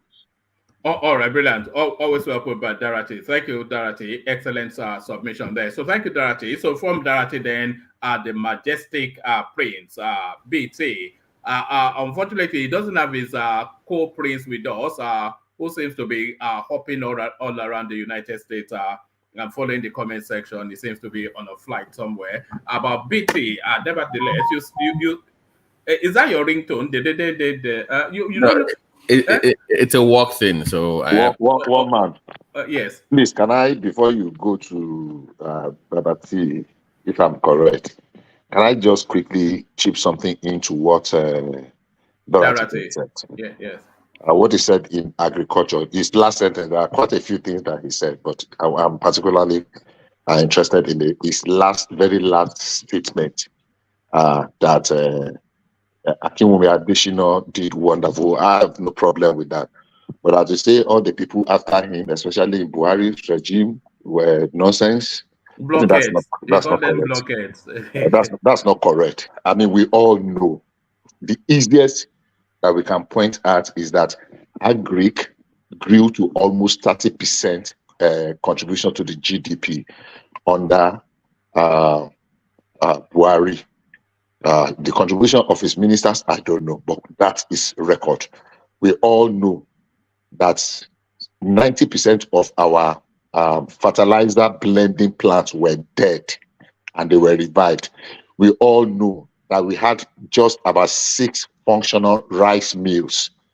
We all know that these people that used to rent out equipment was practically dead. Rural agricultural development. We all know that Okonjo-Iweala said we were importing rice of certain amounts per day, and we knew how that turned out. That we're now almost a net exporter. It's not sufficient yet, but at least we more than increased because of the rice fund investment in rice. We all know that almost all our dams were almost dead. We are not where we are going, but at least 11 dams have been reactivated and they are functional. There are security issues. So if you want to compare notes with what happened when we were doing just about 7 point something percent to GDP, and now that we have crossed about 30% contribution to figures, I mean facts. I'm speaking facts now. It's not just conjecture. So I think what he said last was not. There are quite a few more, but I just wanted to interject that it's not correct. If we look at the real fact, I don't have anything against Akinwumi Ambode. There are lots of money that was spent. Unfortunately, we did not see the result. I'm not saying it is his fault. I'm not saying he was not a good person or he was not brilliant, but to say that people that came after him did not do anything, that's not factually very correct. Thank you. No, I didn't say that. Okay. Just have have a micro pushback and then I'll move on. What I said was that the guy this man from Benue State, he was the one that took over from him, and I said it that he did a good job. Many of the things that eventually came out, under the second guy, the guy that took over from him, it was, I think it was the first time that he was dropped. He didn't come back as the minister. This guy did a lot of work. He's also a farmer too, and I so much appreciate the work he did. The rice revolution that we are talking about, like I told you, I'm an expert in agriculture, so I understand what you are talking about. Many of those work was started by this Benue man. He was the one that really laid the track for every of all this stuff. And you know what? Even the fertilizer we are talking about, it was Akinwumi Adesina that also started it. He bought, in fact, he invested also in Indorama, gave them loan from Africa Development Bank. Also did the same for Dangote. So, but after him, Nanono, I'm not okay with the way Nanono and do this. All right. Must say that.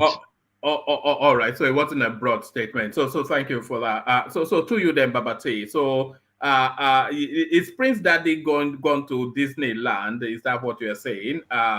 I hope. A little I bit hope. too old for that, don't you think? I hope not, because if that is true, we will disown him in the Republican party. We'll send him to his Democratic friends to go and hang out. Maybe we'll come back with an avatar of Mickey Mouse. You never know. Maybe if we have his nails painted and his hair done by the time he comes back from that castle. Look at that. Are they not being gender sensitive in that Disney space now? I sent one man. I sent you a link. You didn't want to show the link, but it's actually true. It's actually a real story from your own country, by the way. I can show it, but you have to take responsibility for it. You have to take responsibility for it, because you might have Simba running for the hills if I show it. Right. It will bring the Quran out and start to quote you verses. I have it, woman. I have the video. With the video of what? All those people are working naked in UK. No. Is this link that Babati sent to the private chat? I wonder if you can see it. So Simba, basically, what's going on is that they want to redefine they want us to change, the female anatomy. So the new word for the female anatomy is now bonus hole. So they want us to. What did you just say? Bonus hole. Bonus. Bonus. It's not vagina anymore. It's now bonus. Oh my god. The word is good. Is coming to an end. You know one thing. I'm sorry, woman. Something. Yeah. I'm sorry, woman. Yeah. You know one thing that is worse than, I don't know whether that language is correct, whether it is worse, as you say, or worst. Okay, let me just go in between. You know one thing that is worse than what we are. So you know one thing that is worse than what we are experiencing at the moment.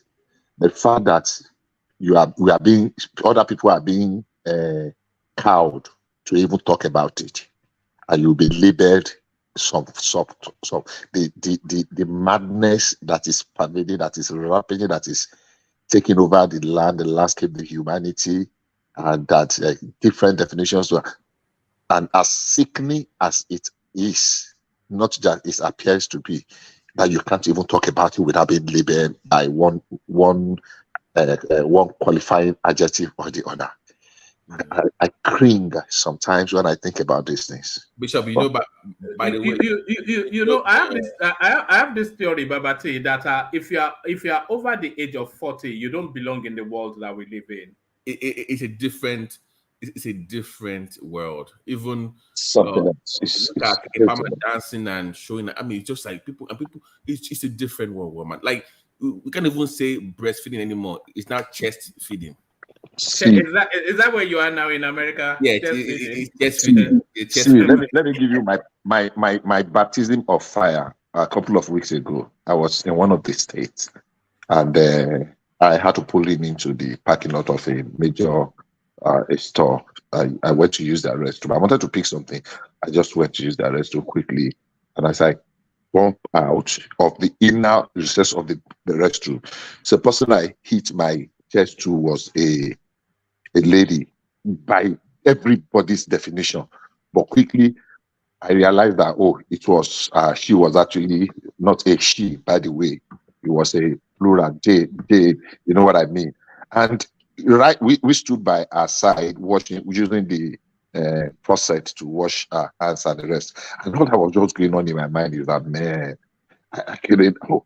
I've had it, I've read it, I've seen it, but I mean, I've had other people's experience about it. But now happening to me live, I just realized, man. I remember Jim Reeves. Is it Jim Reeves? This world is not my home.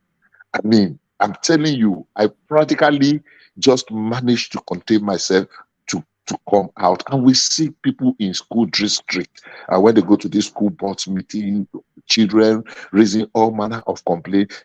Good enough, some states in America now have banned transgender from competing in female competition because they are killing talents. They are discouraging those other people. How will you be competing in one game for 10 years, and all of a sudden you now say you are a transgender, you now go and compete with women, and you are now saying you are the champion, you are raising your hand and the shoulder. As at the last count, I think there are about 50 gender types now. No. Non-binary. I lost count. I don't even know what it means. Woman is about 97. Once upon a time, it was just male and female. Once upon a time. What it is, oh my God. That was 2 years ago. Oh my, what's that was 2 years ago? It was just male and female, very simple. Now it can be. Do you know what's even worse is now?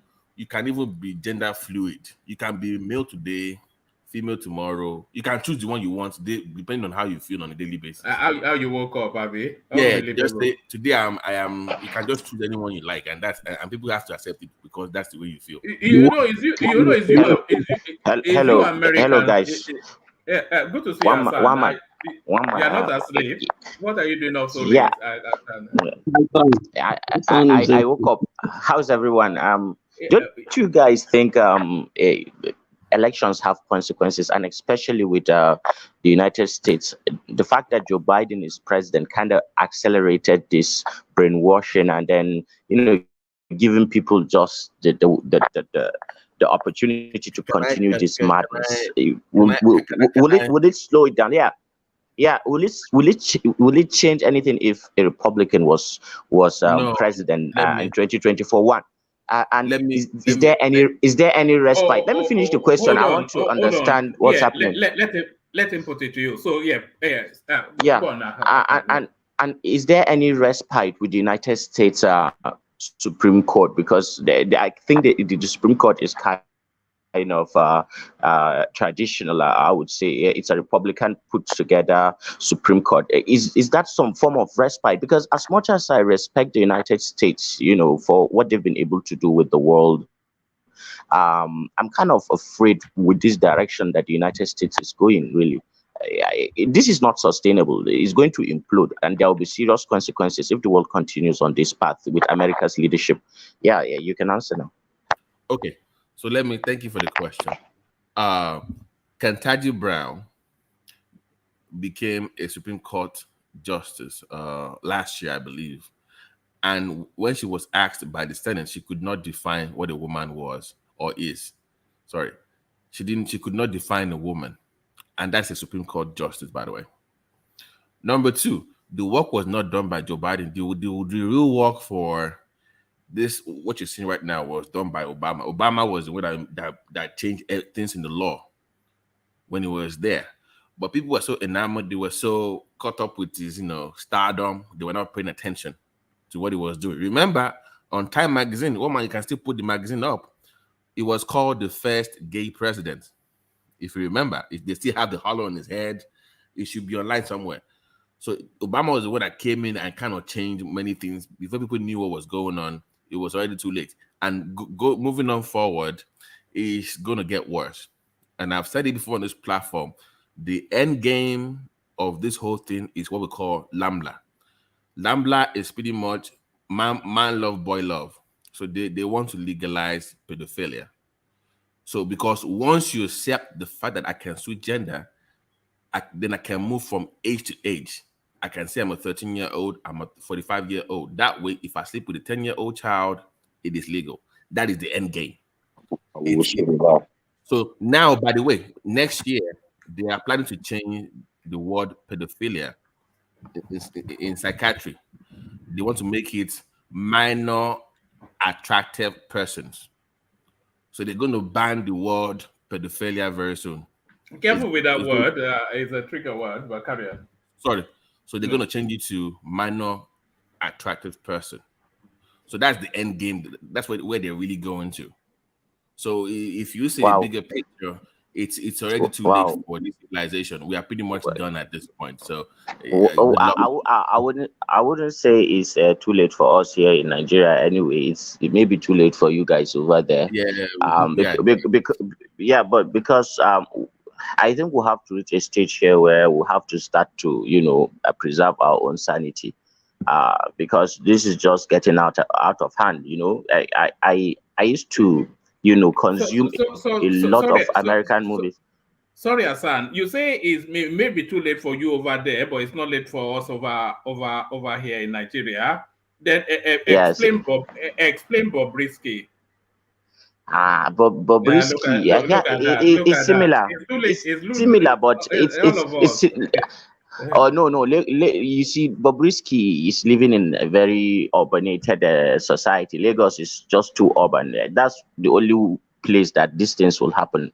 You know, I think the traditional values in Nigeria are still much here, and it seems to me that it's just like living in a horror movie. Really, that's what it's going to be like, because in just 10-20 years you'll not be able to recognize the society that you grew up in. All the values have been turned upside down, and everybody is attacked. The innocence of children attacked. The very fact that marriage does not really pay again. Where are these guys going? Yeah, Hassan, and they've lost it. May, do you know? They now want us to refer to women that just had a baby, just had a baby, or you can have a child. We should now refer to you as a birthing person. That is the new word now. You're a birthing person. Yeah. So their hope is these words and the semantics would hide away the crime that is being committed underneath. Of the mental illness that they have. That's the whole thing. Change the language, redefine words. So they want to go after kids early. That 3 to 5 years, the auto to I've forgotten the stages of development of that. So they're going after kids at 3 to 5 years old, so they can shape their thought process. That's the whole idea. Go after kids, change their mindset or the way they view sex or gender. That way you God. So that's the whole thing. So they don't really care about you and I. We are done. They care about the kids. They want to go after the kids early. So now that's terrible. You will see kids 12 years old having their breast cut off, taking hormone supplements. They can't have kids for the rest of their life. They can't even have erection. They can't even have any libido anymore. They're fucked up. I'm sorry. They are done. And they're having all these procedures in the country. Yes. They are, because when I lost it was when a professor of medicine could not define. I watched this Congress engagement with these guys, these professors and stuff like that. Define who a man is, define who a woman is. This man was just this woman was just blabbing, I was like, as old as you are. So listen, yesterday they caught someone in the Gambia that claimed that he was a Nigerian or something, even though he was he was not, because of the way he speaks. He said he's a cross dresser. They beat the hell out of him. Yeah, I saw the video yesterday. I was like, they said he's a cross dresser. These guys were saying, no, you want to come and spoil our country. I think Africa is pushing back. And that's one of the reasons why they're also going. They are going for the jugular of some of the African leaders. That come, you guys must force this thing down your throats by force, by fire. But I know that's an unfortunate metaphor, force it down their throat. But given the subject matter, but there it is. Babati, one man. This your mind now. Wow. One man. Let's bring your mind back to reality. Your mind is somewhere else with that show thing. I don't know what you are thinking. He was narrating. He was leading us down the garden. He was leading us to the middle of nowhere. But I blame you, Americans. So all of these things, all this gender fluidity. It's always the Americans, isn't it? Do you know what really happened? And now, even the supporters of this movement were the feminist movement, because they love to see males being feminized. It was kind of fun for them, or was kind of mocking the male gender. But now that they're not losing their own position in society in terms of sponsorship. They're literally being replaced by trans activists and in sports, in culture. This is where, so if you see now, they're now speaking up now. So you see so pretty much it's a fight between the feminist movement and the trans community, because they're literally just replacing women. So even though it's a fight that they cannot win, though, because the feminist movement was a liberalization human rights movement. So they have no. So they cannot then argue against the trans, can they? Because if they do, they mean that means they're supporting men that they hate.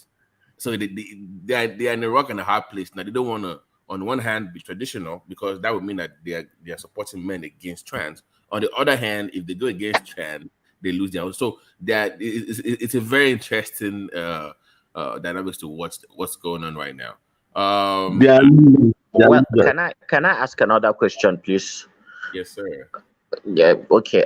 For the guys who are in the United States, how much political capital does one gains or loses if you strategize your election around consenting to all this nonsense and then or actually going again?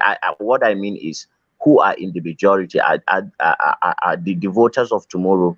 Are they those who are more in tune with these ideas, or more of those that are against it? Because I would like to think, if I have younger ones here in Nigeria, and they have access to the same internet, probably almost similar information, if they are repulsed by it, if they can go through books that are based in science, in biology, and understand how the human gender functions, and they understand how society has been for long, I would think that America has very intelligent young people that should make the right decision for themselves, like in choosing their leaders and things like that. So my question is, what does the future, I mean the tomorrow of America looks like in terms of the people who are going to be in the majority? Because really this is a battle for the soul of that country, and if they get it wrong, it's a problem. Okay, but that sounds like a Trump versus Biden question. That's what it boils down. So in America, something is called the ESL scores. Okay, one man, not even Trump versus Biden. Those guys will die very soon. I'm just trying to look into the future. Oh, hold on, Hassan. Hold on, Babati. Why I said it's a Trump versus Biden question is Biden somewhat falls within that libertarian sort of gender fluidity narrative. Everybody has to be gay and whatnot. But Trump is more the traditional value sort of guy. A man is a man and a woman is a woman. So yes, I understand you now. That's true. That's true. Yeah. So, to answer your question directly, Hassan, I think before about just one set, if you just let me put one sentence, and I promise you to read more than one sentence towards Azan's last question. Azan, I can tell you very confidently, the future is very bleak and frightening. Oh, in America, you mean? You did you mute yourself? I didn't mute you. No. I said I was just. I just wanted to keep my promise of making just one sentence. Let me paint. I don't want to see that for Hassan. Hassan, in America, Hassan, can you hear me? In America, I can hear you. It's not about the numbers of people that support something. It's whoever owns power and resources to control the media that controls the narrative. So you can have 10, 20, 40 people and they will control all the narrative. So it's not really about the population behind something. It's who calls the show that controls the country. So in America, something is called the ESL scores. So every company in America has ESL scores. Every school has ESL scores. And what that does is it grades a company based on diversity and inclusion. And the more they grade you higher, the more money you get from the government, the less taxes you pay. So isn't that just like what China is doing with their citizens, with that social nonsense, that social scores nonsense? That's just too intrusive now. No. But this one is done with companies, so that's why you see. Still, you see a target it's an indirect way of targeting the people too, controlling them, to conditioning them, and controlling them. Yes. So you will see Disney go bankrupt because they want to promote inclusion. By the way, one man, they're about to make a movie right now. They are putting in a movie. Is is it what was it called? Snow White and the Seven Dwarf, right? But in this new version, there are no dwarfs because it's very discriminatory, and Snow White is not a white person. They're like gay. You can't be Snow Black, can it? No, it's Snow That's Brown now. So Snow Brown. I'm telling you. So That's an oxymoron now. Snow is white. Exactly. So you will see all these inclusion things, inclusivity, stuff like that. Is a way to condition people to think a certain way. So every company wants to get that extra money, get that extra bonus. So the people behind the scenes are the ones that call the shot. Where we come in as people is when we vote for people that support our value. So when Diwali comes up here with his Democrat self, I wish he was here tonight, but Diwali is not here, supporting all these Democrats. I always try to make him see the bigger picture. Don't always focus on people on TV.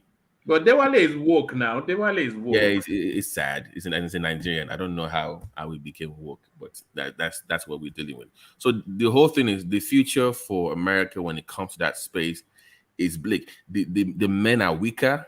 The young boys they behave like girls. They just how when we are growing up, there's this kind of project to 50 years from now. Oh man, that's why I said if you're above the age of 40, you don't belong in this. You're just a stranger in the system. I'm telling you, one man. You know how you will show up in a place with young men and you start get up, do this, and to them it's strange that I'm like, you're boys. A young man respects older. They're not girls. You can't raise boys the same way. You must, because when they see their money, like, why am I always shouting and they don't listen to me? Because I'm like, because you're a woman. There's a point that the children will turn you off. They will tune you off. But when a man shows up, just the mere presence of a man in that environment, the boys will behave. It's about order and structure. But they have kicked the men out of the house. They have the women running the show. They don't need no man now. The one is taking the total. I'm telling you. In the next 50 years, do you know the MGTOW? Do you know the MGTOW movement? Right. Yeah. Those ones are the. I don't.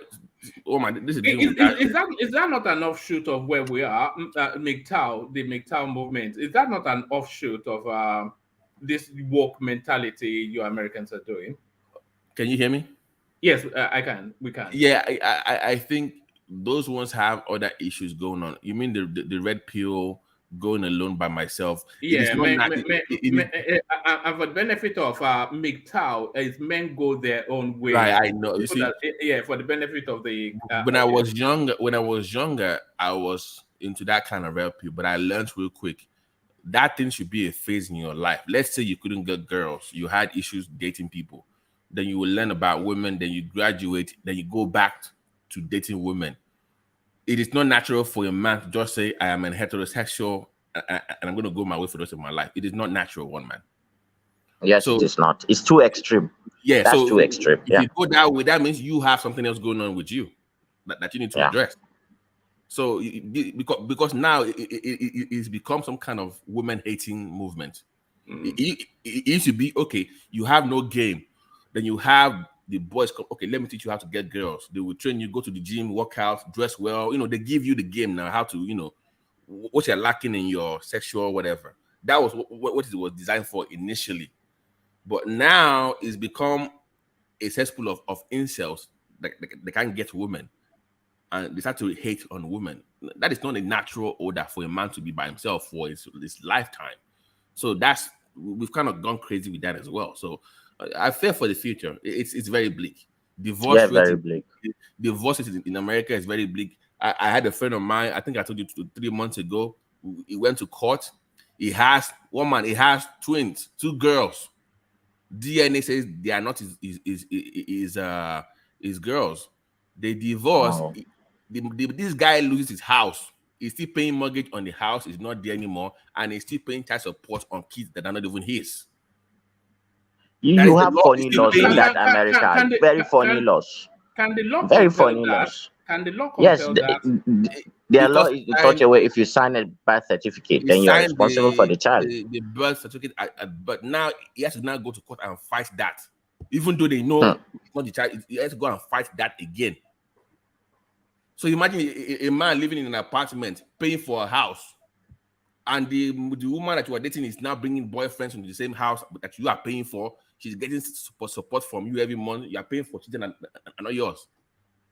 It's a crazy. I'm telling you, it's a crazy madness. It's crazy out here. It's crazy. This is crazy. This is crazy. So now add the school system to it. You have kids taking drugs. You have drug-induced environment. You have kids getting fat on hormones.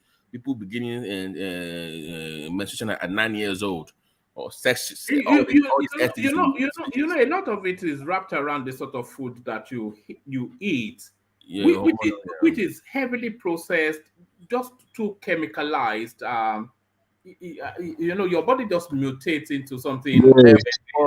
But Phytosteroid. do you know what's funny though? You know, Americans, we are conditioned to be that you know, in Nigeria, growing up, we had seasons for everything. We had the mango season, you had the yam season, you had the corn season. But America, we have everything all the time, which is not natural. There's no season for anything. Everything is always available. But that comes at a cost to your health. It's a price to pay for. You load the body with so much nutrients. Although it has its own good part as well. They'll say food security.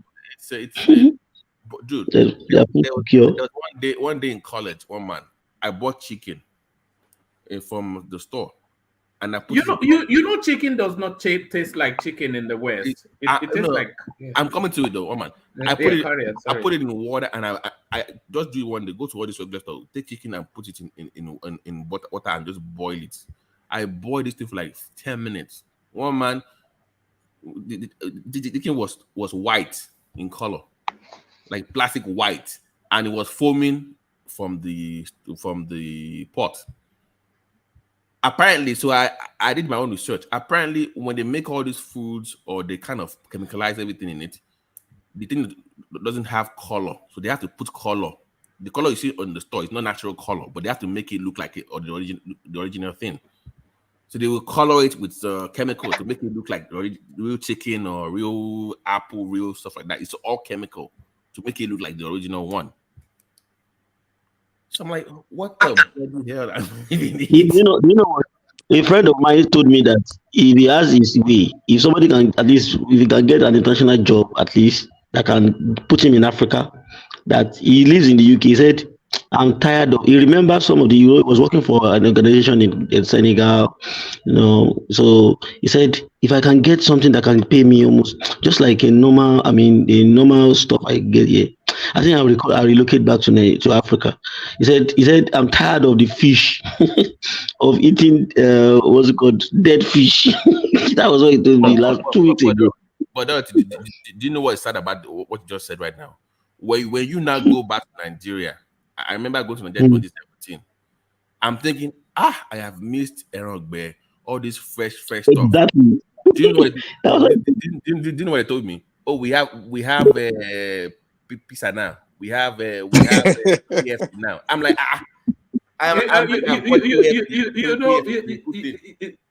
sorry. Let me give you my anecdote as well. But I remember last time I went to Nigeria, and then suddenly they were wanting to take me to fish burger joint. I said, no, now, Mama, Mama, you know that place where you are chasing the flies with one hand and eating with the other. And that's where I want to go now, Mama. What do I want to go and do at KFC in Lagos? Mama, put where the gutter is in front of where you are. Yes, you have cholera the next morning. That's the thing is, the Nigerians, they have the organic one, but they don't have hygiene. That's the only problem. They have the real food, but they create their own disease, their own the chemical problem. The thing is, sorry to interrupt. We have places where you can get it that's hygienic too. We have places where you can get it hygienic and organic. Hold on, for Babati. Yeah. Do you know what has increased in Nigeria for the past 25 years? Cancer cases has increased. I'm like shocking. Ever since you started importing all this can and you're having all these stores that have all this stuff, you are right. Cancer is gone up. It's crazy. Cancer and kidney disease. okay, all this dialysis stuff has gone up in Nigeria? Because you're killing your kidney, is shutting down. You know, there's something coming, Babati. You know, all this regenerating sort of food like yam, etc., all these sort of seeds, you know, they are going to be phased out soon. There's an American company called Monsanto that wants to have the exclusivity on selling seeds for growing and farming, and they're looking to phase out regenerating food so that you just buy from them. Are you aware of that? It's a company called Monsanto or something like that. I will look it up. I know Bill Yes, yes, I know. It's a GMO company. It's a GMO yes. company. Yes. Bill Gates is always in Africa now, so we know he's part of the plan. You know? Yeah, It's a conglomerate. Bill Gates too is investing in that scheme. Yeah, he's been to all manner of African countries, even Nigeria, trying to just set up, where but how what they want to do. Woman, how did KFC and all this ice cream stuff become big in Nigeria? It is sad, man. How did KFC get into Nigeria and they let that happen? That is killing your people. No, KFC is not big in Nigeria. It's not big in Nigeria. It's just rich man. Finding all those lucky, all those foolish area. Yeah. It's Abuja, Port Harcourt, Lagos, and places like that. KFC, Ibadan, things are urban areas. Azan, woman. Yeah. What you are saying, you are right, Joe. They are big. Even in Ilorin, I can't count the number of KFC that we have in Ilorin here. In fact, it will be more than 10 in the Ilorin metropolis. So forget about it. In fact, my children, guys, anytime we go out, that's what they will be shouting. Let us go to KFC. Let us go to KFC. It's not KFC now. The children, that is what they are craving for now. That is the reality. Okay. One voice. Yeah. Don't worry. They'll get over it. It's Nigerians now. Just give them some time. They'll get over it after, say, like 4 or 5 years. They already have and what is on offer there. Because I don't even understand in the life of me how anybody will enjoy that kind of chicken. Anytime I leave this country, what depresses me is the lack of food. There is no Maggi, there is no Atarugu, there is no Yaji, and then I will go under the weather. God. So I just want to come back. I like I can't without Nigerian food. Really, I'm not in my element. I become something else. Even they have. Azan, if I tell you how much I spent on Nigerian food in Saudi Arabia, I used to buy a tuber of yam for like 40,000 Nigerian money. Wow! Because I cannot take their food. I cannot take their food. And everything is bland. Their meat is bland. You go to places where it looks, appetizing. You taste it. You can't take another taste again. Oh God! The chicken they raise there is 28 days. Yes, 28 days they will kill all of them. They will kill them. They are just small chicken like this, tasteless, and I don't know what is actually going on. Probiotics, all these things on the high side. Even if you go to fruit shop to buy all these not even they don't even sell plantain. It's banana. Buy banana, buy apple. The taste, I've lost taste for all those things because. But it's different from our own. It's different from our own. It's different from our own. Simba, I'm surprised you say that because I thought that Saudi Arabia and the Middle East was all about spices. I thought a bit like India. I thought they had a lot of spice to zhuzh up their food. No. They don't take spices. They don't. They have been infected by the Western. They are more like Americans. The Middle Easterns they are more like Americans. They do the line of Americans in everything. In fact, fast food is what is reigning everywhere. They have this American lifestyle. They go out. The whole family will go out and hit the joint. You see the men. Buying chocolates, buying this. In fact, everything is Americanized. It's Americanized, and they have a lot of money. So they have a lot of money to throw around. They have a lot of money to throw around. woman. There was a particular time, I think 2021. There's this guy that came from Spain. He wants to. He rode a bicycle, a bike from Spain all over Africa. You know, he started. He came in from. A Nigerian, Abi? Yes, is No, it a Nigerian? Okay. no, he's a Spaniard. He's a Spaniard. He came in through Morocco, and he toured all the North African countries. Then came to West Africa. He's also going to some part of East and North South Africa. When he came to Nigeria, he said, he said he tasted the orange, the oranges in Nigeria. He said, oh God, I have suffered in Spain. He said that it has gotten to a level that all the fruit that he tasted, that he grew up with, none of them had any taste in his mouth again. You know, it was Punch that interviewed him. He said, hey, that is this orange? These are oranges. And he said, yes. He has never tasted any oranges as sweet and natural as this in his entire life. That he has lost touch with all this fruit of a thing in Europe. And he said he has missed a lot. That henceforth he will be coming down to Africa as much as possible. I said, we that want to run away to Europe, we are coming. If people catch you, what this thing doesn't say, I say they catch you and they will squeeze you. So very funny. Do you guys notice, like, whenever you go to Nigeria or maybe Africa, I don't know if the whole Africa is the same thing, you feel this level of high, like, higher spirits. Like, it's like you take some kind of drug, it's just a different kind of feeling in your spirit compared to. Exactly. You know why, Mike? You know why?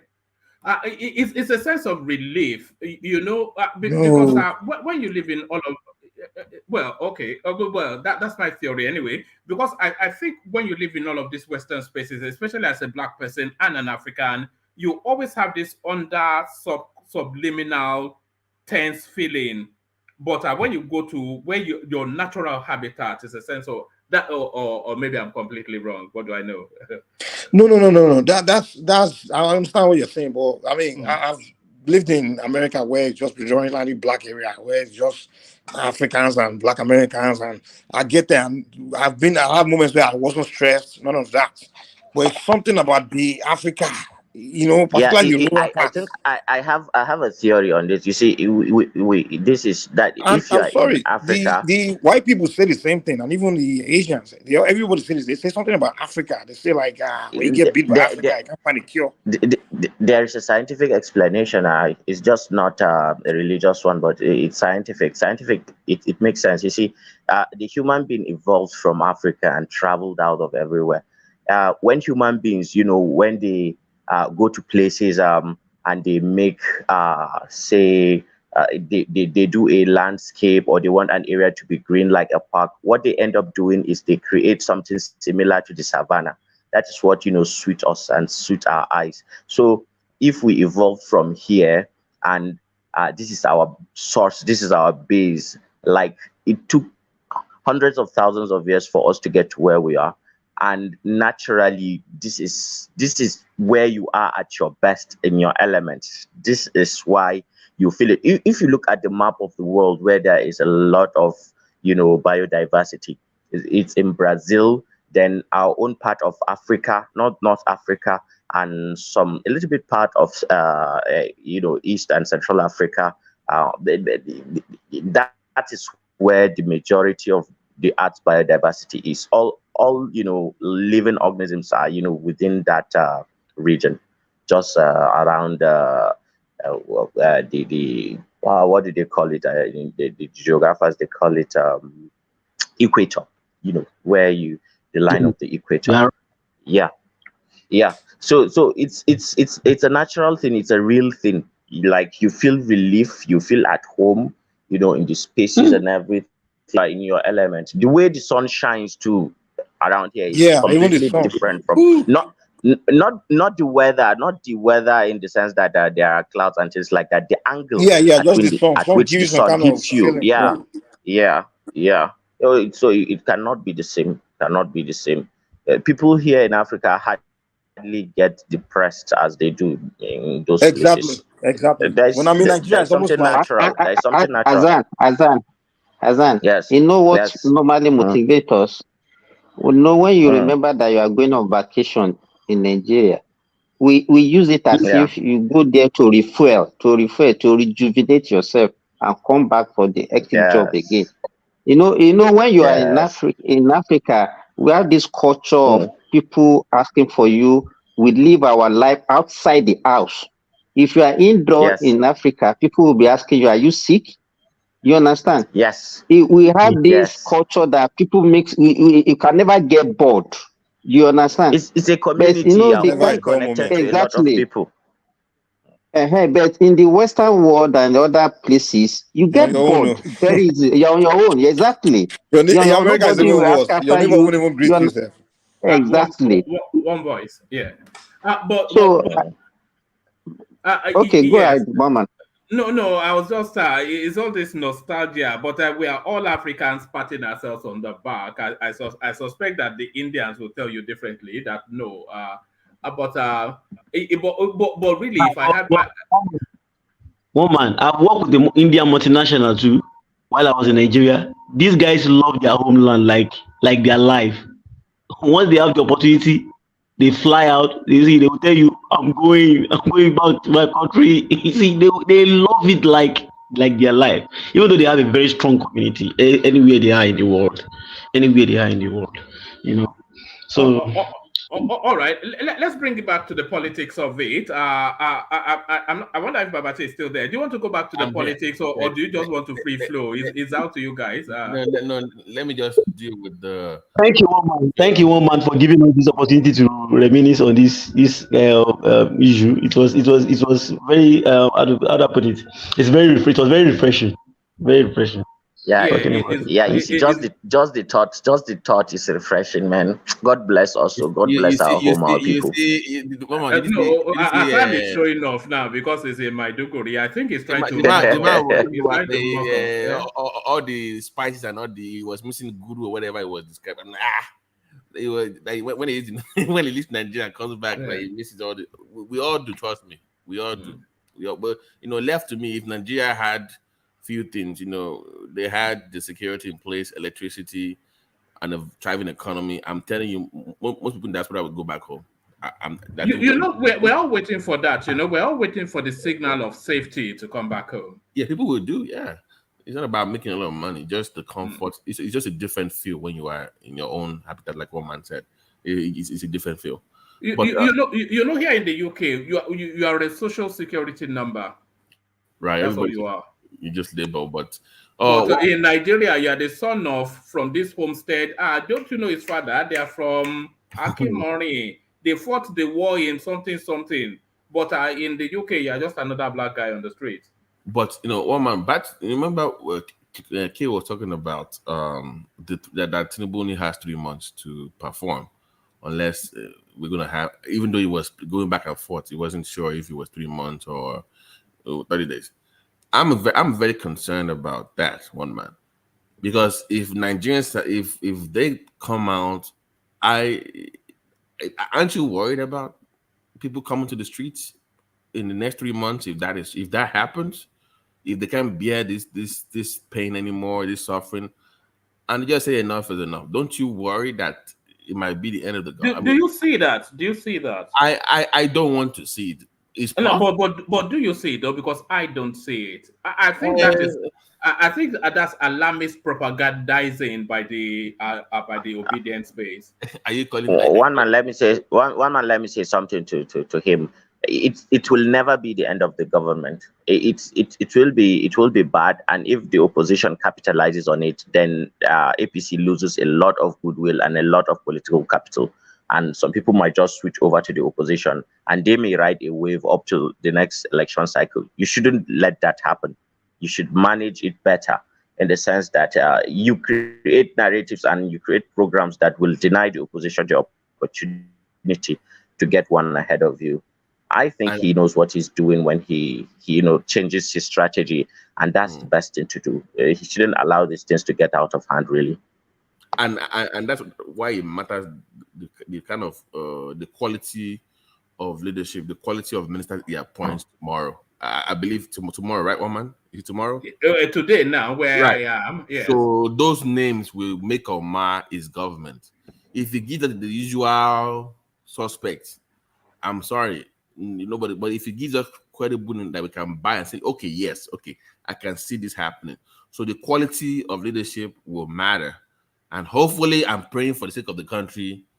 I mean, of course, we will still see your typical weekend, all those riffraffs. It's okay, but those key ministerial positions it cannot afford to gamble with that.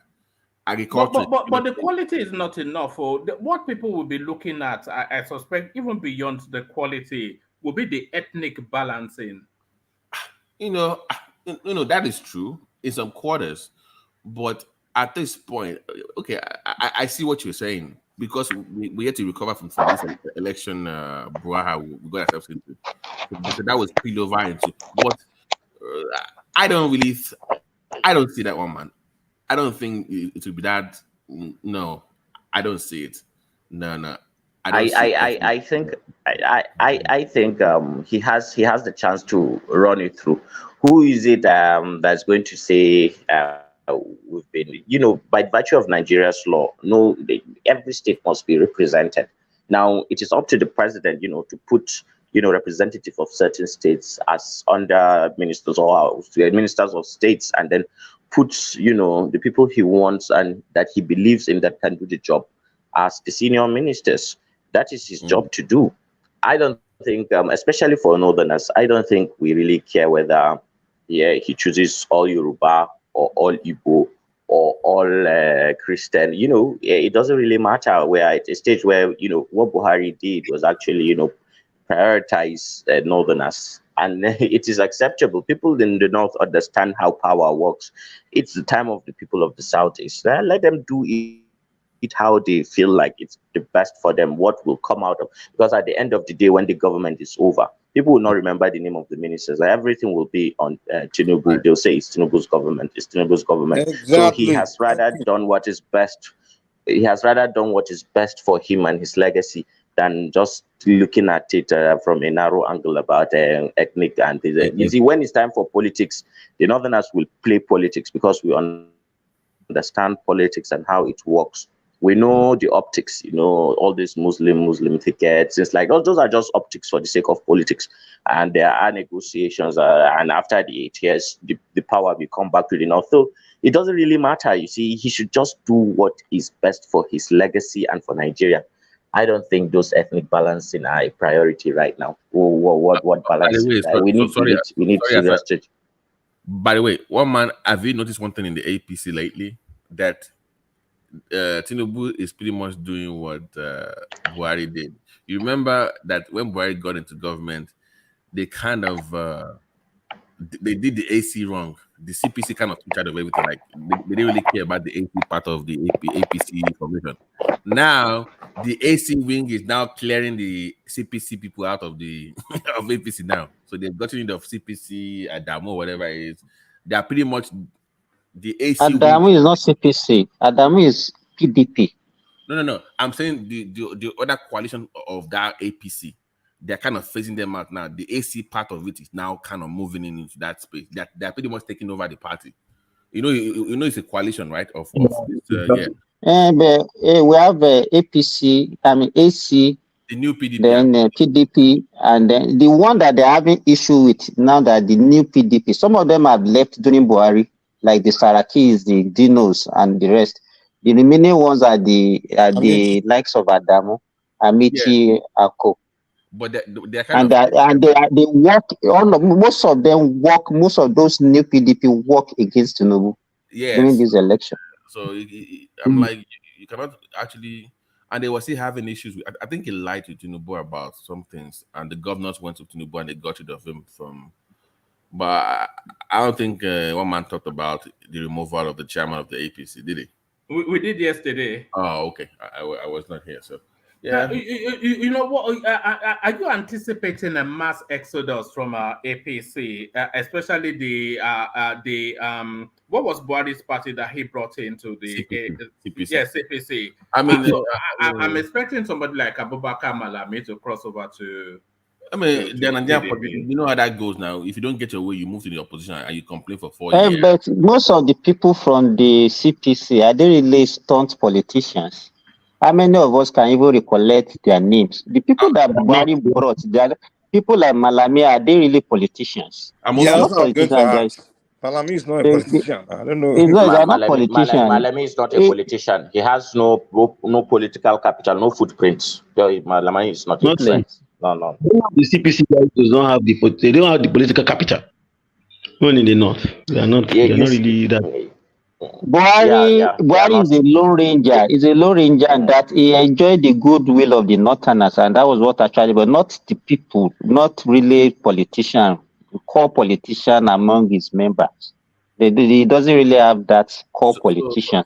If you have to guess, do you? This is my guess. I think we could guess the NDDC. I think that's what they're gonna give him. That's my opinion. I think it's gonna get. I agree with you. I think that's what it's gonna get. The NDDC, whatever. But the Fashola one, I don't know if it's gonna. I don't know what they will put Fashola. Maybe Attorney General or something. I don't.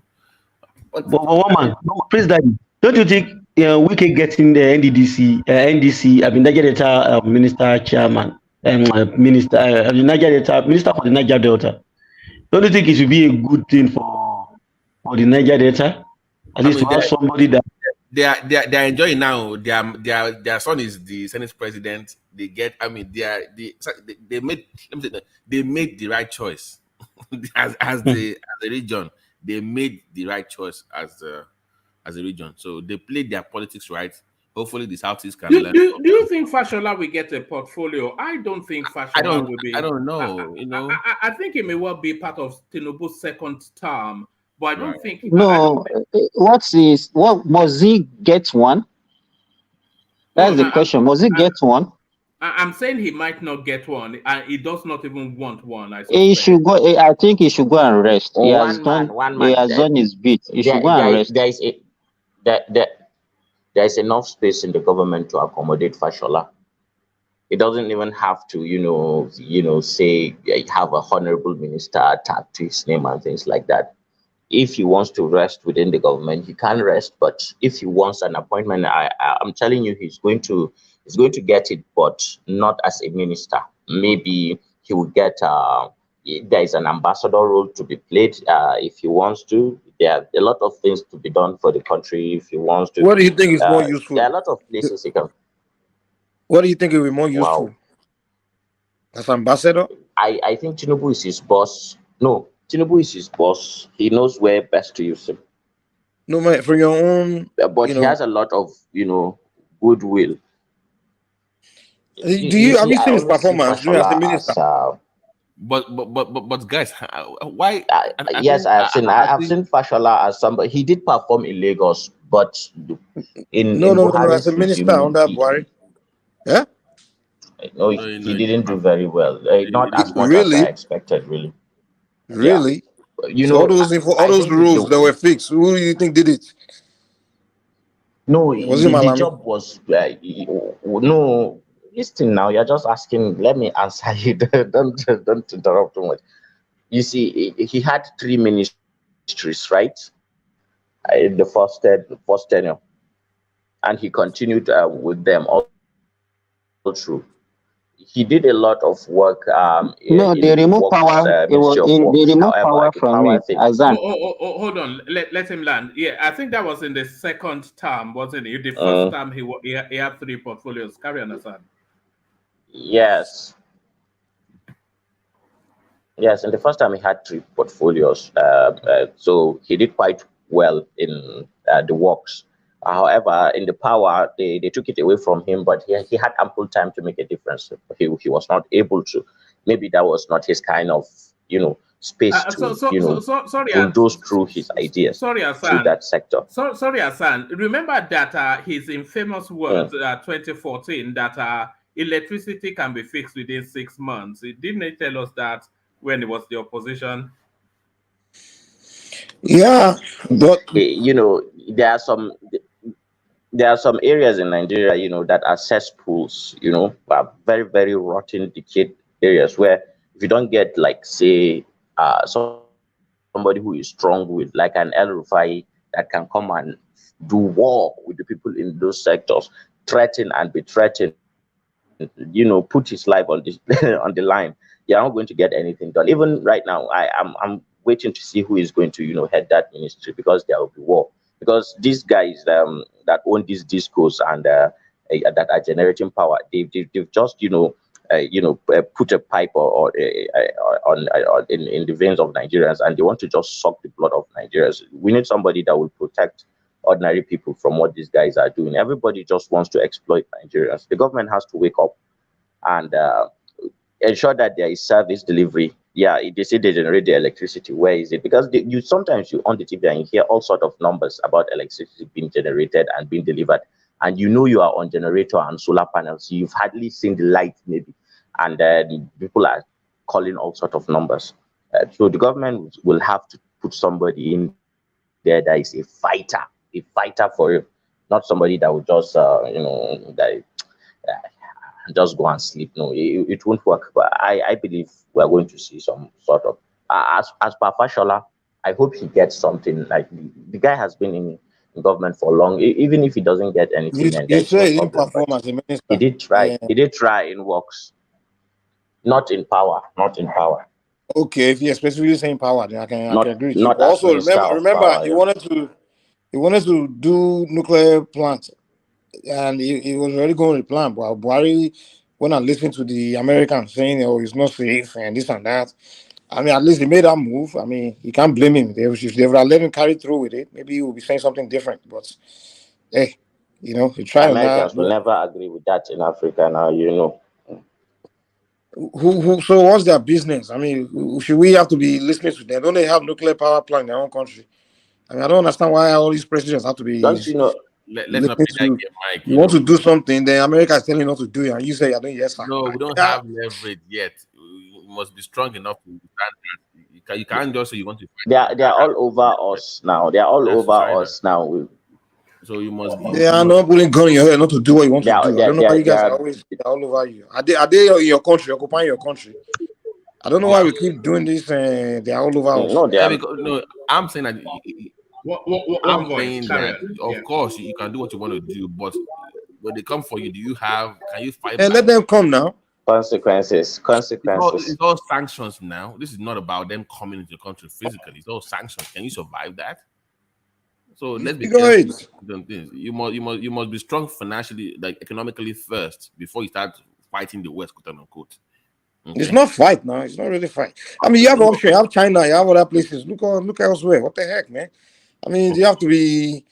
I mean, to me, it's not really about sanction. I really don't think Nigeria as a country can sanction. To be honest, there are countries. That's the reason why this BRICS thing must help us vote. That's the only way out of Africa. If Nigeria is not really a country anybody want to sanction, because if you are sanctioning Nigeria, it must be sanctioning the whole West Africa. And two, you can't. I mean, Nigeria is just what we put out there, especially our oil. It's just not something you want to play with, because if we, Mike, they're gonna say like they did in Ghana. If you don't pass this game, we will not give you sanction. You will not give you money. Nigeria is too powerful. We are not a country that should be afraid of anything. So you pass this bill now immediately. We have more power to even sanction the rest of the world, because I remember one time when the Nigeria Delta uprising began.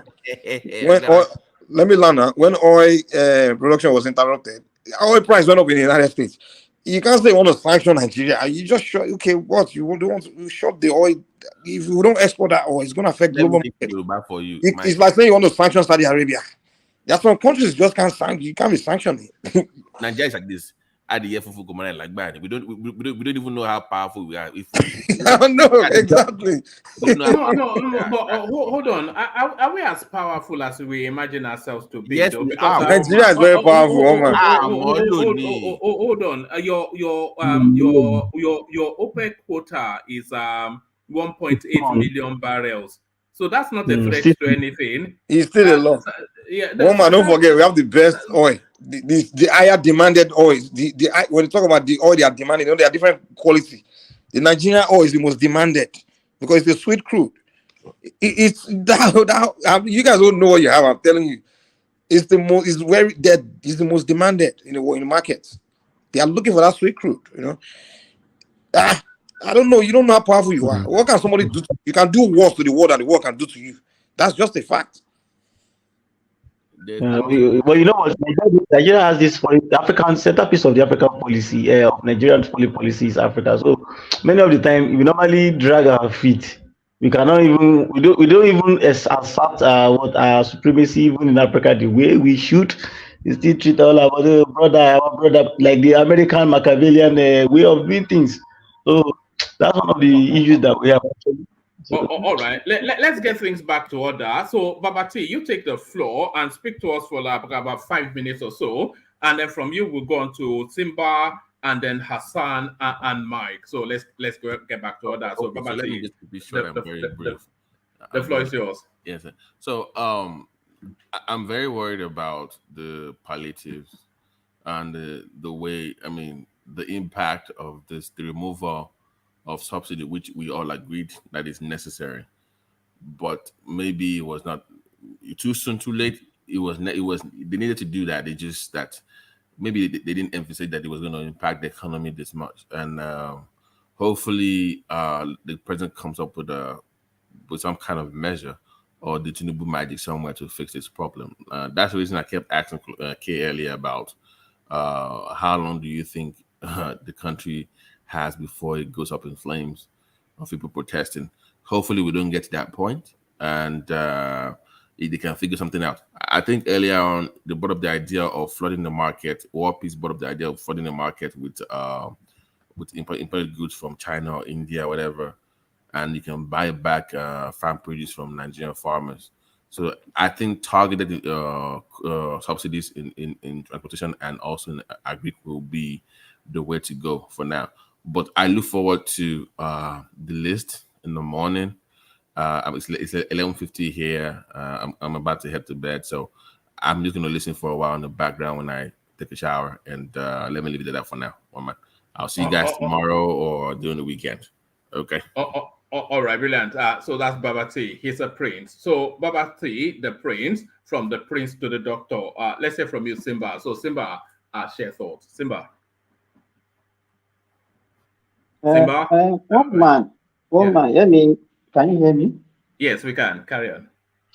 Okay. Let me just allay our fear. Because at least I can perceive the feelings of the people. I woke up yesterday morning and on one of the WhatsApp group in my community, somebody just posted there that the fuel price has just been increased to 617 naira. But the independent marketer are still selling at the old rate, and that whoever want to fill their vehicle should just go and do so immediately. I didn't even see the post until like around 2 p.m. when my wife called me that they have increased the pump price of petrol. But I quickly rushed down. I filled my tanks. I asked her to go and pick the other cars at home and filled it. But when I went to town, people are just go about their normal business. Most of the filling stations are selling fuel at the new price. And I think the only thing that can make people to revolt in Nigeria is if some people instigated it. People are just going about it. I don't see much complaint on the street yet, but anything can happen in Nigeria because some politically motivated people can actually instigate people to go on the streets, but that will be disastrous for the country because when something like that happens in Nigeria, it can skyrocket and might go out of control. And then even the opposition that might instigate this kind of thing might not be able to control it, and it might be a disaster for our country. So let me talk about the palliative. The palliative, there are so many things that we have done in the past that I just look at it as has it really worked? I remember in 2012, they bought a lot of buses. They gave it to all these NURTW, the Retians, and all those, even labor. They gave them a lot of buses.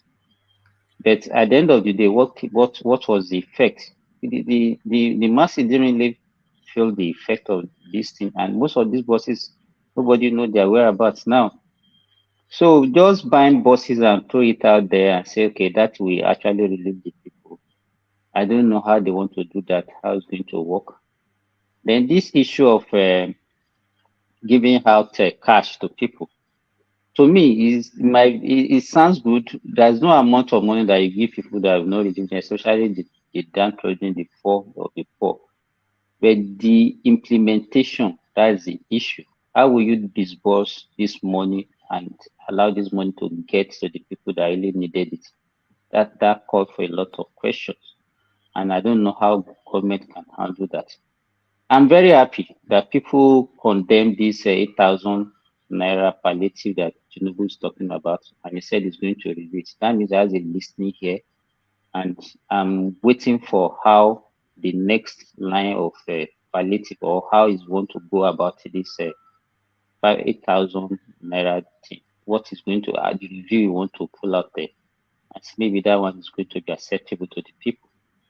Then on the issue of the minimum wage, yes, the federal can increase the minimum wage. I read something yesterday that I have not been able to actually see the authenticity that the federal government has consented that they are going to increase the minimum wage to 200,000.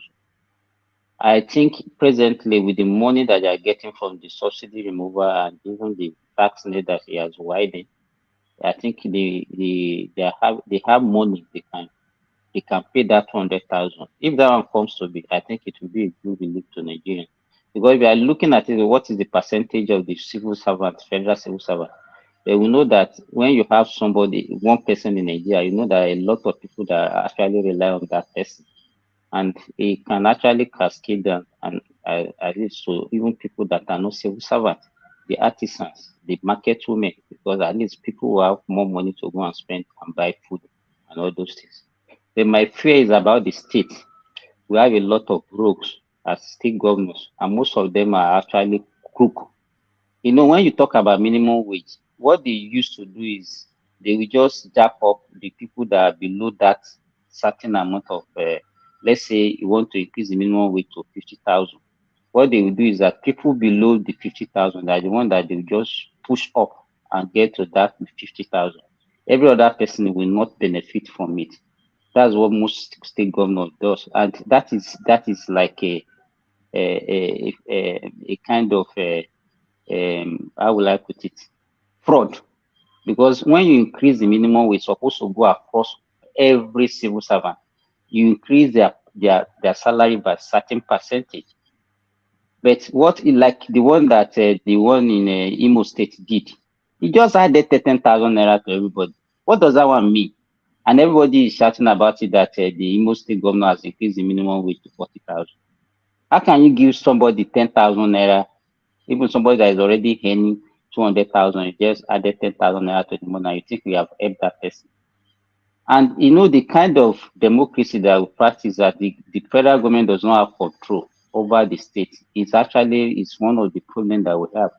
Because now they are getting a lot of money from the federal allocation. But most of these governors will still squander this money, and nobody will hold them accountable. So my fear about this palliative is about the state.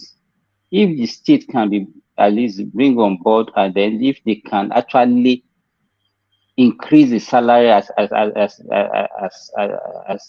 the civil servant we need it. I don't think there's any state that can claim that they cannot afford at least 50,000 naira minimum wage. Not the one that they will just increase maybe the few people that are earning below that. No, they must make it certain percentage, let's say across all board. So that is the one that can have effect, not just to increase the one from the few people that are earning below 50, and then you say you have increased the minimum to 50. That is not minimum, that is fraud. So, Simba, I've always wondered how they determine the figure for the minimum wage. Because of course the cost of living in a place like Kano, Lagos, etc., it stands to reason that it'll be more expensive than in a place like Borno or Yobe or Ekiti. even the cost to rent a house in those states, you can imagine that it'd be half, if not less of So how do they means test it to determine on one universal figure for the whole country? It's federal government that actually determine the minimum wage. The state will determine whether they can pay or not. That is the problem. And then federal government cannot increase it based on the cities that people are working. That what they used to do before is that the people that are working in certain areas, maybe you are working in the rural area, but most people doesn't want to work in rural area. There's what they call the rural allowance. And then the people that are working in the city, also they have a kind of incentive that they give them because of the high cost of living in those cities. That's what they do, irrespective of the minimum wage. So that those people will also benefit from that. So I don't know if that one is still in operation, whether they are still doing that. But it's federal government that actually determine the minimum wage across all board. But the states, they are the real issue here. Most of the federal civil servants already they are. I don't think there's any federal civil servant that is any less than 50,000. But still, they need to increase the minimum wage. I think but that's the only one that you can monitor. Every other palliative, you will still. I don't know how they will, because corruption is actually the main problem. The government can have good policy, they can have good plan, but the implementation, that is where the corruption will creep in, and that is where the problem usually lies. So I'm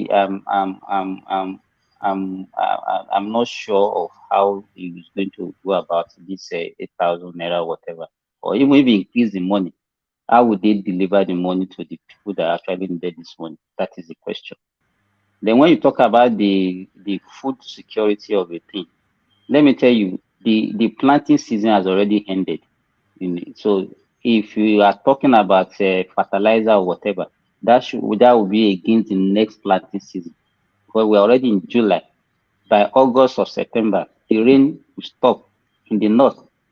So you cannot be planning now for this planting season. The planning for this season is supposed to have started maybe in December, January. So there's nothing we can do now. The only way we can cushion the effect of the food security in Nigeria now, maybe if they have some money to import grains, majorly grains, because the price of grains in Nigeria now is very, very, very high. Though we cannot still isolate ourselves from what is happening in the rest of the world. Can I ask There you a is question actually about the okay. planting? When you say planting season, are you saying like they can't plant the soil cannot planted on after the so-called planting season? I don't know what you mean by planting season. Is it like farmers just pick their season? So what does that planting season really mean? I'm not a farmer, so I What just want I'm to. what I'm saying now is that, let's say we have different timing for planting things in Nigeria now, because rain starts from the south and go upward to the northern part of Nigeria. Usually, the planting season in the northern part of Nigeria is around June, May, June, or June precisely. So they've already planted whatever they want, because usually they have a very short rainy season, like maybe 3 to 4 months. So and that's why they plant grains majorly in the north, maybe something like millet, sorghum, guinea corn, and all those things that will germinate and then they will mature within 3 months.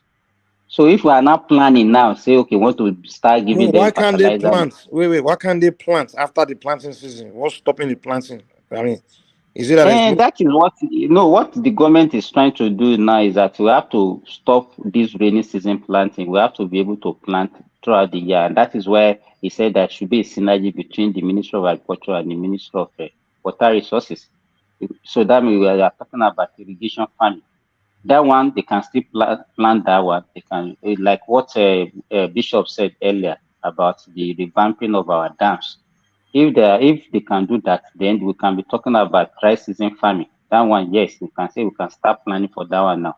But if you are talking about this current planting season, I think it has already ended. There's nothing we can plan for this one now, because it's already too late. That's what I'm saying. Don't tell me that Nigeria in 2023 we are still relying on rain for plants. Yes, majority of our, yes, that is why you see that the price of food will be very cheap, maybe around that October, November. But by the time we are getting to maybe something like March, April, by the time the rain is start falling, that's when the price of food usually goes up because the harvest will have finished. So that's the problem. If we are able to plant during the dry season, the price of food will be uniform throughout the year. Then the other issue now that we're having here now is that no now we very soon now by the time we're getting to like September, October, we have abundance of food and a So, lot of so them will be getting wasted. So we need this commodity board. Then if the government can actually revamp our storage facilities, buy this thing from the farmer.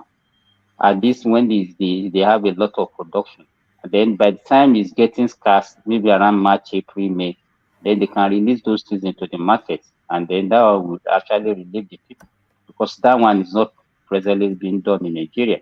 So that is the problem. We have a lot of, even the little that we are producing, we have a lot of wastage that is going on. So we can't find a way to get water to the farm. We have to depend on rain. Hey, alone. No, rain. Good evening, everybody. This is Adewale. I think rain has this Are you special. sure it's Adewale? Are you sure? Are you sure it's it sounds like Muiwa to me? Oh, it sounds like Muiwa. Are you sure it's Adewale? Don't mind them. Don't mind them. This, That this, Thomas. this, Okay. this is The the one and Democrats.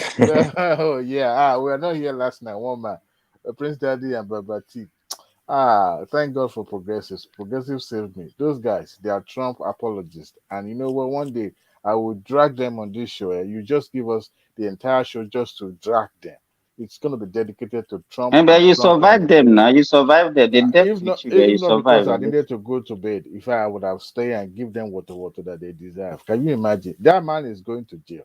Anyway, that is for that for about Trump. You know, Well, it's going to one of two places, either to jail or to the White House. So it's he's not actually going to going White somewhere. House. Alone, he's not going to White House. Gbogbo àwọn rúmọlẹ̀ everywhere la máa pè. It's not going to White House. No, it's not going anywhere. As a matter of fact, it's going to be indicted again and the federal charges again. So I don't know why those people are still supporting him. Anyway, you know one thing, Simba. See this rain, it's different from just regular water that we're using to water or do irrigation. When rain falls, when it's rain, and I think rain has a certain chemical. Once it touches the ground, right, the crops that is planted usually grow rapidly. And I've witnessed that even with my own lawn, the grass that I have in my house. Of course, I have a sprinkler system, but whenever it rains, come and see the rapid growth of all this grass. They will grow so fast. So rain is very very essential. It's very essential for growing our crops. You know, you can wet, you can do irrigation or the artificial irrigation, whatever. But when it's rain, my brother, I think it added some nutrient, natural nutrient to the crops. It's all H2O. It's still H2O. Nothing more. But it's really essential. I don't know what it is. I didn't do science, but I think there's something element in it that makes crops, I mean, it's like jumping for joy whenever it rains. So rain is very, very crucial for agriculture. All right.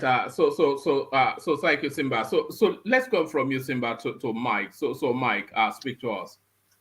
Mike, can you give me a minute so that I won't stay too long? I Yeah, needed to go. right. Yeah.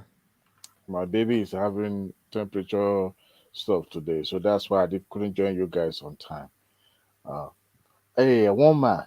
Is she teething? Yes, Okay. she's really, but despite that, she's kind of like clingy, so that's why I couldn't leave her and all that.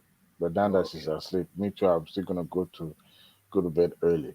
But by the way, I'm looking at the what you posted on the show right now. It said breaking news: a ministerial list will be ready tomorrow. Is this true? Confirmed true? Yeah, I think so. Yes. Akpabio will be reading out the list tomorrow. Who is Mohammed Jamal? Oh, he's one of those. He calls himself a white Nigerian. He's one of those white boys that's lost in the Nigerian space. So is it truly Nigerian or just Nigerian wannabe? Wannabe who now is, it speaks probably, it speaks, I think it speaks all the Nigerian languages. How come? I think it's based in the north. Okay, is he APC? So what is he APC member? I'm not sure that it's a special. I think it's a comedian. It does skits. I think it does So we comedy shouldn't like things. take this tweet seriously then. No, because it's been reported. It is. Really? Yeah, it's been reported everywhere. Yeah. I've been so preoccupied by the Trump issue here, so I've not really read the Nigeria news since yesterday. But if that is the case, I think Tinubu has redefined the way, because there's some of these things that are what do you call it in confidential, sort of. I don't know how he's able to do that up to now, even though we have those lists that have been paraded on social media, but he's able to at least keep some of this vital information to them. So even the appointment of Bajiabe Amila, everybody was, were all speculating then. But then, uh, when the news was broken, it was, directly from the horse's mouth. So this time around, I hope this is going to be this is gonna be is good. The list will be read on the floor of the Senate tomorrow or today. Okay, tomorrow it's still 11 o'clock here, so that would be great. We all want to know who is going to be who, but I know for a fact Gandola is gonna be one of them. Gandola, woman. Do you object to that? Ah. Yoruba will say, there's always, he stood by him uh, uh, during primary and general election. And if you notice, he has been everywhere, even welcoming him, at the airport. So I wonder what his role actually is in his Tinubu's inner caucus. But if he gives to him, depends on the portfolio is going to be assigned to him. Cheerleader is a cheerleader. but one man, can I have a minute, please? Yeah. Yeah. Is this Bishop? Yes, sir. Guy, you say you invest the other day. See, I knew you were gonna come back. No. Who said? How did you come to that conclusion, sir? You were so pissed off the other day. Say, man, I'm leaving. I'm going there. No, I never said that. I just said good night. You were so pissed off. I could tell. And for almost 2 weeks now, we haven't heard from you. But good to hear back from you. Good to anyhow, maybe you are a prophet. Maybe you did not get it up completely correctly. I've been talking with one man. We've been speaking at the back. There are quite a few things I mentioned there. Now, I had a little bit of a, I was given a narrative one day that I got a ticket. And those are the two things we talk about in Nigeria that we don't really appreciate. I got a ticket that has cost me almost $1,000. Oh wow! Just a speeding ticket for crying about that. And it's actually made me lose one of my major contracts. Oh, wow. So I got a speeding ticket. I was talking on phone. Yeah, that's by the way. I think I'll get over it. It's a matter of time. Yeah. But what I want to say on this is Ganduje actually. I was talking to someone, and I said, would you call Ganduje a technocrat or not? And let's be very dispassionate now. Let's remove the Gandola out of the equation. And let's look at his performance in Kano State and his pedigree and his educational background and achievements. I think he has a PhD, right? He had a PhD from Ibadan. Wow. The administration. And with the things he introduced in Kano, if you go and check the records, Ganduje delivered. So I was asking someone, would you consider Ganduje a technocrat or not? Is that, want to rubbish the guy? I said, no, before you talk, take your time. You don't need to answer me now. Go and read about him and look at what he did in Kano State. Just be dispassionate, remove bias from your mind and look at Ganduje. He had PhD. If he had his PhD somewhere in wherever, I don't want to mention any so that I will not sound condescending, maybe we'll be able to say. But he had his PhD from Ibadan. University of Ibadan. and he had challenges. He read sciences. So I said, so how do you now define a technocrat? Look at what he did in River in Kano State. So sometimes we are a little bit, and I agree. I give it. People can be biased sometimes.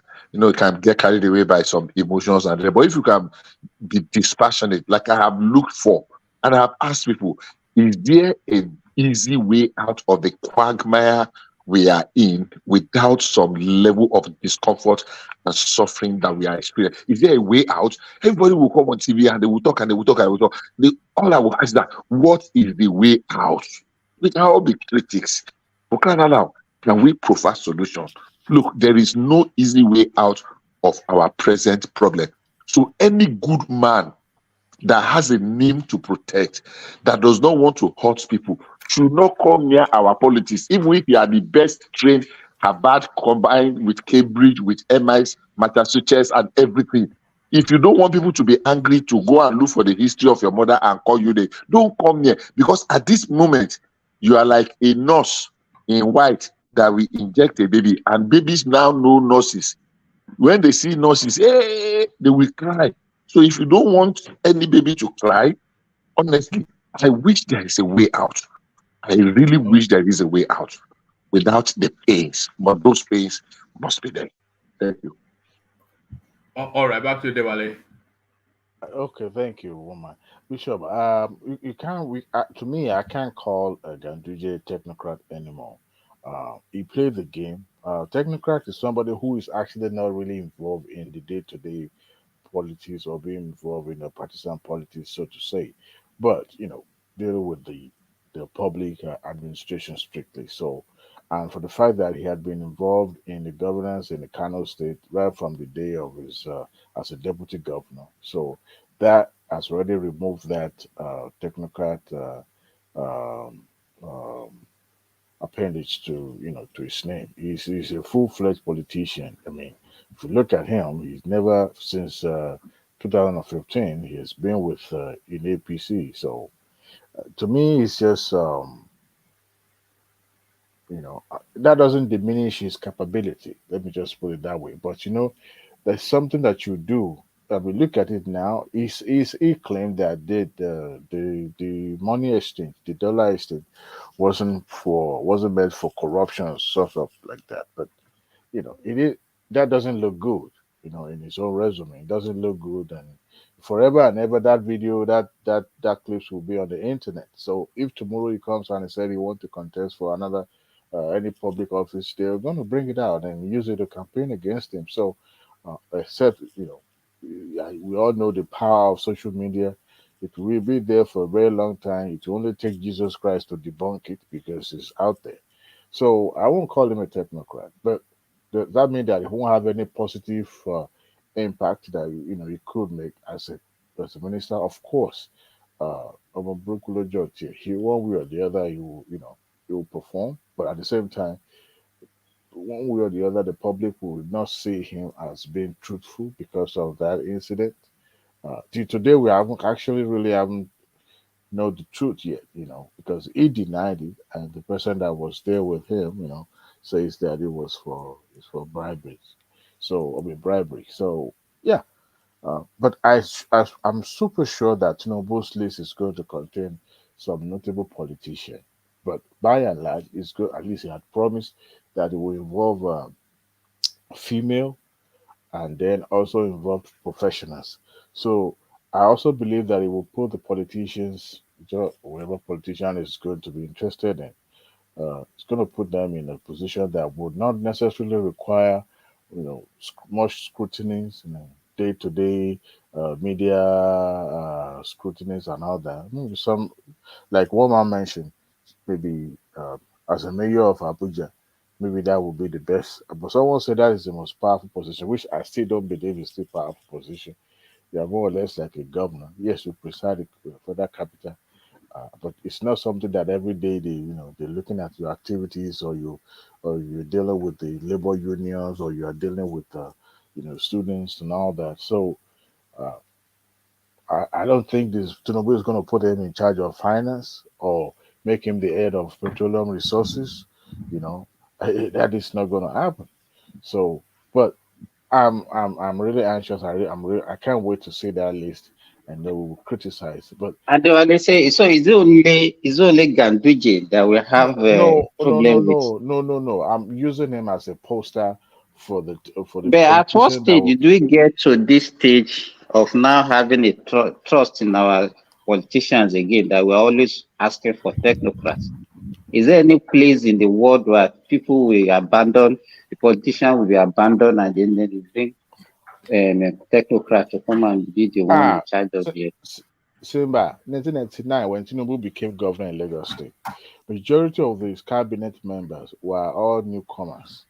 And what he did was he But picked. all those technocrats today, they are all politicians. We could now they have Well, become politicians. you can't actually say they are active politicians because if there's some notable ones among them that have gone really, far in politics.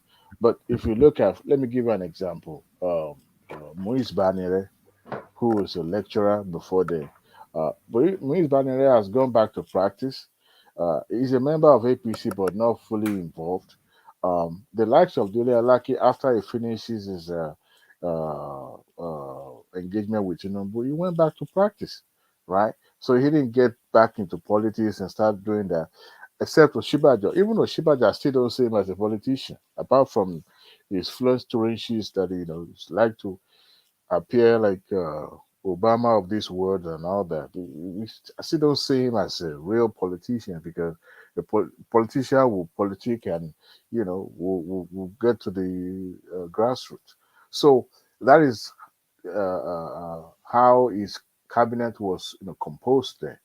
He had those young chaps, managing those portfolios, and he dealt with the politics strictly.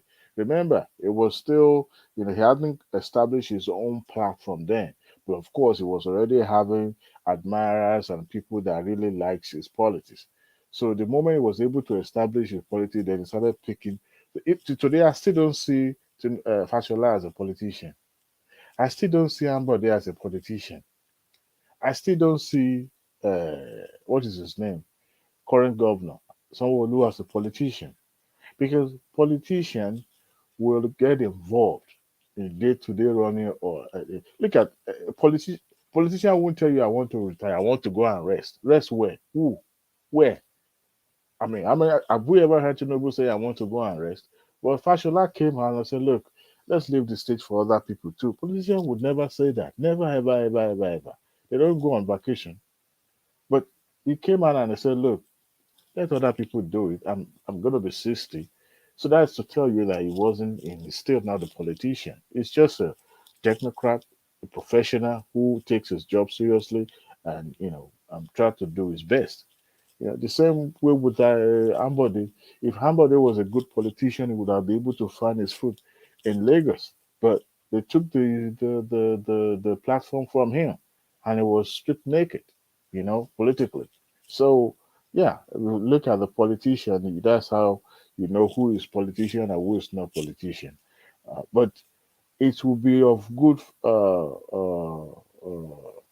I mean, it's good for Tinubu to have more of technocrat in his cabinet than just party with a bunch of politicians because and let him deal with the interest groups because if you have politician can easily be compromised. I'm not saying technocrats too cannot be compromised, but at least they know that they are only answerable to you. All right. Apart from those who seconded them to your cabinet, they are also answerable to you. But when you have politicians who stood by you during primary and the general election, what are you going to tell them? Because he also represents some power block. So I just hope his best option is to have more of professional in his cabinet than just a bunch of politicians that do not know their left to their right. Where did the one man wrong go?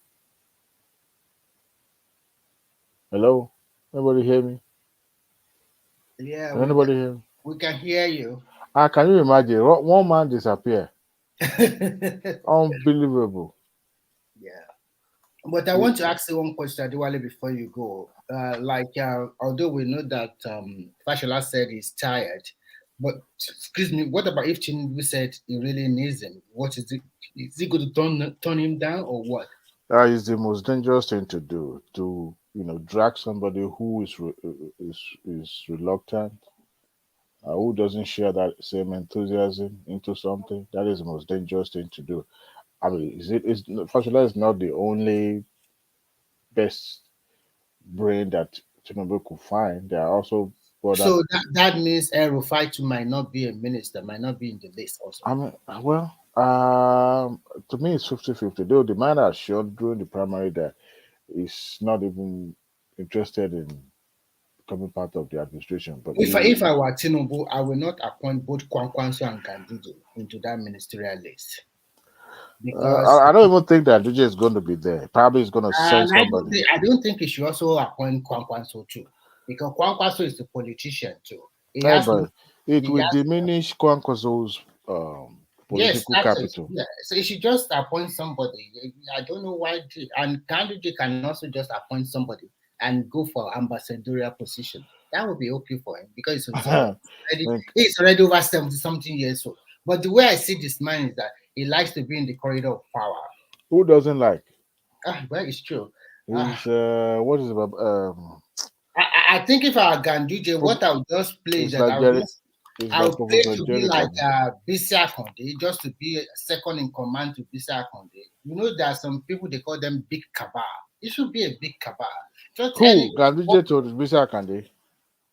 What I mean is that Bisi Akonde is like right man of Tinubu. He doesn't need anything. He can walk into Aso Rock and sit. He knows everything that's going on in Nigeria. Very quiet man. So if I were him, and we walk towards that kind of situation. Not totally become Bisi Akonde, but have the opportunity to walk into Aso Rock anytime and advise the president. And I can get my contract, everything like that. I don't need to be. You're already 70-something plus. What else do you want? Bisi Akonde, is he not 80 years old now? Yes, it's maybe close to 80. But I bet you anything that you remember Bisi Akonde was the deputy to Bolage. Oh yeah, yes. Oh yeah. And what you guys don't know about Tinubu, I will tell you today. Tinubu said he likes people to be around him. He knows what he's doing. He's 84. Akari is 84. So that is a very good strategy to know what is going on in the street. He knows that politicians can lie to him. Even the so-called technical can also pamper their report or their slide or whatever. But people in the street will tell him. Is it not the same Bisi Akonde that was pinching him when he was making speeches in Abeokuta about Egbe Popamo, Ekowo Pamo? And he said, no, I don't think it's him. I think it's another tall guy like this. He was there too. I know he was there, but sometimes they are trying to. Because politics is a game at full risk. The risk is so heavy, so sometimes they don't know what you are going to say that will backfire. So you can't blame them also for pitching like turn it down a little bit. But it's like Tinubu can see what is going to happen. He is a good strategist, and whatever he said during it works, and he became Nigerian president. But like I said before, he has a lot of people in the street that Tinubu also listen to. He can call anybody in Nigeria. You will not. Don't be even surprised that you even call him say in Lagos. Tell me what is going on in the street. Yeah, that's true. So this is kind of politician that man is, and a lot of people doesn't know. He's well read. He knows what is going on. He knows how to fight the cabal. He knows how to balance the game. So when you see the list, don't expect too many technocrats also. It's going to be a balanced list. But I'm expecting one particular woman to be the gas and petroleum minister. Who? Yeah, as a woman, I probably think, I hope that woman makes that list. I forgot the name of the woman, but she's very fast. That's her specialty. So, is it some young Yoruba woman, round about in her 40s, thereabouts? I think it's not really a Yoruba. I think it's from the south. Well, she's in her 40s, so somewhat. Yes, something like that. She has an American lilt in her voice. Of course, yeah. And she's that's her forte. She has been in that industry for a long time. and she has been actually I see Adisa as a Rufai candidate. Okay, and that's why she has a special advisor, planning, coordination policy or something like that. So everybody already appoint their whatever they want to appoint. I don't know who is Fashola bringing on the table. But Muiz Banire, you mentioned about Muiz Banire. Muiz Banire have a long battle with the APC during that time. I think he want to go for one of the position at the National Working Committee and or on the board of. He didn't get it, and that is why he fell out with APC. And since that time, I think he was so bitter he does not want to reconcile anymore, and he went back to his practice. He's not a good politician that way. Yes. So but you criticize APC, criticize Tinubu a lot. Now that Tinubu is the president, what is on the table for you? Can you go back? You don't want to go back. The ego is still there. I think they talked to Ambody very well, and he dropped his ego. And come on, you still have so many things to offer. Ambody has paid the price too. But Yeah, I think this guy, you remember this guy that was contesting under APC then, Teen Jack Rich. Yes. I think he's going to be appointed a minister. But he's going to be Minister of State if he gets it. It's not so? going to be a full. It's just going to be because it's this guy. I think this guy is from Rivers, right? Oh yeah, this guy pumped money. It's very difficult for him to get something if he's from Rivers and it's only one ministerial stuff from that. But shortly after the primary, I mean, I think at that primary too, he supported Tinubu. I think he dropped his ambition and supported Tinubu during that. He was one of those people that. Hold on. Have we heard from Mike? My system dropped. Yes, you're sure right. Thank you guys. Thank you very much for everything. I really appreciate it. I'll talk to you guys tomorrow. Okay. All right. Yeah. On salon any day, all right, it's gone already. So, Mike, to you. What is all already? Yeah, I think he was saying his daughter is sick or something. Yes, I think his daughter is in that age, teething stuff. Yeah. Yeah. So there is nothing like teething, no. How do you mean? Yes, now teaching it doesn't cause any problem for children. It's just a semantic, just a old cultural belief. It's a physiology process. It doesn't cause any problem for children. Do cause problem. The people see people used to just let me tell you what used to happen, because children used to grow teeth, their make teeth, because the temporary teeth from age of 6 months upward. And if you look at it, that is the age at which, in a normal setting before, that's the age of weaning, when you switch from breastfeeding to other kind of food for children. And that is the stage at which they used to take things from the ground and put in their mouth.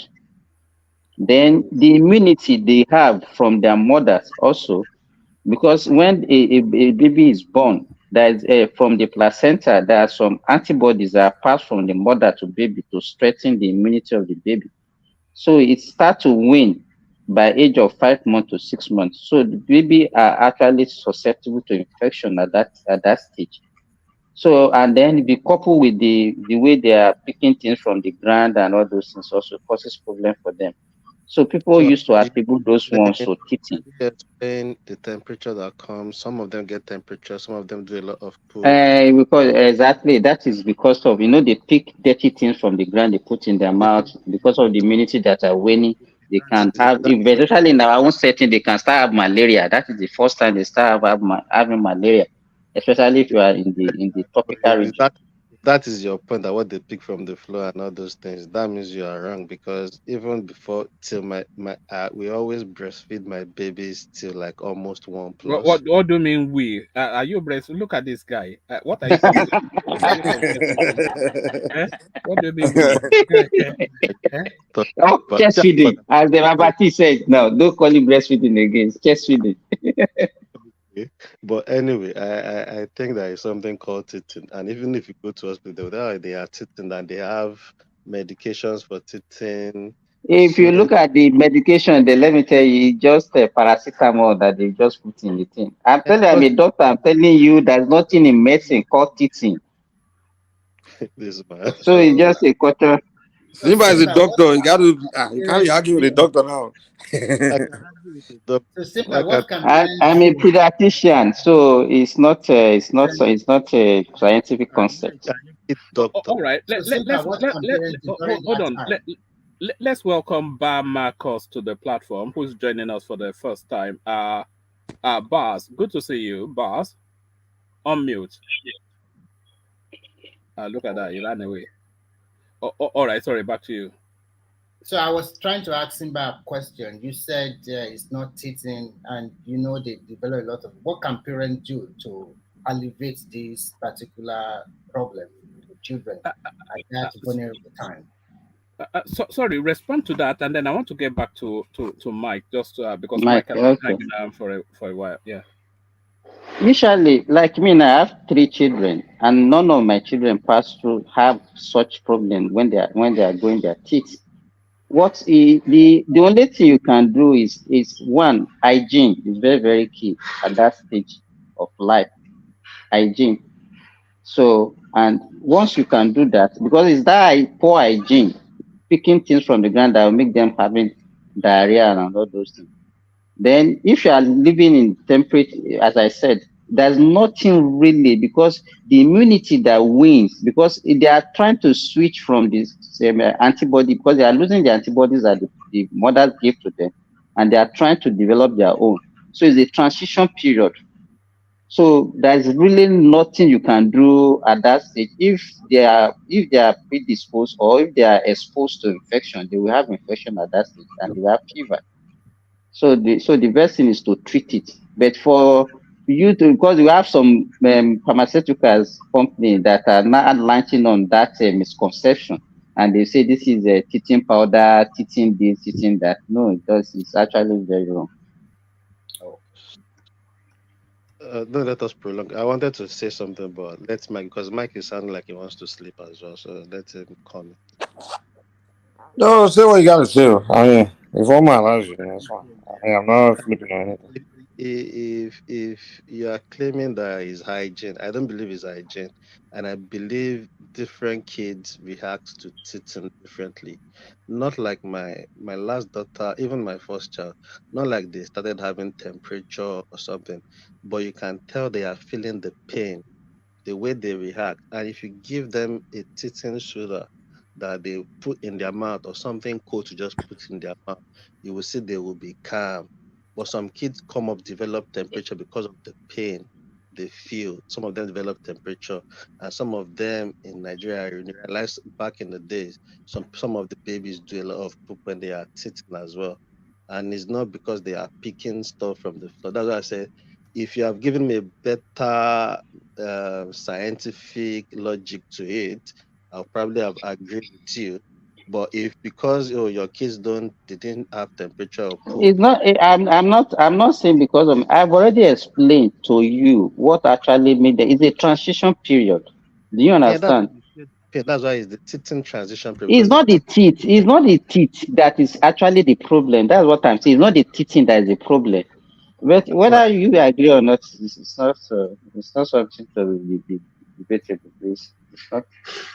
It's not the teething, because the only thing that comes with teething, it's not even painful. It's not painful because you grow your permanent teeth, it doesn't come with pain. What actually happened is that they used to have this itching. By the time the teeth are growing, they have this itching, All right. and it can make them sometimes inconvenient. All right. Hold on. Simba, I recall that you said you studied your medicine at Ilorin, University of Ilorin. Simba. Yes. All right. DOG, where did you study your medicine? Myself. I'm just a chemist. Is a father. Is a father. He's talking from experience. So there it is. Listen to the expert now, Abby. No, my partner is a doctor. I think Simba also mentioned transition period. When we talk about transition period, there will be it might be differ from one child to another. But when you are transitioning as a child, it comes with a lot of trouble that you cannot say, because all your limbs are growing, your arms are being lengthened, and so many other stuff. Before you know it, they started crawling. Who knows what everybody that going through transition period, we have one pain or the other. One thing, baby grow every day. That they are developing every day. But when they But get you cannot compare when they start crawling with when they start walking. It's totally different. You can see before they make their first step. Also, it's not easy. So the transitional period will come with some stuff. Some baby will not have nothing, while some will continue to get sick. Maybe same have thing I body. was saying, but we can't. I'm not believing there is nothing like Titan. Well, for me, I'm not an expert, so I don't have nothing to say about that. Because if you are not, there's so many misconceptions outside there that ordinary people don't know. Yeah.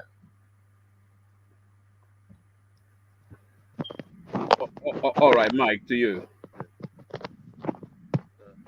So, where was the topic? I think Mike is gone, man.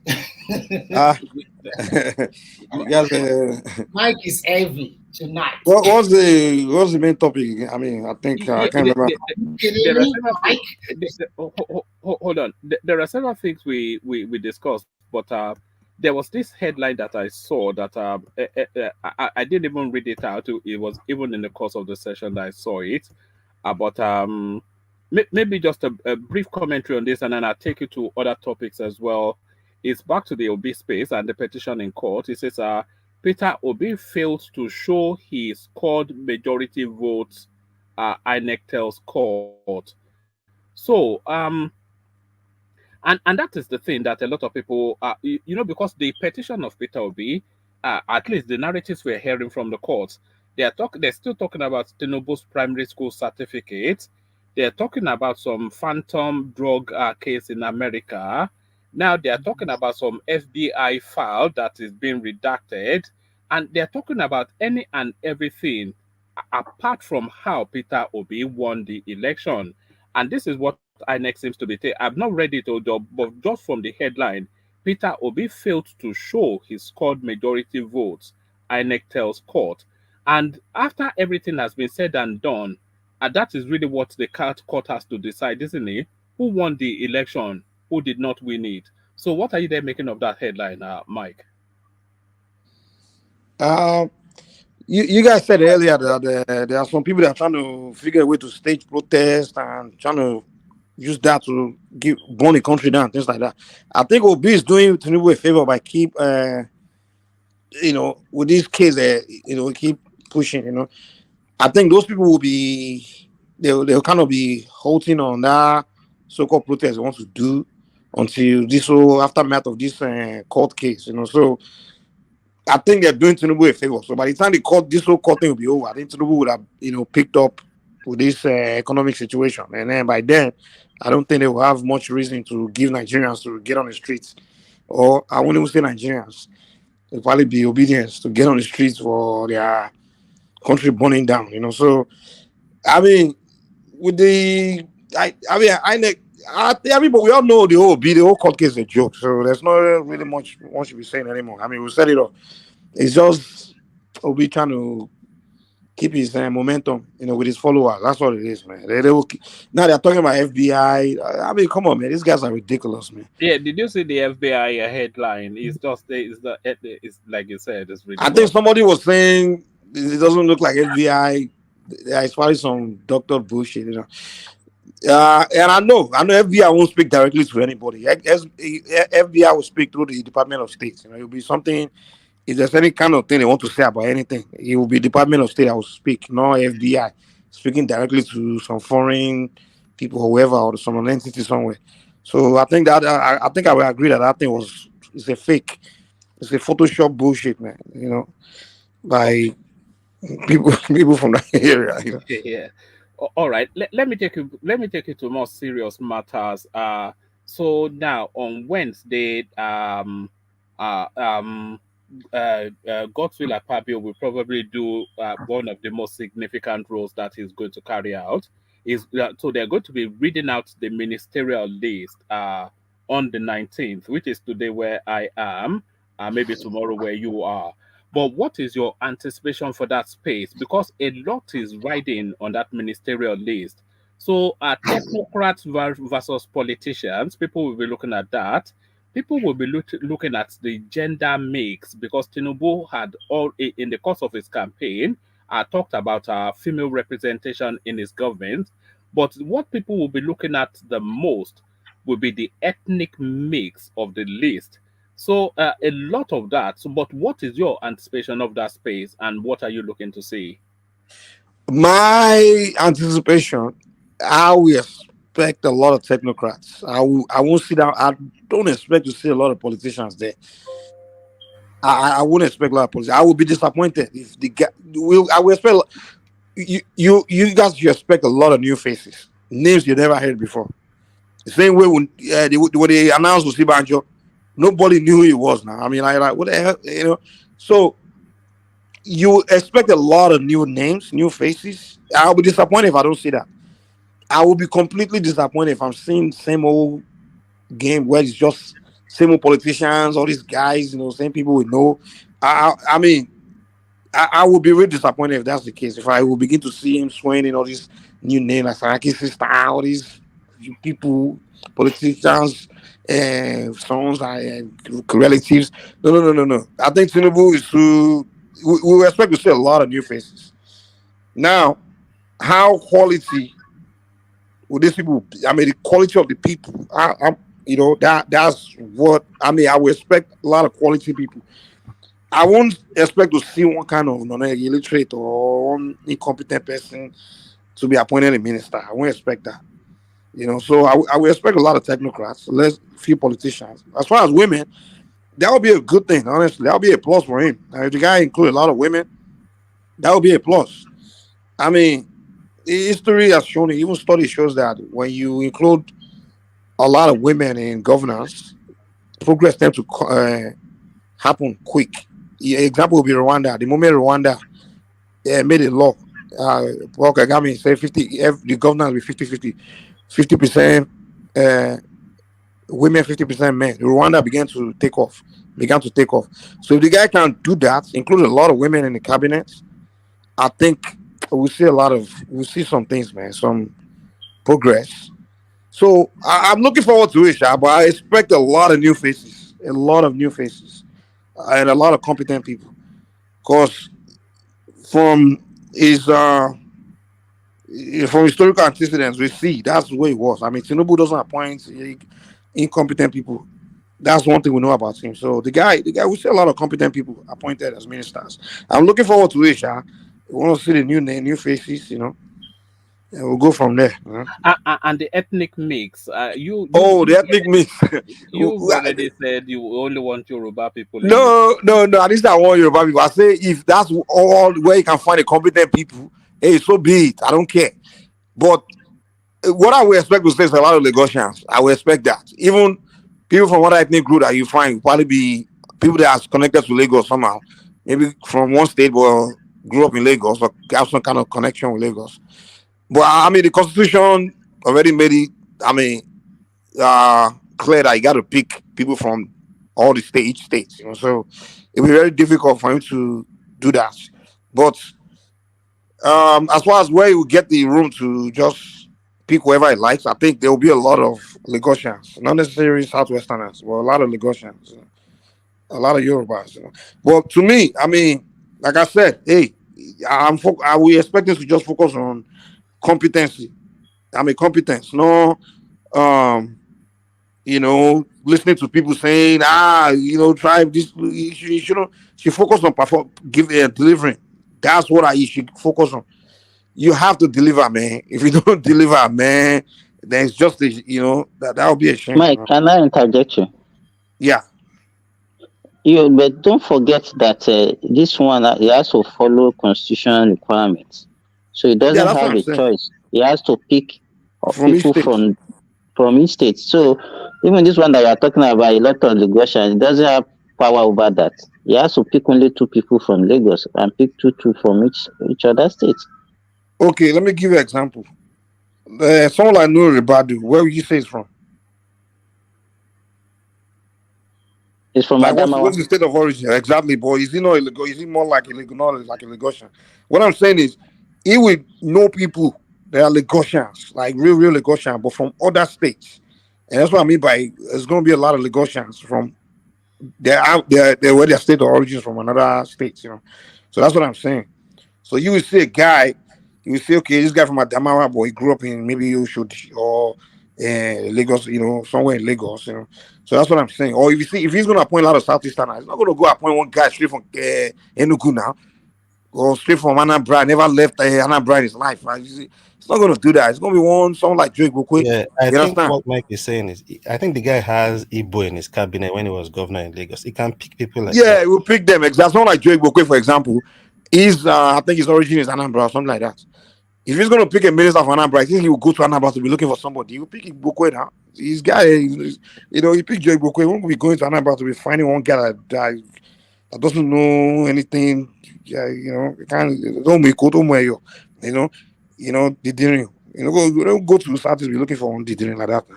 You will find an Igbo guy that grew up in Lagos, that's in a mix, that's been part of the industries there in Lagos, captains of industries, those are the people we're picking. If don't be surprised if Elumelu is interested, you'll probably pick him, put him somewhere. If Elumelu is interested, don't be shocked to hear his name. I'm telling you. But the guy will be too busy with It's other like things. you are reading my mind, Mike. I was just gonna say, even all those visits to Elumelu and all those things. Yeah. You might say, okay, do you want ministerial? If you Don't don't be want, shocked. Don't be we shocked have to see Pat with people, Tommy. we have boys or I don't see women that one named. coming, please. No. Yeah? No. No, I don't think it. Don't be shocked to hear Pat with Tommy from Delta. The party is possible because even this guy Obi has came out that they are trying to hijack some of his people. He has came out to say something like that. Obi should shut up. Those guys are in politics. They can Those pick guys are not really. They are Pat united. Tommy- I don't think Pat with Tommy is even still associating himself with that guy. No. Pat Tommy have already moved on from that because they have seen the result. They actually Tinubu won this election fair and square. There is nothing about it. And what the obedient are doing or Obi is doing just to keep himself relevant for some time.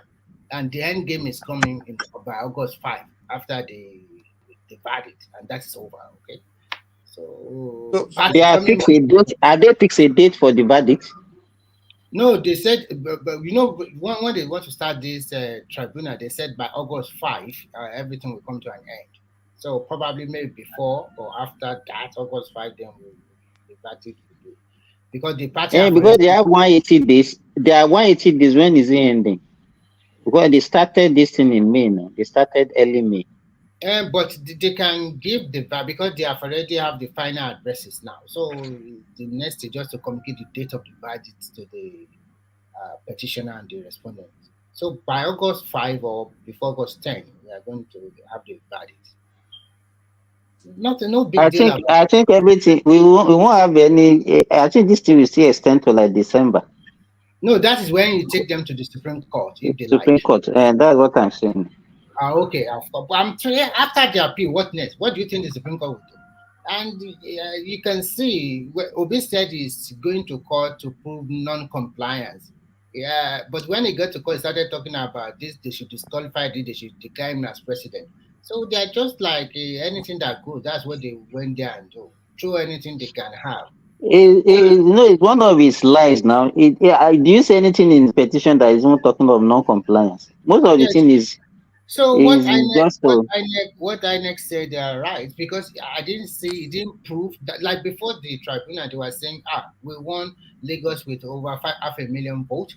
We were cheated in Kaduna. We have more vote than that. We are cheated in this. But when we get to the tribunal, nothing like that as such. They didn't prove nothing like that. Obi is a con artist, man. The guy is just playing along with his fellow con artist followers, So they're just playing games with each other, man. So at the end of the day, some of those people that they want to use Labour Party to just get relevant, if they throw some small bone at them, they just take it. And some of them have already started taking it already. So that is politician for you. But what I know is that everybody is a politician, whether you're a technocrat or no. It's just the principle behind the principle behind you that you take this, you leave it. That is the most important thing. Most of these people that have been ruling Nigeria, they are technocrat before and they became politicians. So no matter what, you have a field that you study in the university before people know you.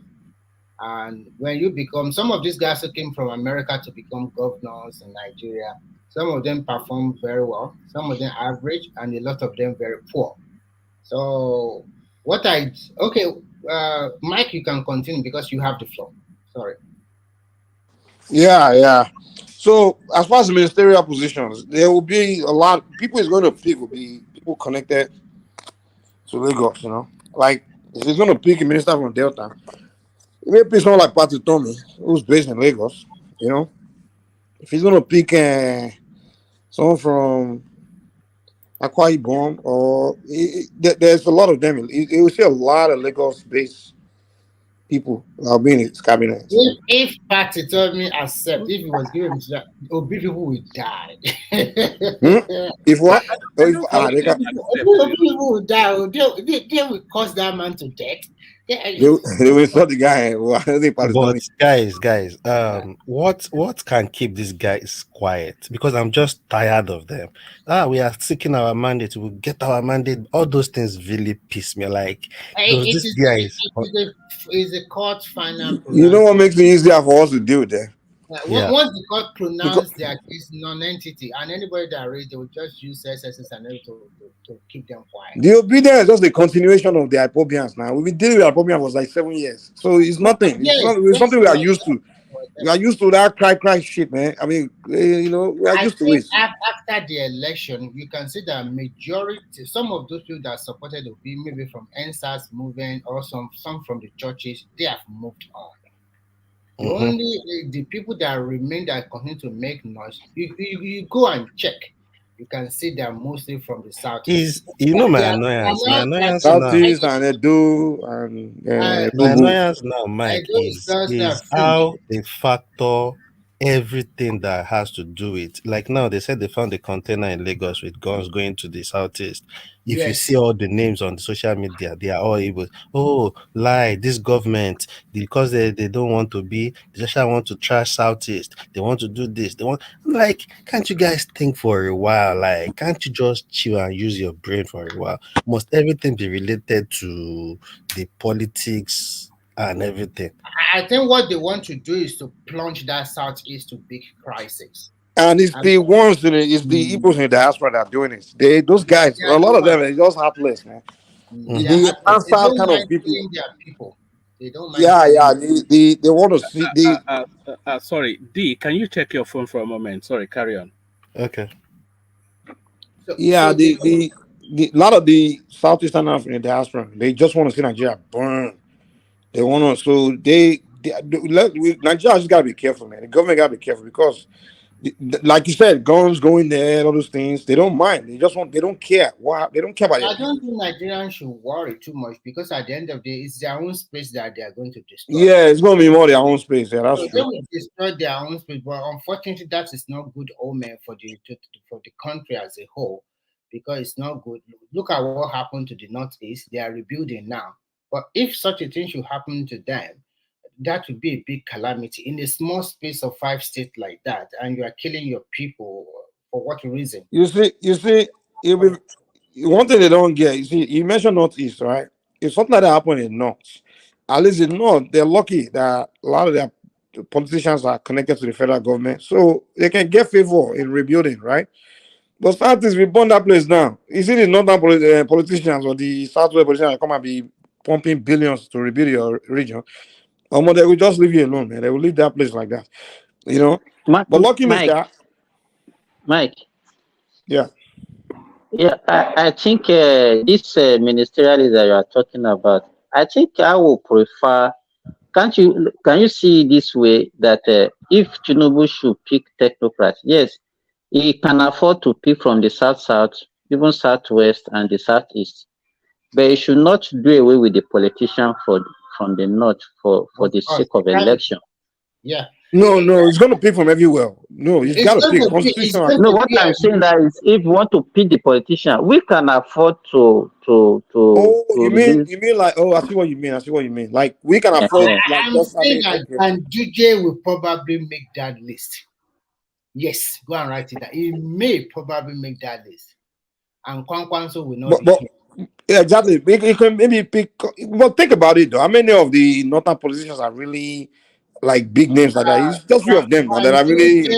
And this former Plateau governor, the PPC coordinator, Solomon Lalong, Lalong.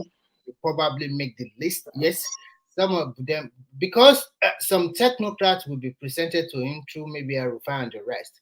So Baguda, or that former governor from, is it KB or not KB? Is it KB or Zamfara? I don't know, maybe KB.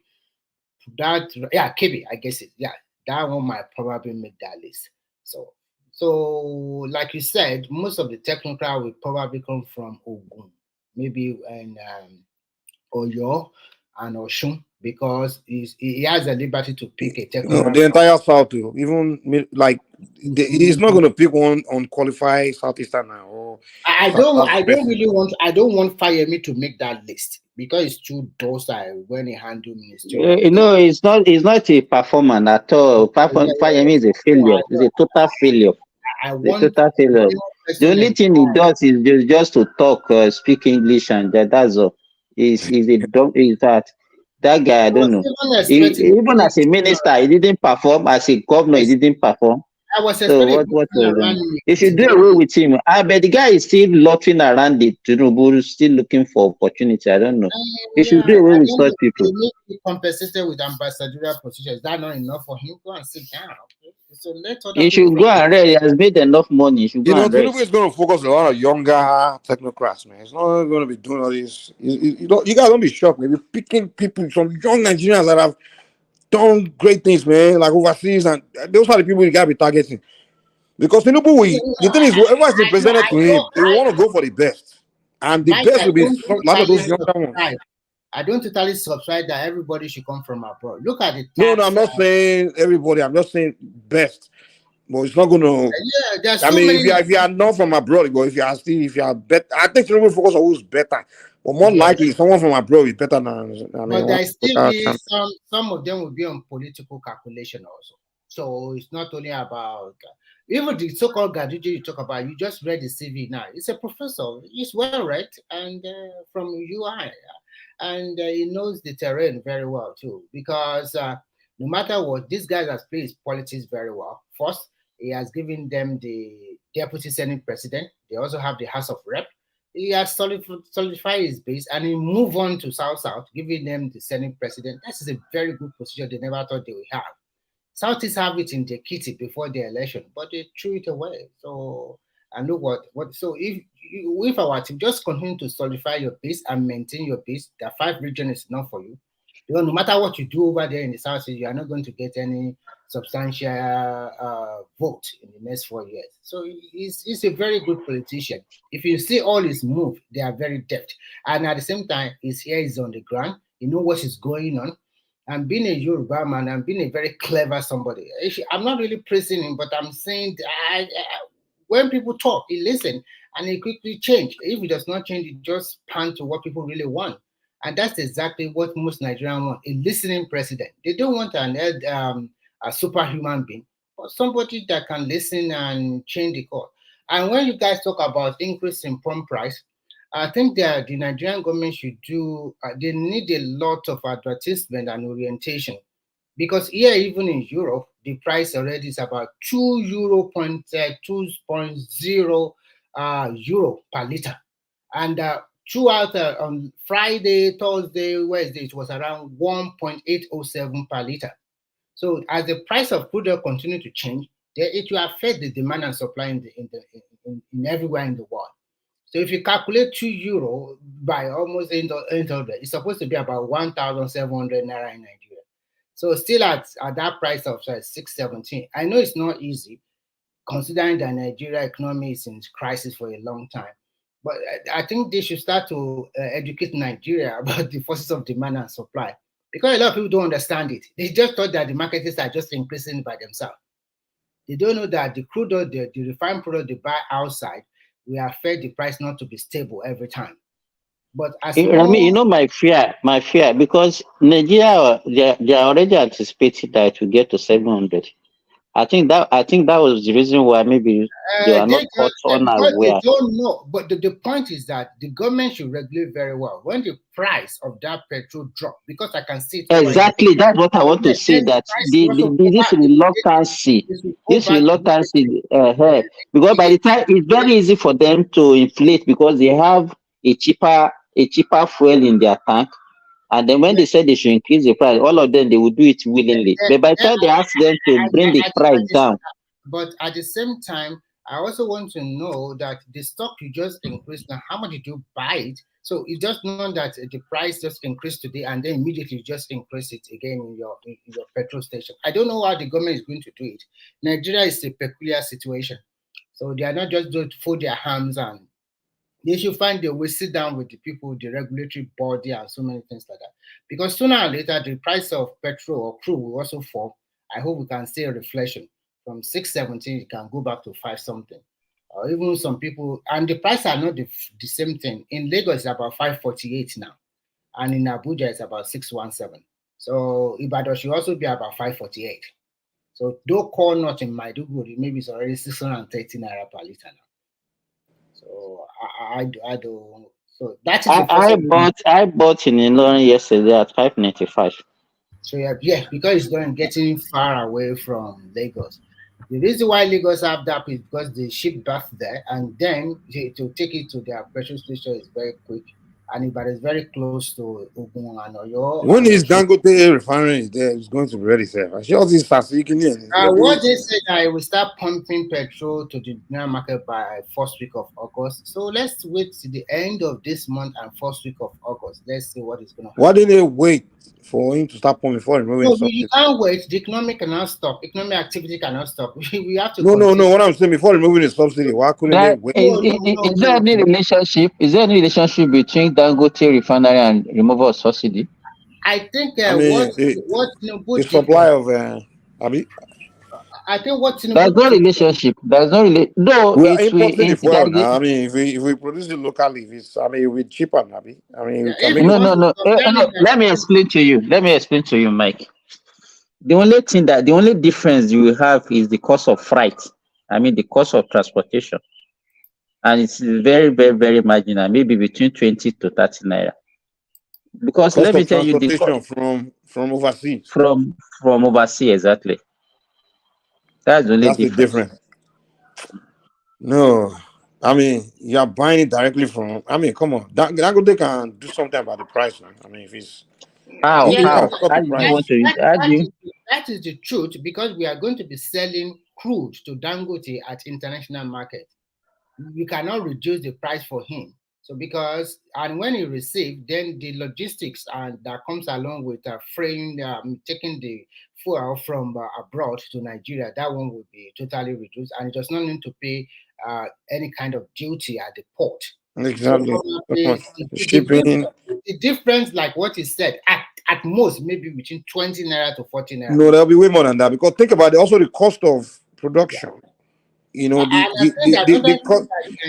Okay, let me ask you this: where is the current fuel coming from? I know it's not coming from one poor countries. Why are you coming from these high income countries? Probably You mean the England. refined petrol? The refined ones, yes. I think it's coming from Southeast Asia. From Indonesia This and is all gotta those. be coming from Some are Ricos. also from Europe. Some are Yeah, from Europe. Now, the majority are from Europe, not really from Southeast Asia. Because Southeast Asia is too far. The majority are from Europe, I think from Netherlands and some other nearby countries like that. okay, now think about it. The cost of production, like the labor, what they will pay the workers in those countries, the petroleum workers, the income will be way higher than what Dangote will pay his own workers now. I mean, No, you cannot say something like that because when you so, operate in international markets, you no, are I'm saying the cost of production, like okay. You mean for Nigerian workers working in Yeah, exactly. So if you factor it in, I mean, Dangote has more reason to supply with lesser value than those countries because in those countries, for example, an average engineer will be making maybe 150,000. I think High money. You understand? to me, I think what we should do is that our logistics should be very good, our train system working very well. If our train system working very well, the refined product can be taken from Lagos to Kaduna in the same day, because the fare is quite cheaper.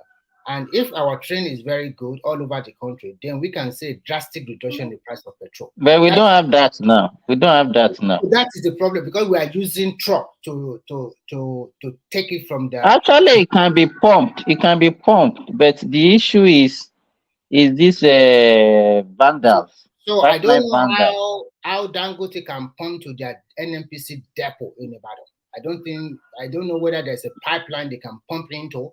I don't know Yes, how. now they have the pipeline. They can pump. They can pump to so many places. They can pump to Ilorin. They can pump to Minna. They can pump to Kaduna. You understand? They can pump to Abuja. But the issue is, how would they monitor the pipeline? Because by the time they start pumping, then those guys will just go there and be vandalizing it, and not even really vandal. They will go and be stealing it. Tumpolo and the rest, they were given a big contract in the south to monitor the pipeline. So I think no, those are for the crude. This one is for, you can see how many kilometers length of this pipeline do you want to monitor from Lagos to Kaduna? To me, I think that is why it's either the government give it to private security company, or they recruit more Nigeria into the police or whatever, and they name them specials just to take care of this pipeline something and other criminal. In fact, that is the role of the civil defense. But what can they do? Civil defense, that's your It's true. So civil, but I think we need more people on security, because we don't have enough. Even if we are not recruiting to the police, can we recruit to the civil defense? Can we recruit more into the immigration and send them to the border? Not all of them sitting there at the pastor. No, let me tell you, Remy. Yes, I agree with you that we don't have enough. Simba, give me one quick second. So gentlemen, as you can see, Thomas is not available, and I have to go to bed. So what I'm going to do is I'm going to shut it down, and then you can carry on in the back room. But before I do that, let me just acknowledge the super chats. Just the traditional names really. Prince Daddy, even though he's traveling, even on a flight, he rattles off a series of super stickers. Thank you, Prince Daddy. Ayo, of course, you already know traditionally he does that, and he does that in this instance as well. So that's Ayo. Alexander Gomez, of course, another traditional name in that space. And Ayo, as you know, he does it in series, so he does a series of them. He just went wild with it, really. So that's Ayo all the way through. So thank you, Ayo, for that. It's that, yes, and still Ayo. So those three names. Thank you, gentlemen. So we reconvene tomorrow to carry on, focusing on the ministerial list. So I'm going to take it offline, but the conversation can go on in the after show. So thank you to the listeners.